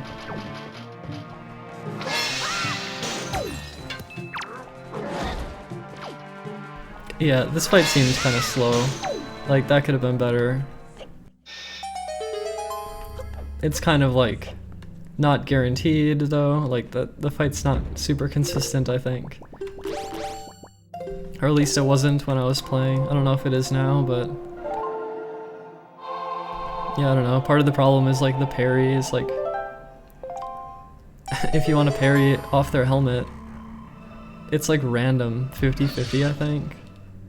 If it's like a side roll parry or if it's like the overhead.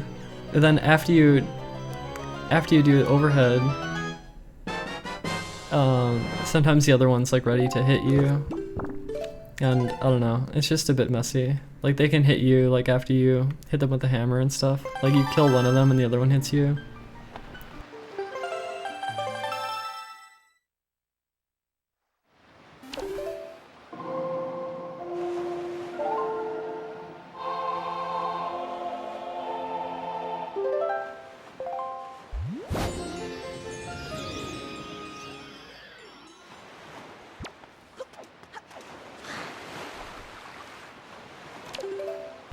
Okay, so I don't know if this is where I use the Cabana Deed skip with the forest water. It might be. No, it's not actually. Because I'm going to Great Fish. Wait, Great Fish, wait. Wait, where am I going?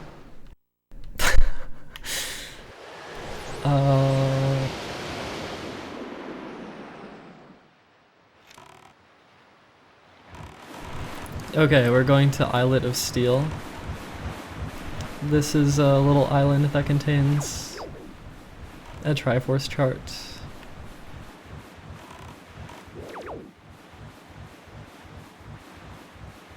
And then I think after Islet of Steel, I sail to the west and get the golden boat.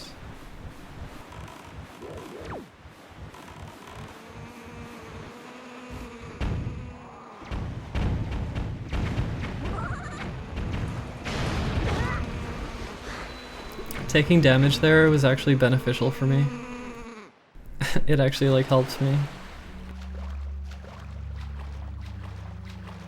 Because it like boosted me towards where I was trying to go.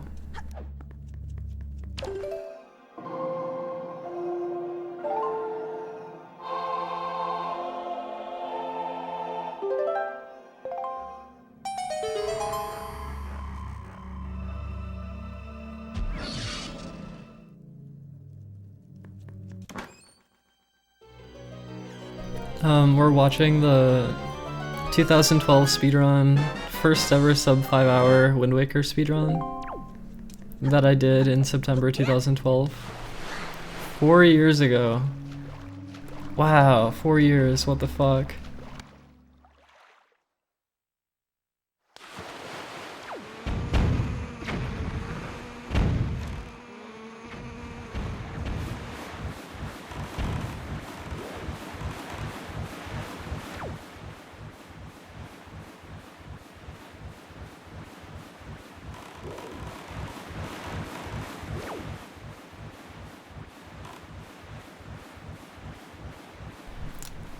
Sarah, you've cheered me up tonight.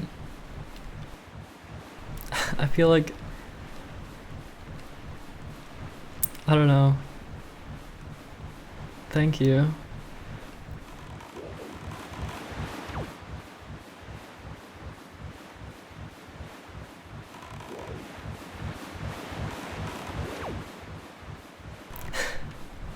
You're making me like tear up actually. Cause I feel like, God, I don't know. I feel like I've been missing the love.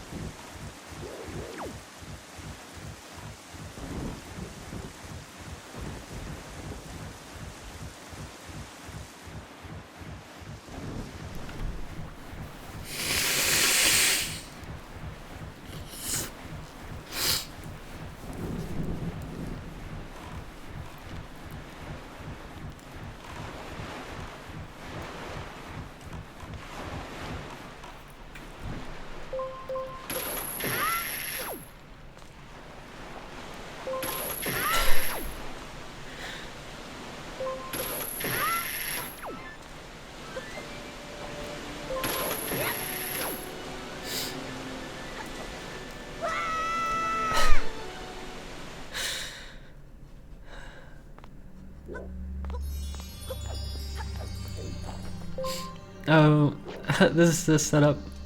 This was something Kirk Q figured out. You do like a hookshot L slide, and it lets you like get pulled through a wall, and then you can like break off of the hookshot by getting hit by a bomb. I think it's only useful in this room, but it's kind of cool that it ended up useful. Thanks to Man with the Plan, thank you.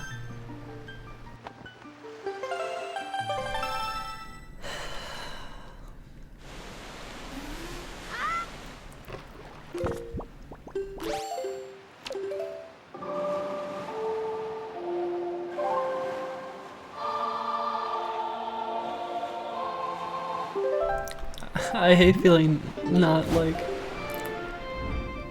useful to people. Like now.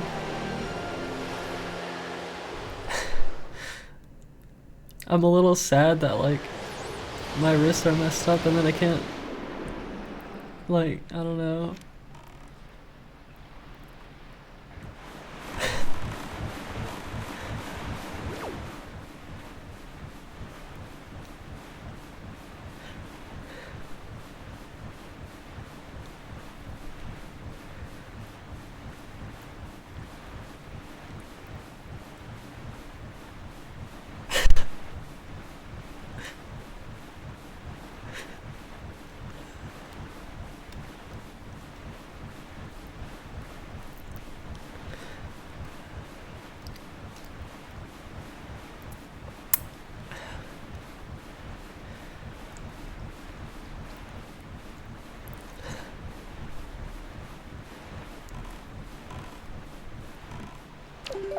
No, I'm not gonna run this again.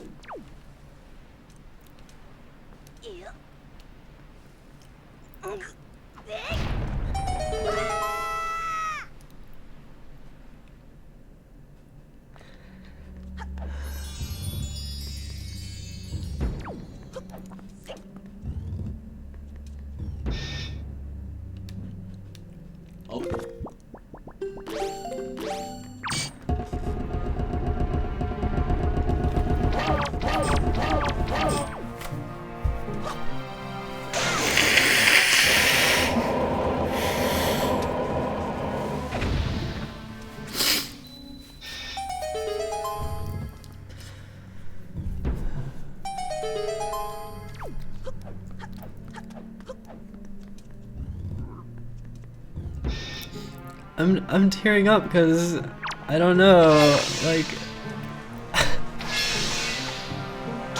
I used to feel the love, then like there's a point where I like had everyone's support, but like I wasn't feeling playing the game anymore. Like I felt like it felt so meaningless. It felt like bullshit.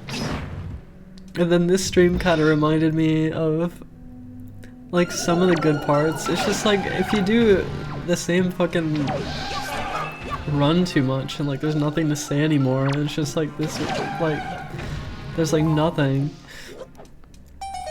I had to do something different, and then I feel like I got punished so hard by everyone for like not, like, I don't know what I was supposed to have done. Like, your comments aren't working. I can refresh the chat if it's being stupid.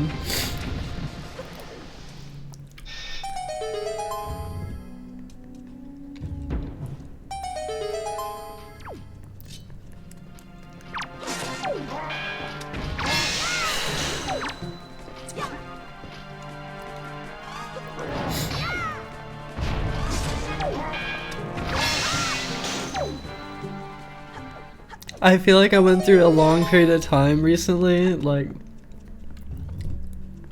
this last year, where I'm just like, I was fucking amazing, and like I was like like I was just trying to like stick up for myself and like deny everyone being an asshole to me. And instead, when I do that, like, people are like more of an asshole to me and like get turned off by me. And then I do this stream and I feel like I felt the love again. I felt it again. And then it felt like I was like validated.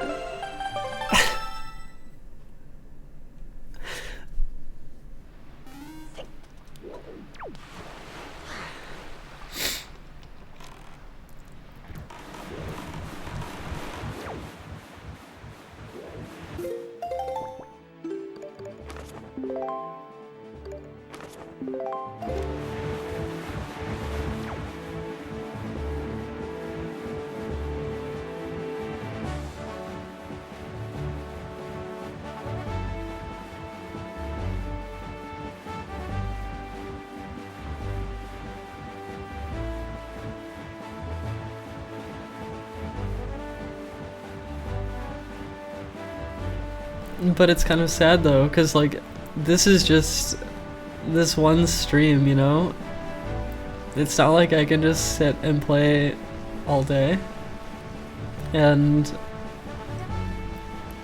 I don't know, it feels like I can't please people.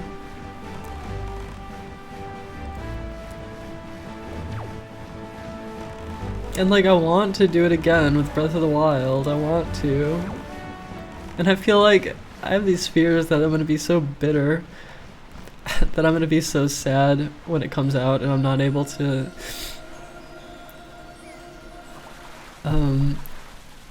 like, I don't know. I'm not gonna be able to please people, I'm not gonna be satisfied with like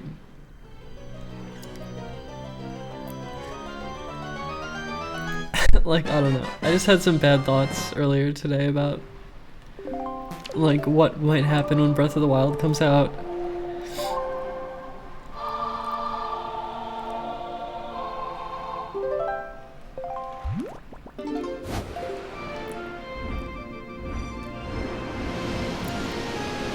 Well, yeah, it was good feeling. It's like, I feel like I don't even know what to say.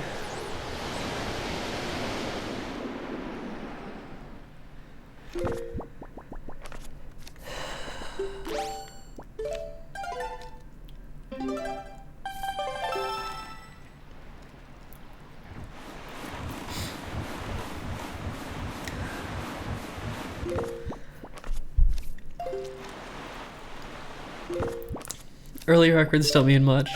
Oh, okay, I was like thinking about this, like when Breath of the Wild comes out, should I just like immediately fucking jump in on the speedrunning of it instead of doing 100% casual playthrough? Oh, this is the glitch, by the way. Okay, I just fucked it up. Okay, so this is storage. This is like the only time storage was used in this run. And it's through a completely different method using forest water. So I'm just like pulling out the Wind Waker and I have to pull it out on the right frame. The frame the forest water expires, there's no visual cue. It'll just happen. So I just like save the game with like 2 seconds left or something and then like rapidly pull it out and hope that I hit the frame. And see, I fucked it up like 3 times or something, but you're expected to fuck it up a lot. Like you can't even advance frame by frame even if you time it right. It like, you're gonna miss frames, so it's like luck. It's just pure luck. And so I'm trying to get it and I fail several times in a row and like, it's so insane because I had to go through the entire run up to this point. And then I have to try to get this glitch to work and it's like luck.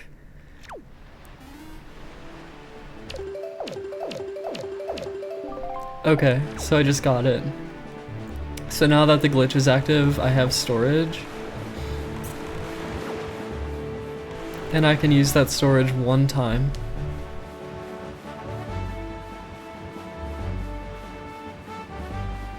God damn, I feel so much better after I cried. I feel like I get pent up sometimes with how like disrespected I get from everyone and like to feel the respect from someone, to feel that someone like respects me. And it just felt like I felt the love again.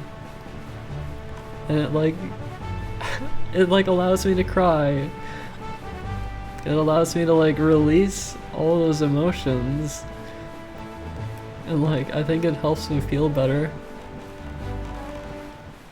I think it's kind of a fickle thing though, like, I don't know. Okay, so I talked to the King of Red Lions and I stored his text box. And now I'm gonna do the Cabana Deed skip.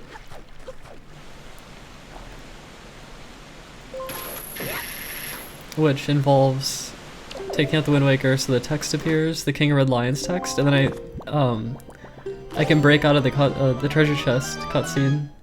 And so now I have the type of storage where you can like partially go through walls.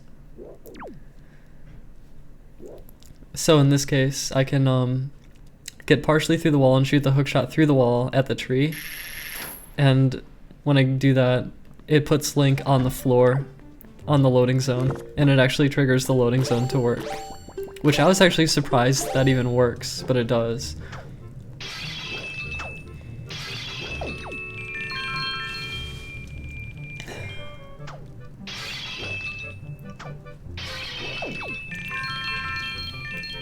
And then I need a ton of money, so I collect the rupees, because I need 3,184 rupees.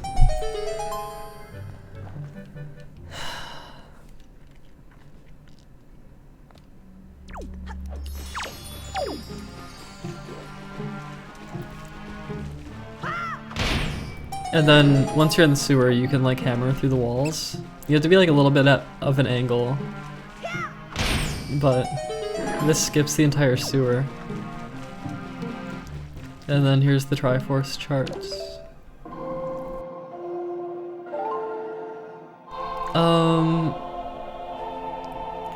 Yeah, Edia says, I think many of us could spend a lot of time DMing love to you, but don't expect you'd want us to. Well, like I said, I think it's kind of a fickle thing where it's like, people can say nice things to me and sometimes I don't feel it, but like, it got through to me tonight, like the things Sarah was saying earlier. It got through to me and I felt it. I got fucking emotional and it was good.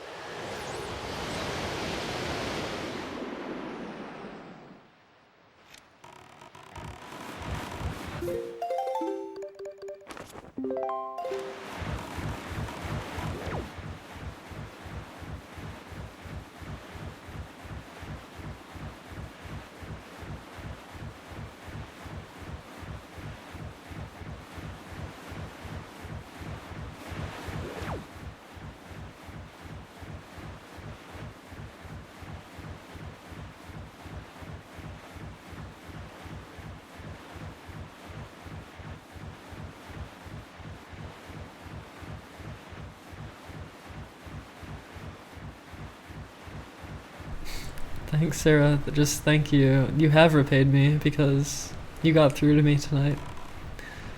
The president said the GDQs. I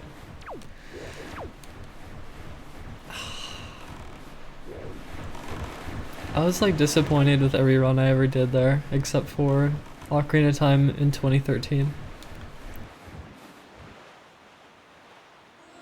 In fact, when I did the Ocarina of Time run in 2013, it actually inflated my ego, and then when I did the Wind Waker run, I was like disappointed because I was like holding myself up to such a high standard.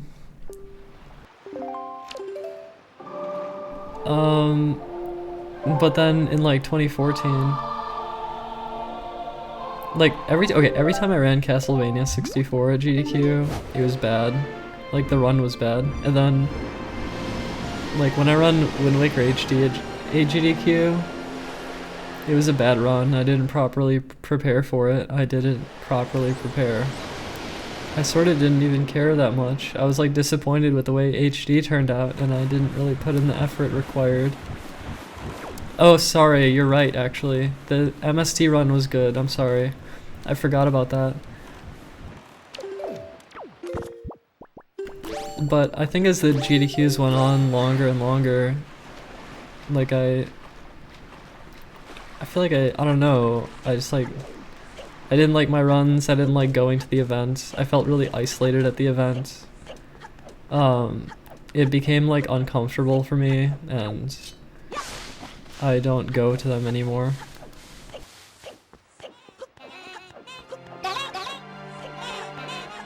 I sort of preferred my own stream.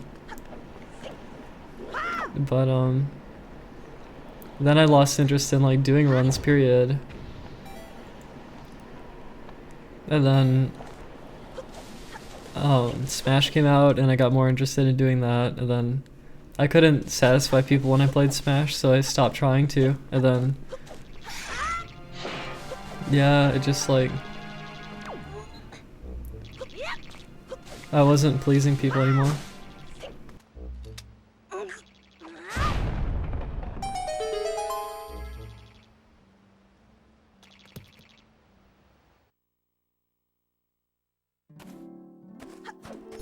See, I don't even like care about events. Like I don't know.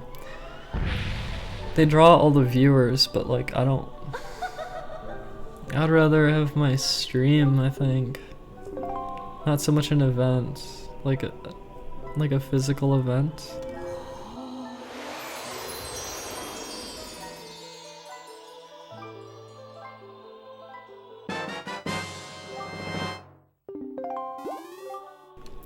That was fun. The Smash tournament, SGDQ 13, I think. I don't play too much mind to pleasing people. Well, I think I do in a way. I try to please myself, but I don't know, when I receive a lot of like negative feedback, it like hurts. It hurts because, well, I don't even know what I'm trying to say right now.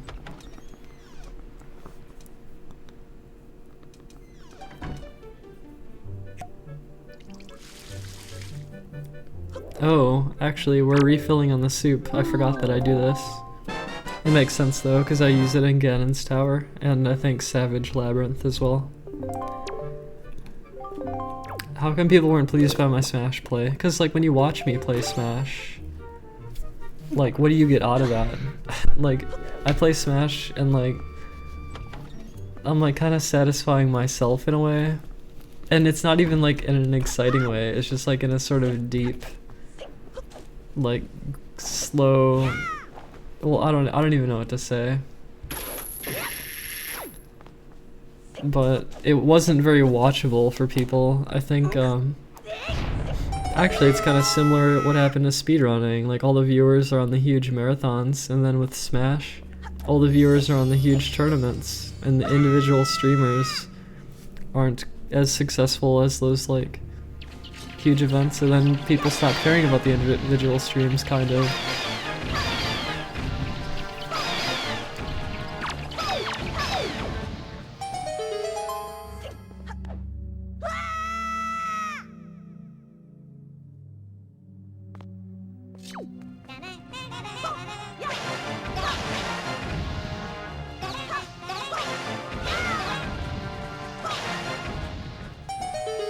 If my hands were perfect, I would maybe play Melee more, but I'm kind of retired from it though, and I'm like pretty okay with being retired. But although when I see like the rise of Smash,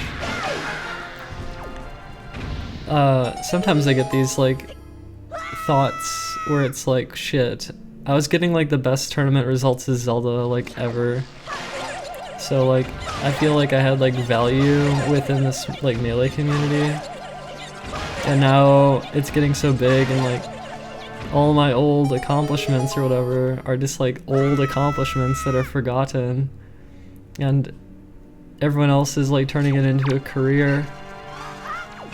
And I wasn't a top player, but at least I did awesome stuff with Zelda though. The thing is with the low tier life, like, you get fucked over, so it wasn't like it's not like a sustainable thing. Like if you look at Kage and his Ganon, like the struggle is real because you're at disadvantage all the time and you can't win these disadvantaged, like, you can't win the disadvantaged like situations all the time. You're gonna lose them. And so it's like you might as well play a top tier, but then if I played top tier in Melee, my results would not be exceptional compared to a whole number of players.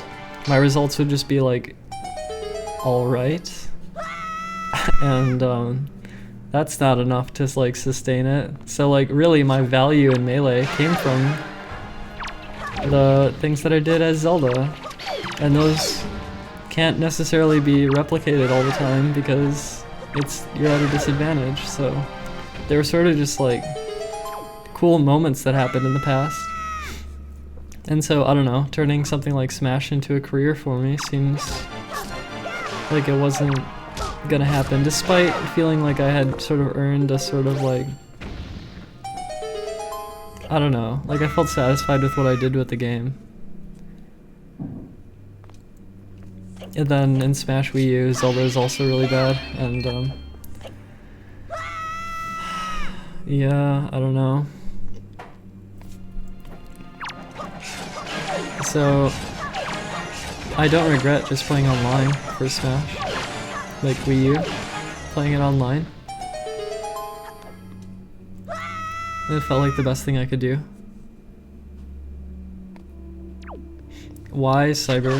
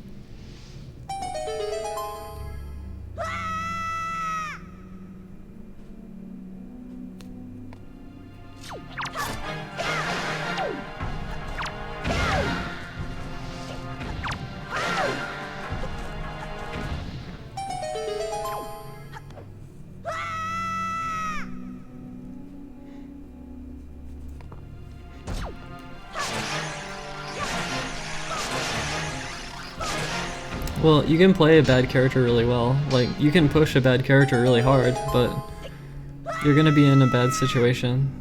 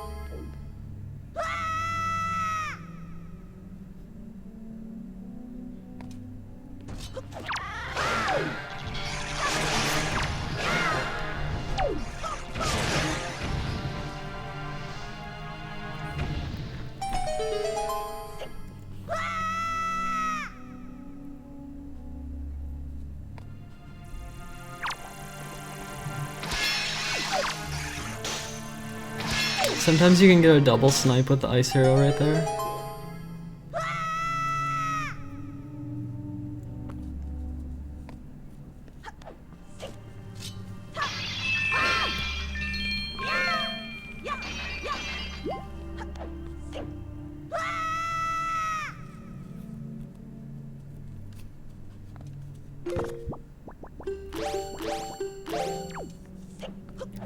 Oh yeah, then for the last 10 floors, I do these like really quick. Well, I put on iron boots when I get knocked back so I don't go back too far, and then I have invincibility. And then I shoot through the fire, and like, you have to aim kind of accurately so that like, you end up in front of... You have to end up in front of the torch. Then you're like standing on the hole, and you can go through. It skips the floor.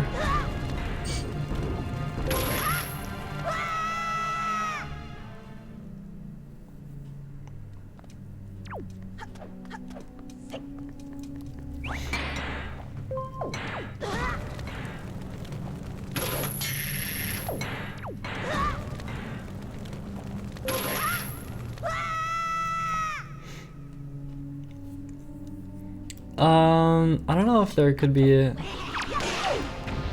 controller that like is super ergonomic. Like, I'm hoping the NX controller feels really good in my hands. Although, I don't know if it... Like, I don't know. When are they gonna reveal it?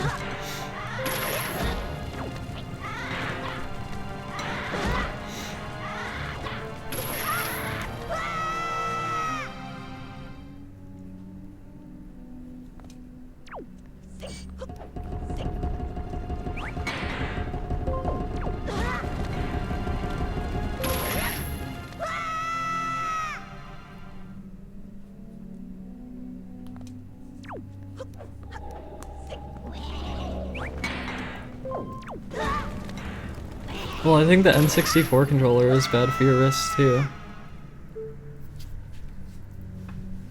I think a lot of controllers are. Like, just playing with the Wii U gamepad, it like hurt me after a while. But I think that's just because my wrists are like kind of bad in general though. Like, I think it's just like generalized now. It's not really so much the controller. It's just more to do with like straining my hands.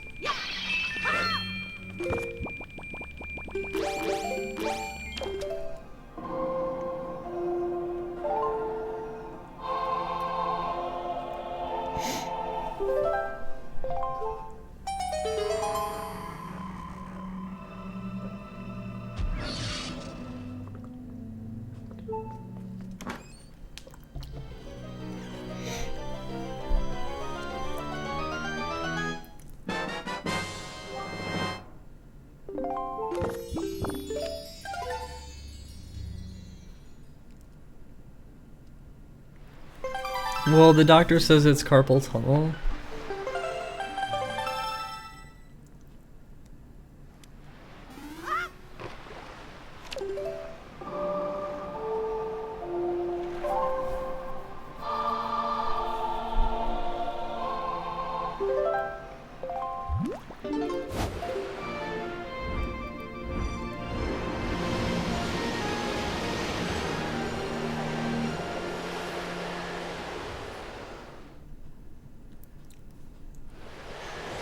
Like, I don't think I had hand problems until like 2014, 2015.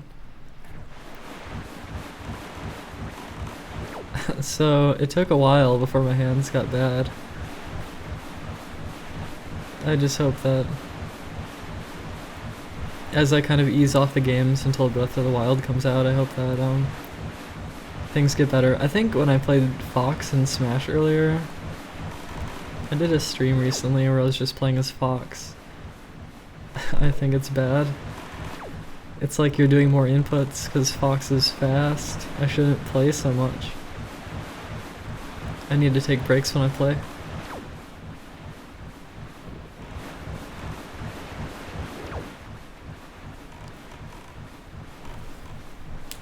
I've heard playing on like a hitbox is less strenuous on your hands. So that's kind of interesting.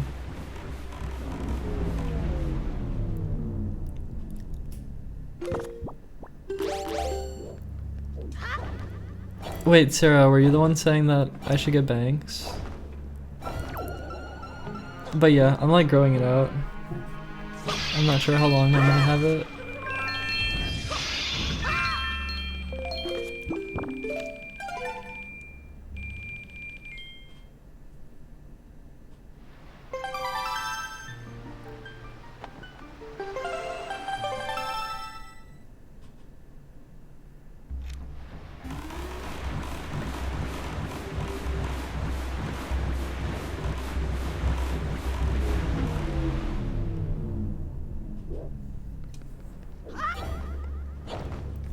I wonder if I should turn off the caps timeout from Nightbot.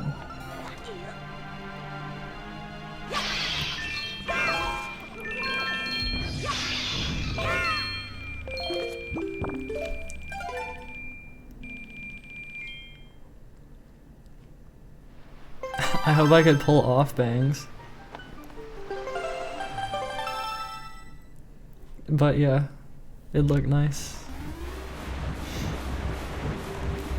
Yeah, Soul. This part is, this is rupee farming.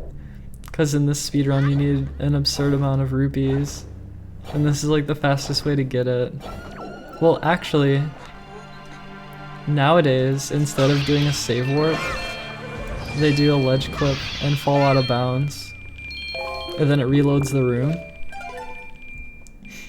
So instead of like reloading the game, they just like do a ledge clip. Which is harder, it makes the run a little harder. Although I guess if you fuck it up, you can just save warp. But yeah, ideally you would just like ledge clip several times. No, we're more than 2 hours in. We're like 4 hours in, actually.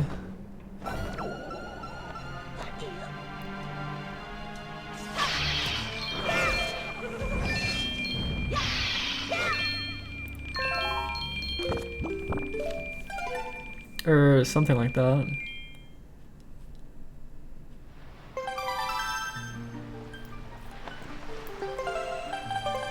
Oh, Machiavelli. Someone else suggested that too, that I would like watch other people's speedruns and then like react to them. It sounds like a content steal type of deal. A content steal type of deal. My favorite Fox player, are you talking Melee? My favorite Fox player in Wii U is Larry, the iconic best Fox player as far as I know.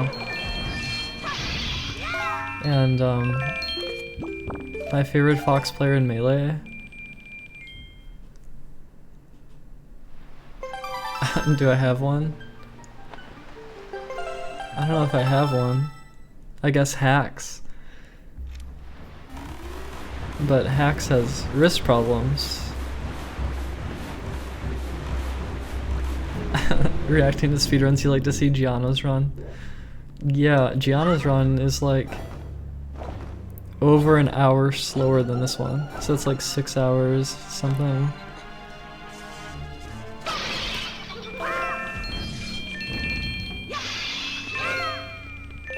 My favorite Sheik is Mewtwo King. In Melee. In Smash Wii U, my favorite Sheik is probably Void or Mr. R, I don't know which one.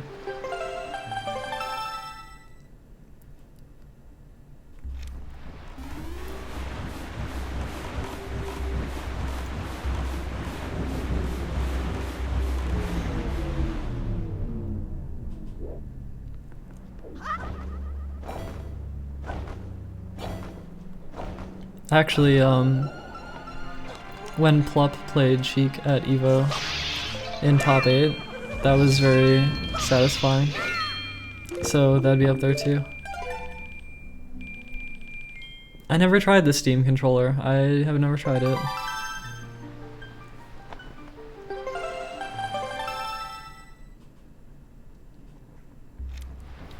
The first run? Wait, do you mean his like 6:30 something? Like 6:35 or something? Cause he did 2 runs. That's funny though. That reminds me of when like a long time ago there'd be like the new 120 star world record or something, and like the run would start and he would just like mess up Lakitu skip and then just keep playing. He was like a Japanese player. Irumo or something? I don't know.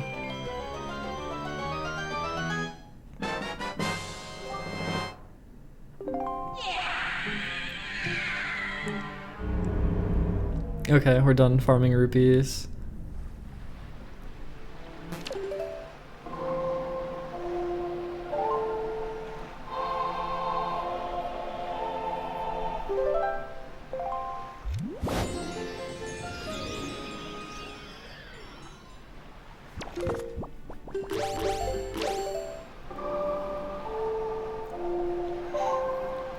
Have I recently watched a run that I thought I could like beat their PB?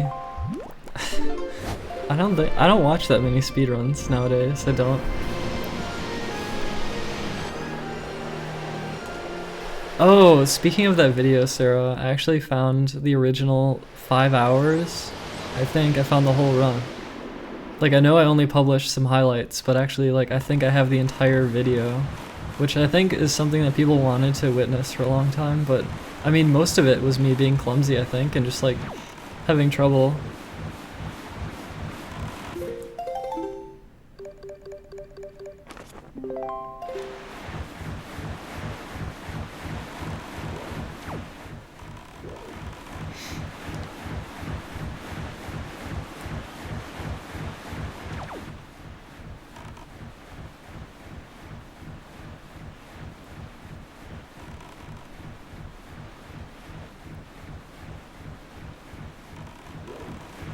Maybe that's actually interesting because this runs 5 hours and that's 5 hours as well, except that has reactions because it's like directly from the old stream, so like it'd be a little bit different experience watching that. You'd love to watch that? Should I do that next time? Next time might not necessarily mean tomorrow though, because like I don't know if I want to well, maybe. Maybe.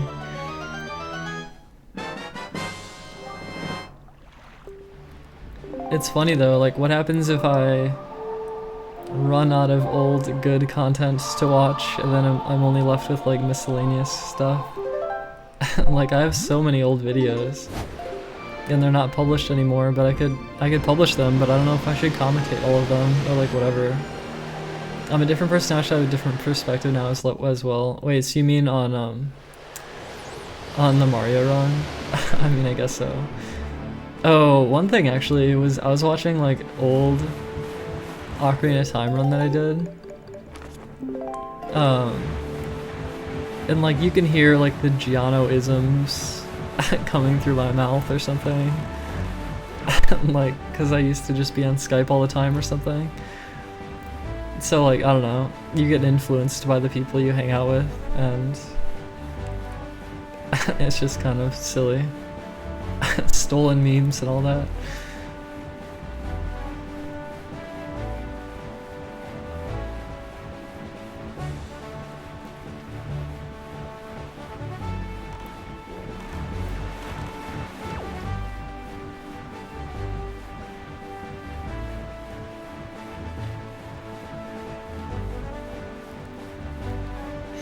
So this part of the game only is required in the Japanese version because this is the so-called like treasure chart chain where you have to collect 5 of them in order to get the Triforce chart.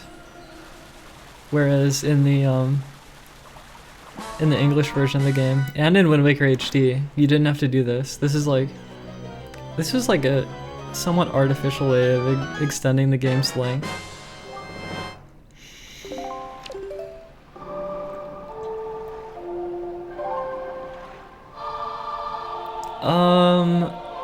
I'm not sure which video you're referring to, but there were some old videos kind of like that.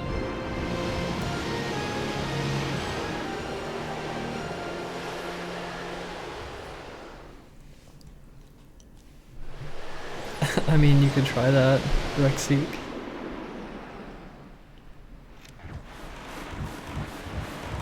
Okay, it looks like I'm done collecting shit. So, it's time to decipher the Triforce charts. And then I have to collect the Triforce. God, this part of the game does take a long time. This was like very streamlined in Wind Waker HD. Don't they like have you not even translate all the I forgot how it works in HD. Does anyone remember? Don't you only have to translate like 3 of them or something? I can't remember.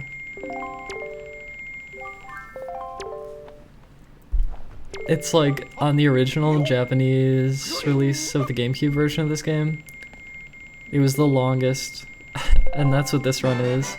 So that's why it takes so long to get the Triforce.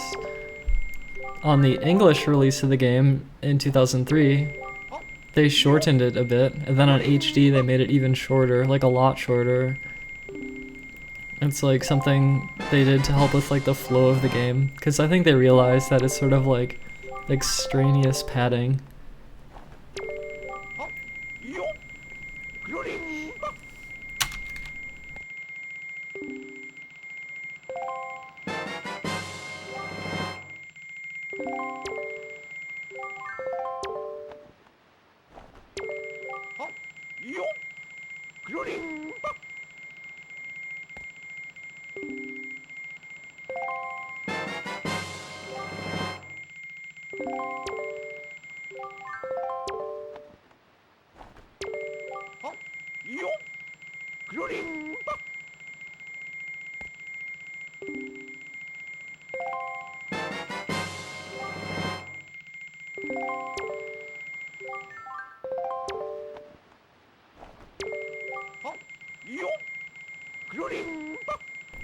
Is it that crazy to do this now?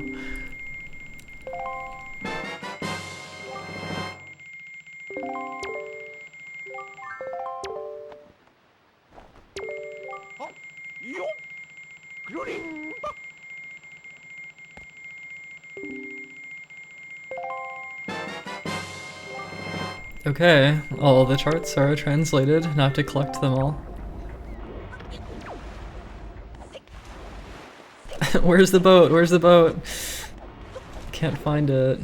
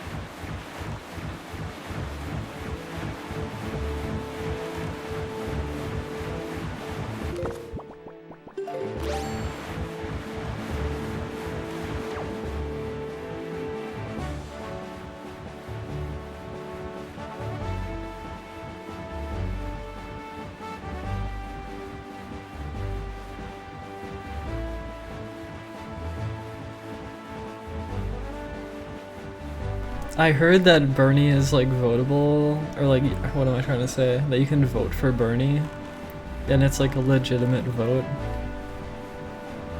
But I think that only divides. Like, obviously, obviously it's gonna be Hillary or Trump, right? So it feels like, if you're like, I want Bernie to be president, then you're probably gonna get Trump as president because you're like dividing the Democratic vote. I thought you could, Brian. I thought you could. Maybe I'm wrong. I thought you could though.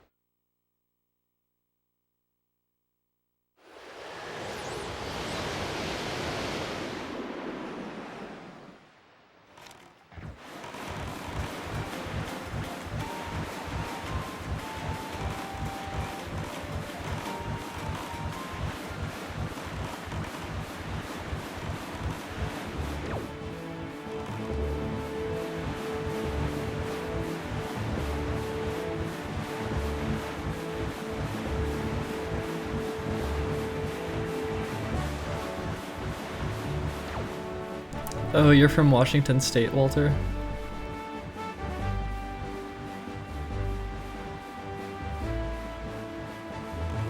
That's the interesting thing about the election, is that like it feels like there's a lot of states that are gonna be like kind of cemented. Well, presumably. And then there's a few states that matter more because they could flip one way or the other, I guess.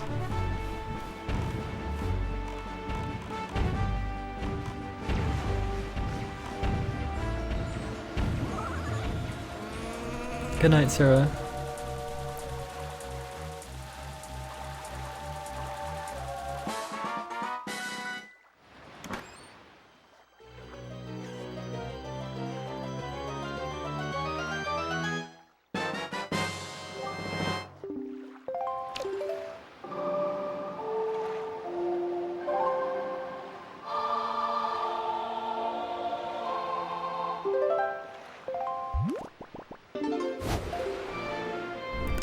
Cyber, what are you basing that on?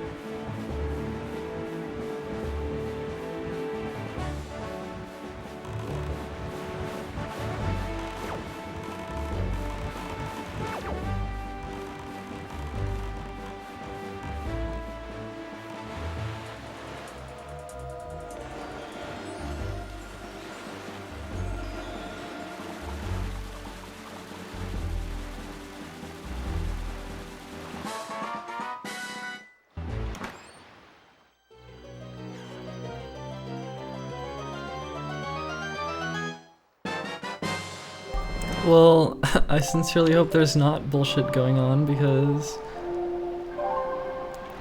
I felt it. I felt the love. And you're saying that it's bullshit.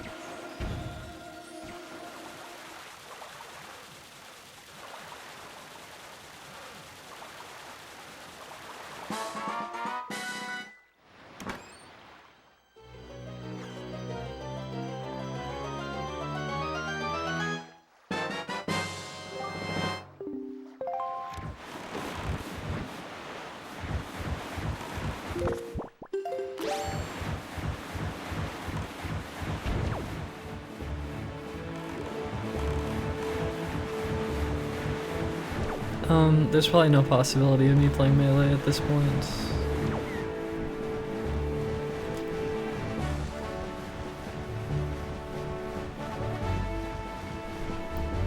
And I think I'm getting it for NX, not Wii U. Good night, Sarah. Sad woman, thank you.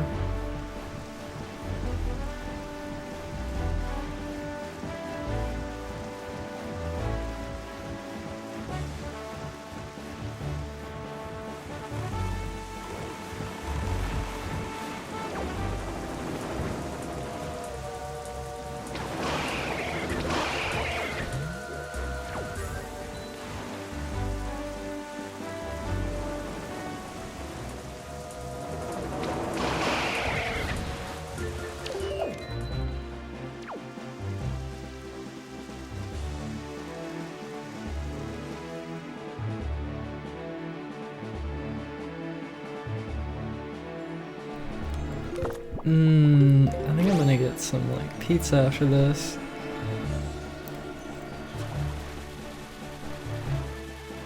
I'm sorry I don't have too much to say at this point. It's kind of just sailing around collecting the Triforce, and I was a little bit like caught up in the drama or whatever going on. Or whatever.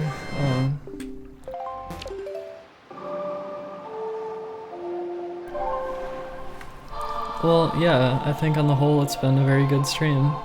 But it's also a little tiring to do 5 hours sitting here commentating. But it's felt good though, like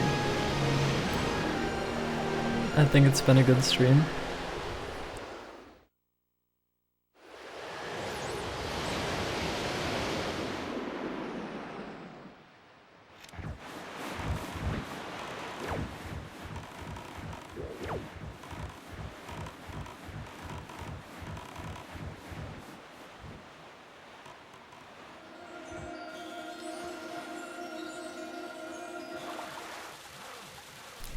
Find shorter runs.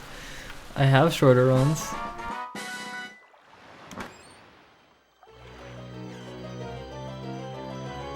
Well, that's the funny thing. It's like, I'm not really trying to promote speedrunning or anything. I'm just trying to like, I don't know, bring back some of the good times or something. Bring back some of the old content for the people.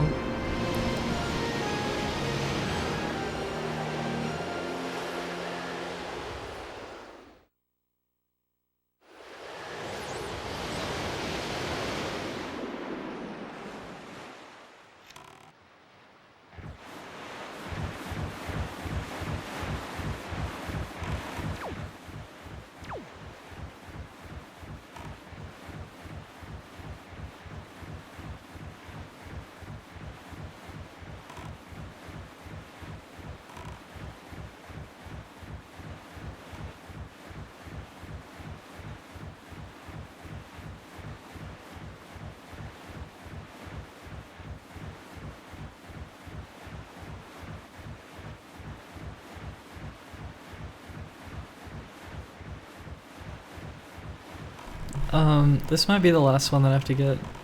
So after I get this one, I think it's going to Hyrule, which is the conclusion of the game. Can I re-commentate the 4155 run? I mean, I guess so. I thought I did a decent commentary for that originally. I don't know. And now the strats are different. Oh fuck, I wanted to run it. You don't want this to end. Well, I'm glad you've been enjoying it. I can't do this for much longer anyway. So, kind of looking forward to it ending actually, just because I want to get up, get food, not sit here like too long. I'm hungry and my core message, what do you mean?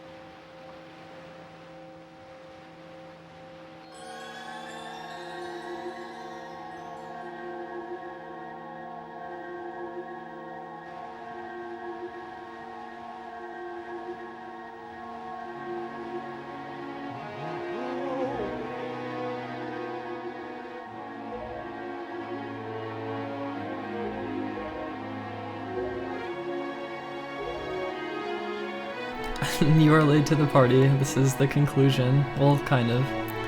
We're heading into Hyrule 3. It's the end.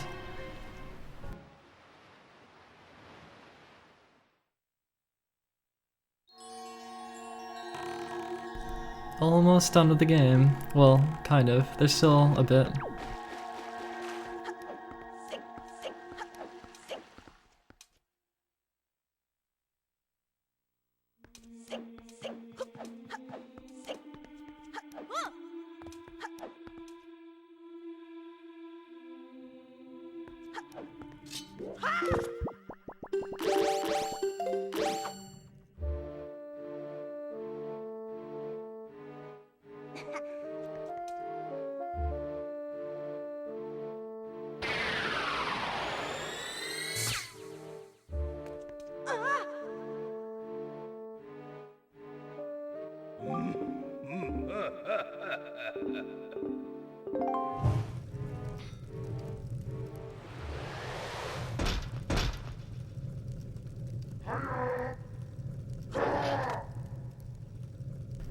What was I feeling at this point in the speedrun? I think I was just like happy.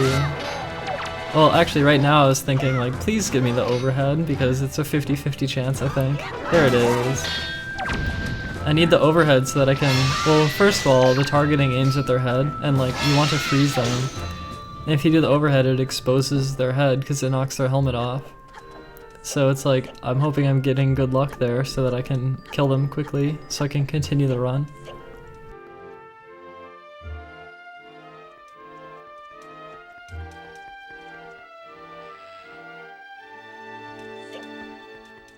Okay, so this is the barrier cutscene skip.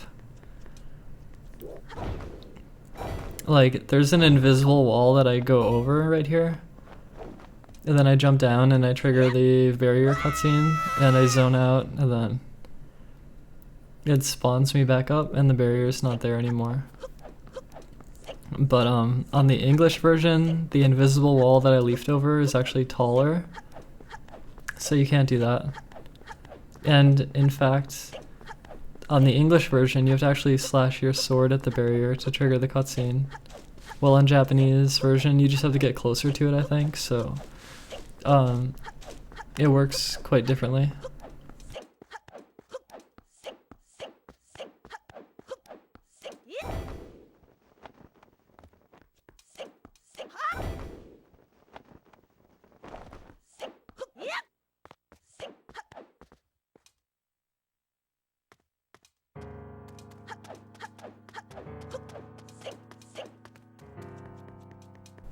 If you want to do the hoo-hoo spam, then you're welcome to.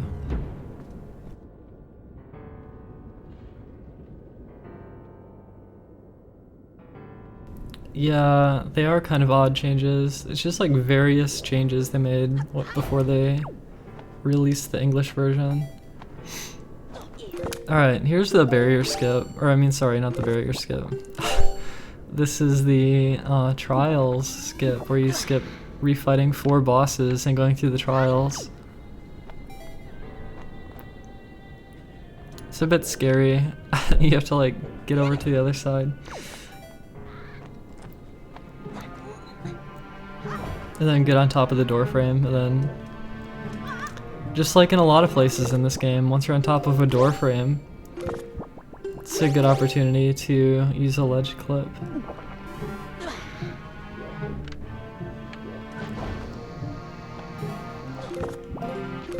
Of course, it's scary because if you fall down, you have to like... you have to get all the way back up again. And I was kind of low here, it's a little scary, but I made it.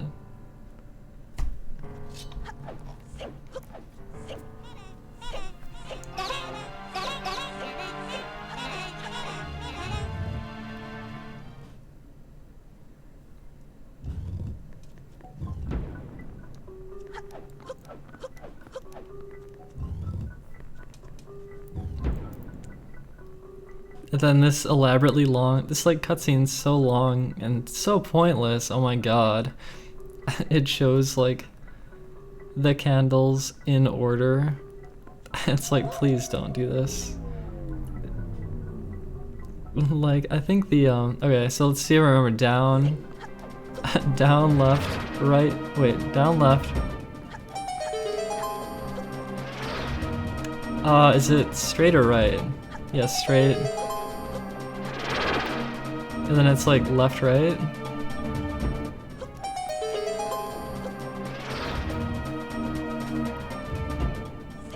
And then straight.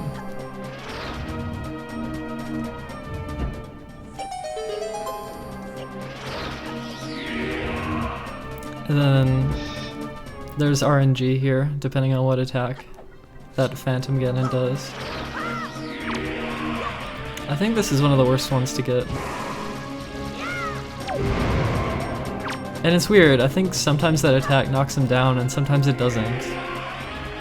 That time it didn't, and I don't know why. He did it twice too, that sucks. And see, he got knocked down that time, why? Like, what's the difference? Like, what happened? Can someone explain that to me? Like, I don't understand. Whatever. That was kind of bad luck though. Like, it's better if he does a different attack. But this is where you get light arrows.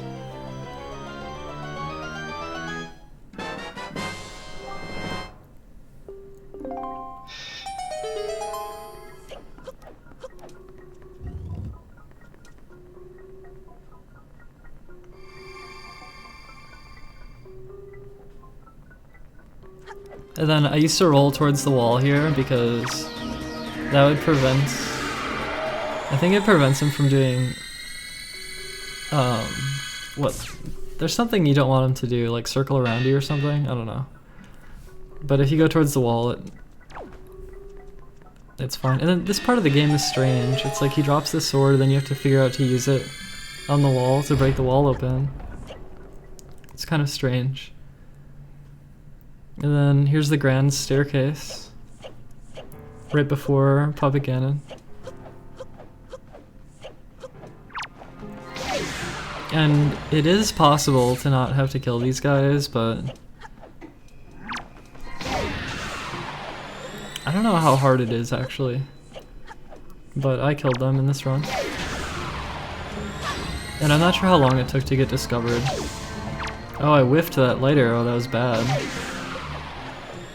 Just missed the shots.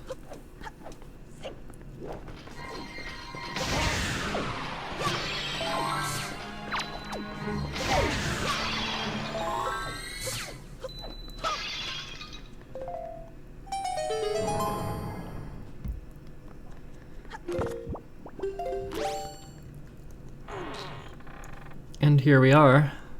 Puppet Ganon. Finally. After like, well, how long? I don't know. I forgot how long it takes from this point to beat the game.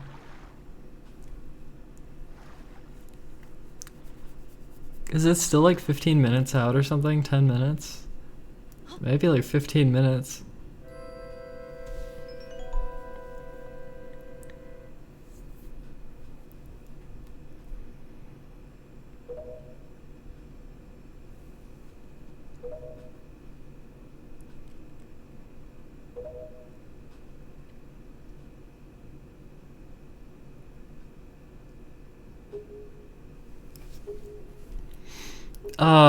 Ganon's dialogue in this game is really good. Unfortunately, it's in Japanese right now, I can't read it.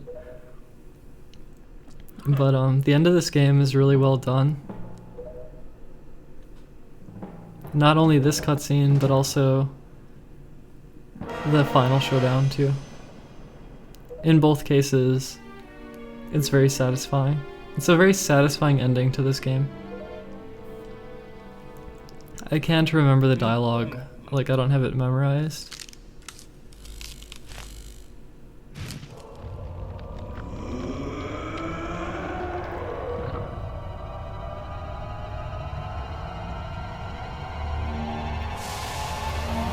I played on a Wii for this eBay Hunters. I used the actual disc on a Wii, because you know the Wii's backwards compatible. And then I captured it with a capture card. And I still have the Wii, like I can still stream that. Alright, here we go. I used to go for like instant shots. This run I didn't. Like you can just go for it instantly. Okay, I decided that was too bad of a position. Okay, that was a bad shot. It wasn't gonna work. Oh, that was close. It didn't work though. That was a good try maybe. It was kind of risky. Oh, this is bad. Bad. This is a really bad fight. Really bad start. Like, it should already be over. Like, the first phase should already be over. So this is terrible actually. This is really bad. This is like horrible, but I guess I was still happy with this run just because there's so much annoying shit in it.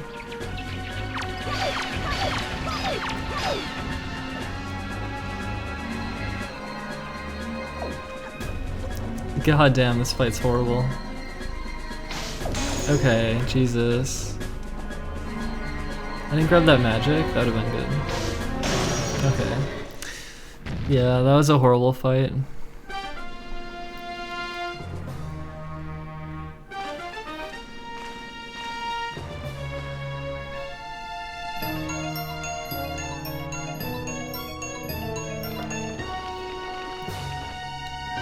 I have all the videos saved, Walrus. I might bring them back.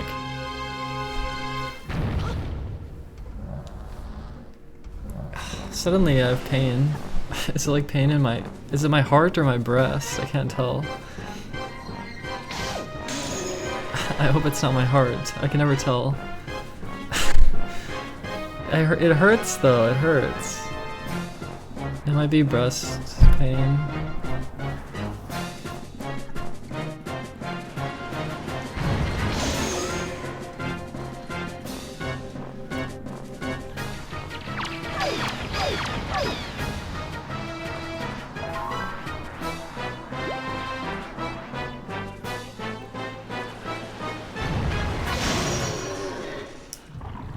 I've been sitting, yeah, I have been. It's always really satisfying to get a good, clean kill on this third phase.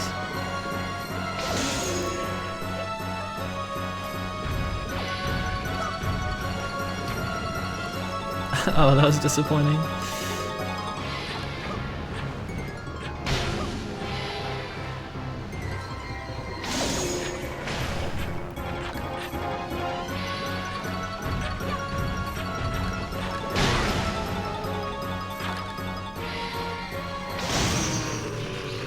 Alright. Puppet Ganon down. One more boss left. I never played through Dark Souls, no. Wait, did I answer that question? I don't know if I did.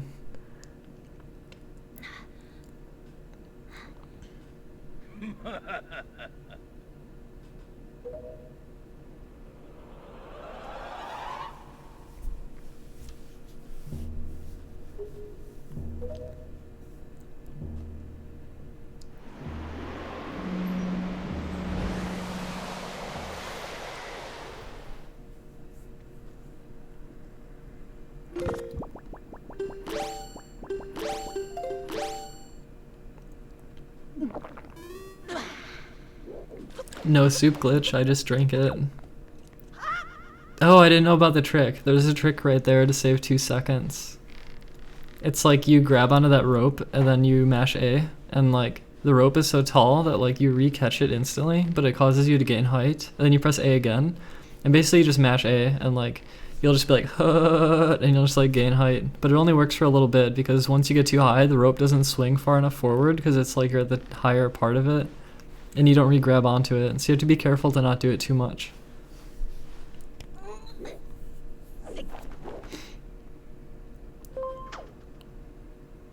NX. I think I'm getting it for NX.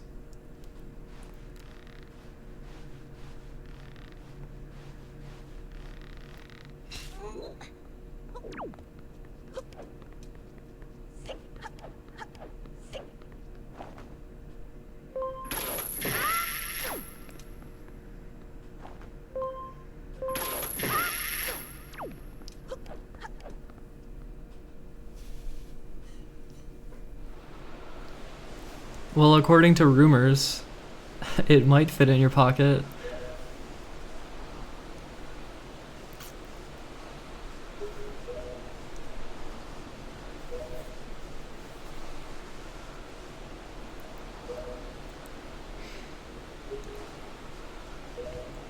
This is the finale. What other games are coming out for NX? Sonic Generations 2 or whatever. And Breath of the Wild, and anything else? Do we know anything else?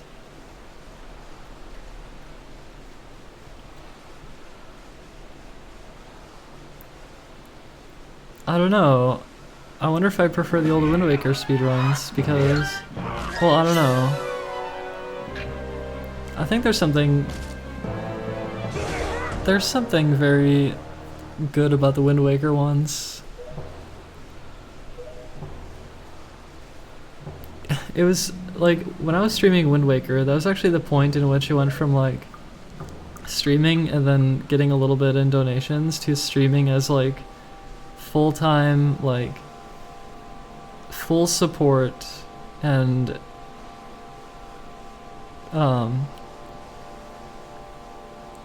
and it was like a big adventure. So I think there's some fondness that I have for Wind Waker because of that. Whereas Ocarina of Time was like, well, it was a longer passion, Ocarina of Time. I was really into it for years. And yeah, I don't know. They're both really good.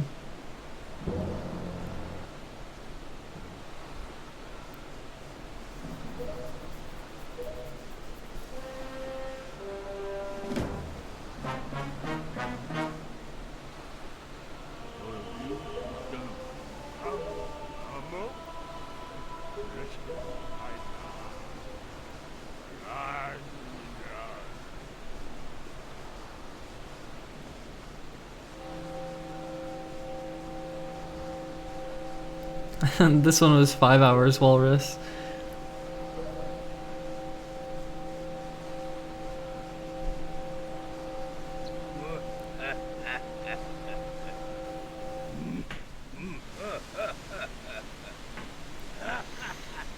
I never really got into DS Zelda.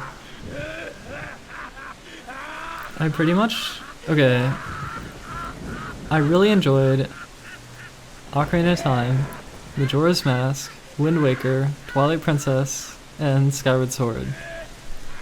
And when I say really enjoyed, I mean like I don't care too much about some of these games, like Skyward Sword, I don't know, whatever. It's like, those are just the games that I can't, well, okay, I can't really say.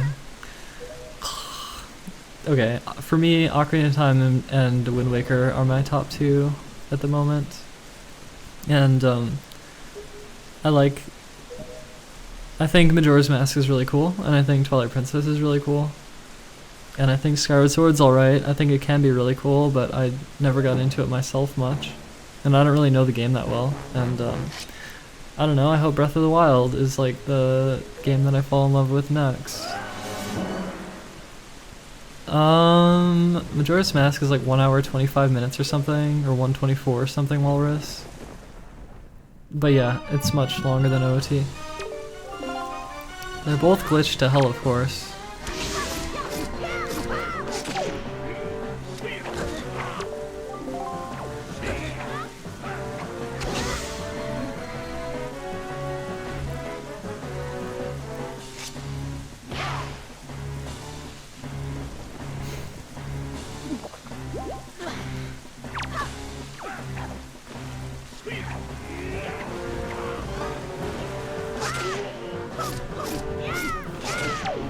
I think these are some like old strats.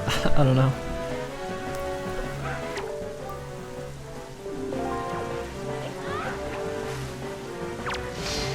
I got around just in time. I like did a skid.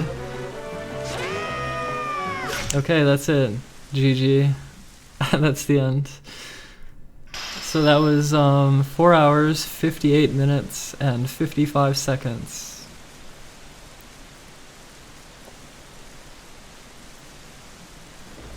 Well, I just liked Castlevania 64. I liked the game engine. I liked the atmosphere. I like how it flowed.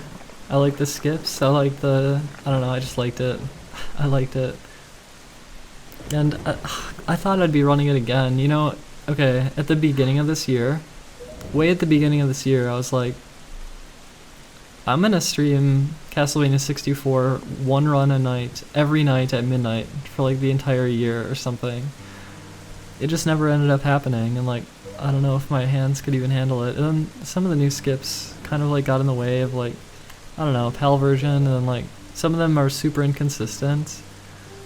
And some of them, one of them you can get permanently stuck, which like fucks up my plan of only doing one run a night. Because then you'd have to start over from the beginning, or just, I don't know, or just like quit right there. Like, I don't know, it's stupid. It's frustrating.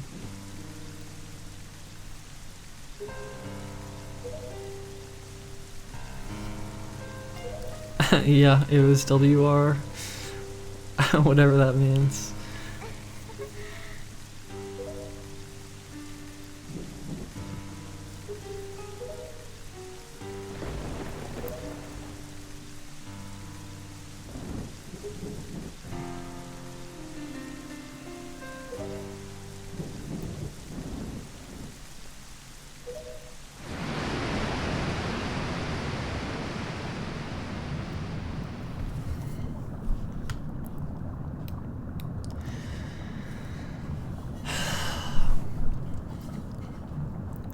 Okay, everyone. I hope you enjoyed watching this stream.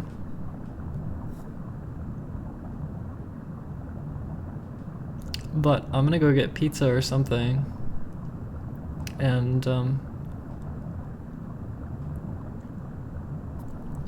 just gonna chill out for the rest of the night. I'm not gonna stream.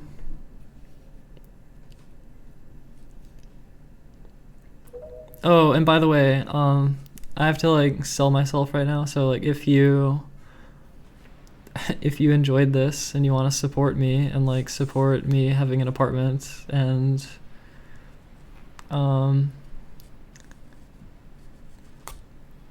if you believe in me and you have money to spare, then I would heavily appreciate your support on Patreon.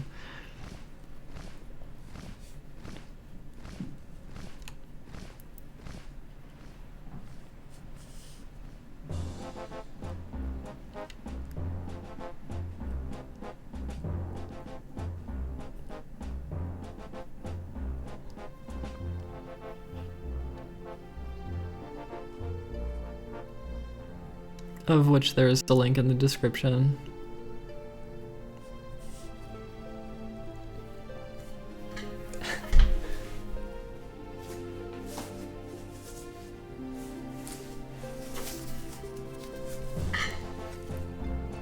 Please support me on Patreon, please.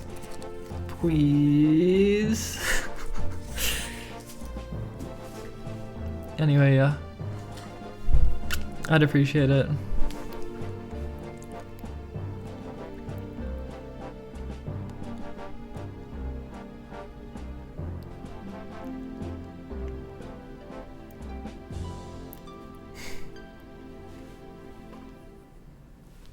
Alright, thank you everyone. And I'm glad I was able to cry today. That felt therapeutic.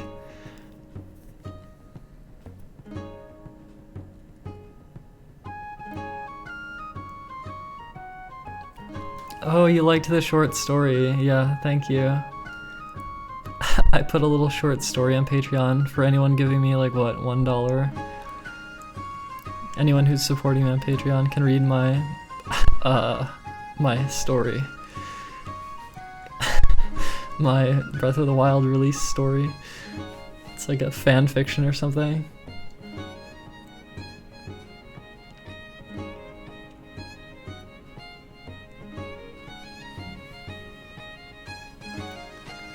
Thanks, the Baronade, thank you. I'm glad you liked it. The rant was spot on. I'm glad you liked it. Well, the thing is, like, I don't want that to happen to me, though. Like, I don't want to be miserable next year. Like, damn it. 2016 was my time to be fucking miserable. In 2017, I want to be happy. I want to be happy. I want to feel like I'm... I don't know. I want to feel like I'm...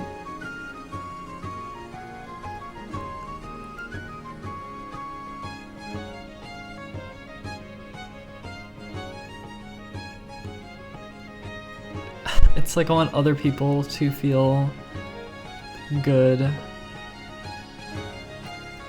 And I want to feel secure.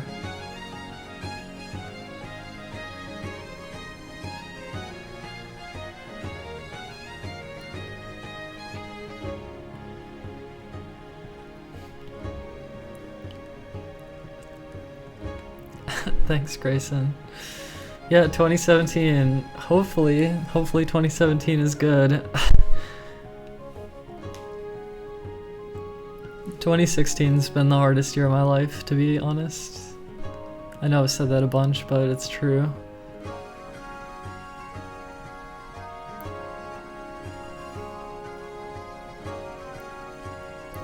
You're so happy. Why? Because you enjoyed the stream?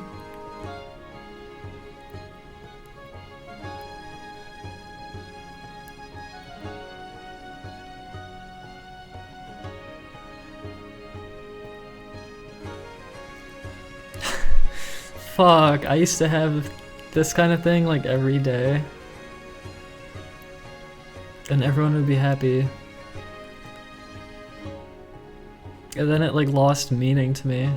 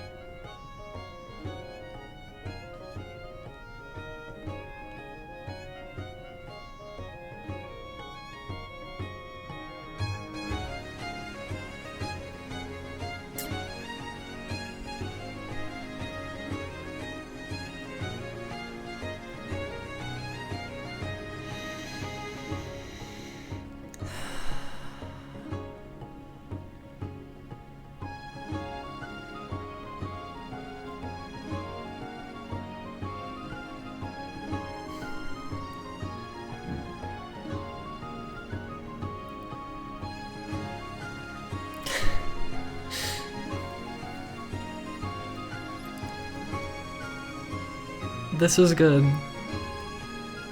I don't know what I would do next time. Some people wanted to see the 5-hour Mario 64 120 star. It's a little different because it's not just gameplay. It actually has like webcam from the past and microphone from the past. Which would be a different atmosphere, I guess, but yeah. I'm pretty sure I have all 5 hours of that footage. I think I have it.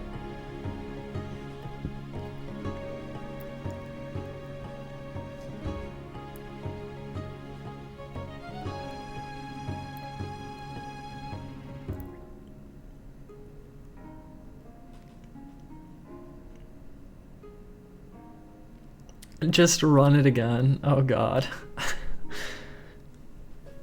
I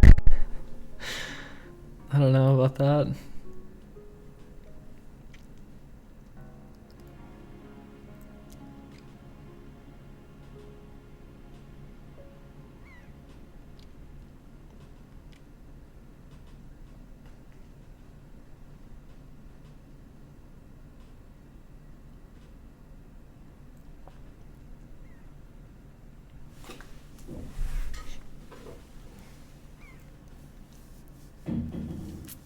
Yeah, commentary on commentary. It might happen.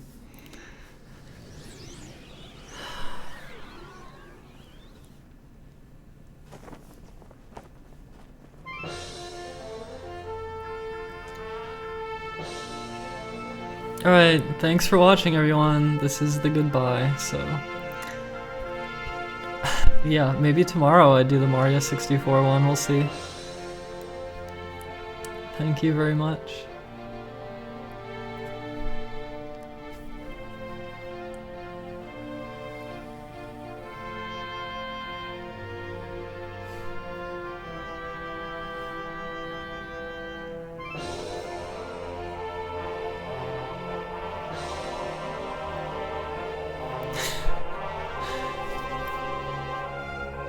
Alright, goodbye.